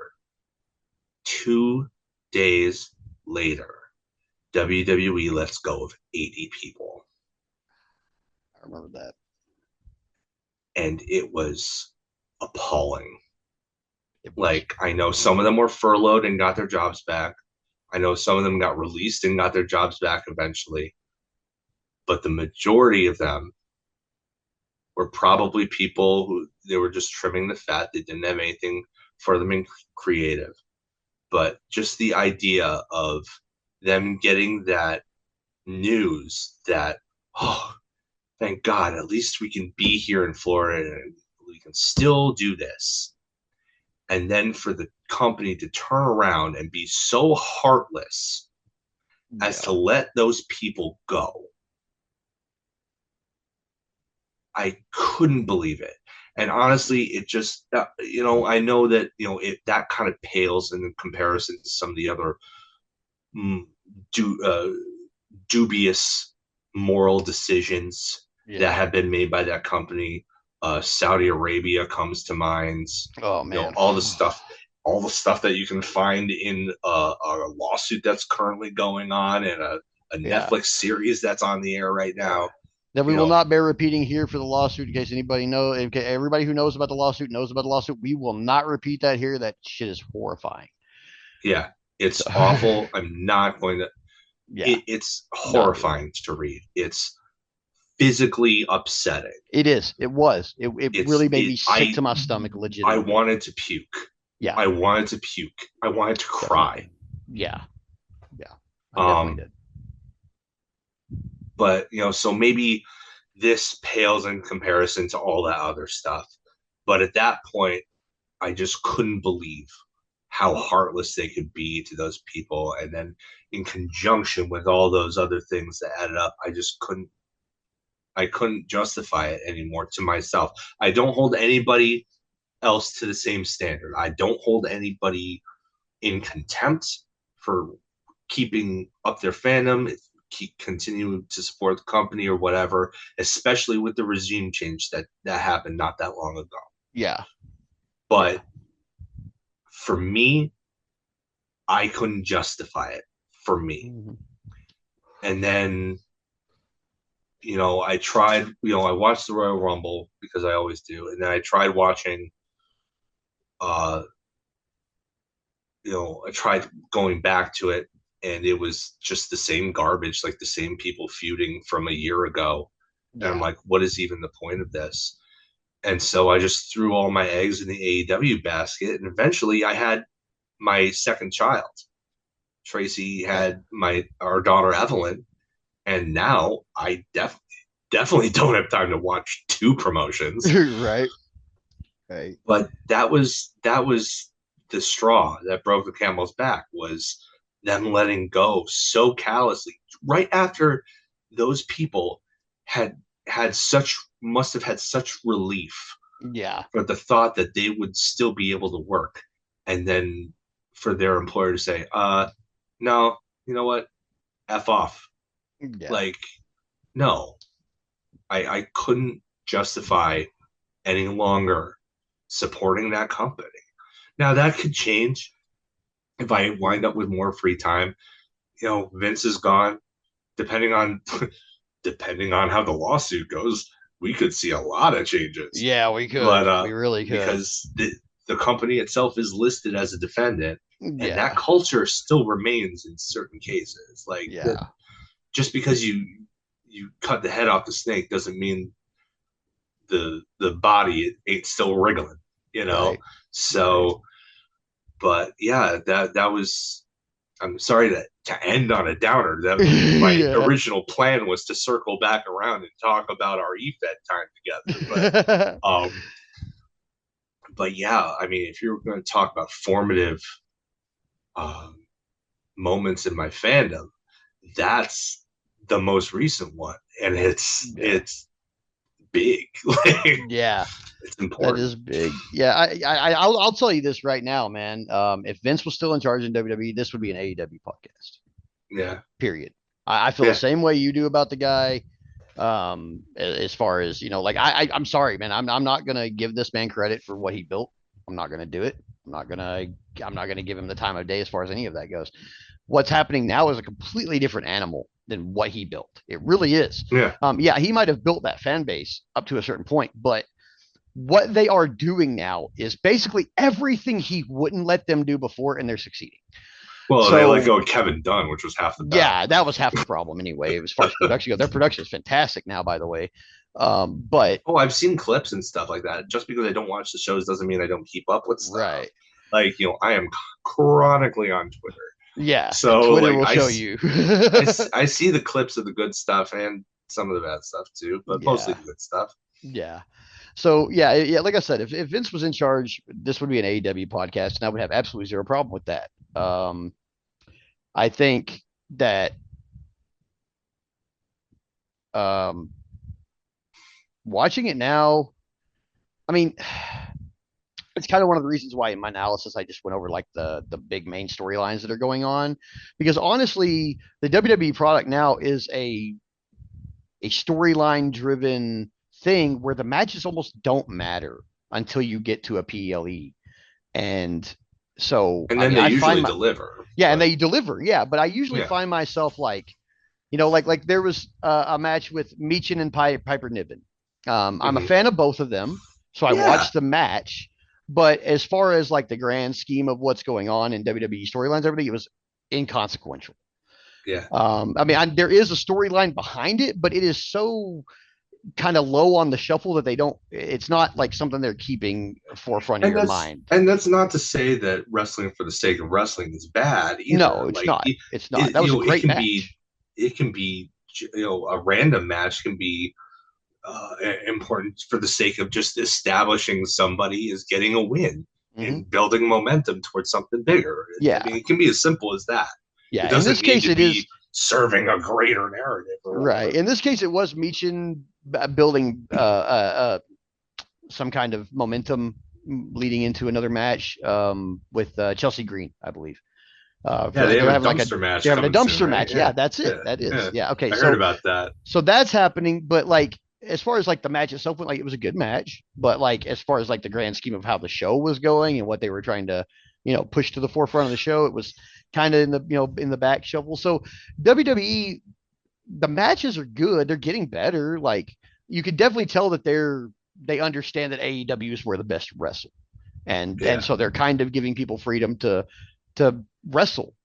Things Vince, like I said, things Vince would not let them do before, yeah. that like white gear is starting to become a thing again. Like Vince had a big thing where you can't do white gear.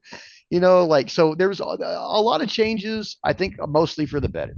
Um, but yeah, I mean it's some of the things they do are inexcusable. There's still things I won't participate in at all that we will not cover on this show. Like I'm not going to watch the Saudi Arabia show, and I'm not going to cover it here, um, because I have a moral difference with Saudi Arabia. Period. Yeah, Um, I yeah. won't. I'm the same way. Yeah, I hate that they're basically just serving as a propaganda wing for them. yeah, It sucks. yeah. It sucks really bad. So that's that. Yeah, among other things, that's something I won't be covering. Um, I won't cover NXT just because I don't have time to watch it, even though I hear it's fantastic. Yeah, I've heard Uh, really good things yeah, about I've heard. since Sean took over. Yeah, I've heard really great things, but I don't have time. Yeah, So yeah, I mean we're kind of both in the same boat as far as we have kids, we have certain amount of time we can watch stuff, but um, I do I do see that WWE is on this kind of recovery road. Whether that gets completely stifled by how this lawsuit shakes out or pending federal charges shake out, because I mean yeah, that's going to happen first. So I yeah. mean, Yeah, that'll definitely happen first. yeah, I'm kind of just in the same place as everybody else is, where I'm waiting, to kind of see how that all shakes out before I can really just be like, Yeah, all right, I'm hold, really fully back into the product. yeah, But holding pattern. yeah, Yeah, holding pattern basically. yeah, But yeah, man, um, I think that's it for us for today, and I we're gonna tighten this up a little bit in the future, folks. But I had a lot of fun here tonight, so we'll definitely do better yeah. next week. This is great. I can't wait to do it again. Oh hell But yeah!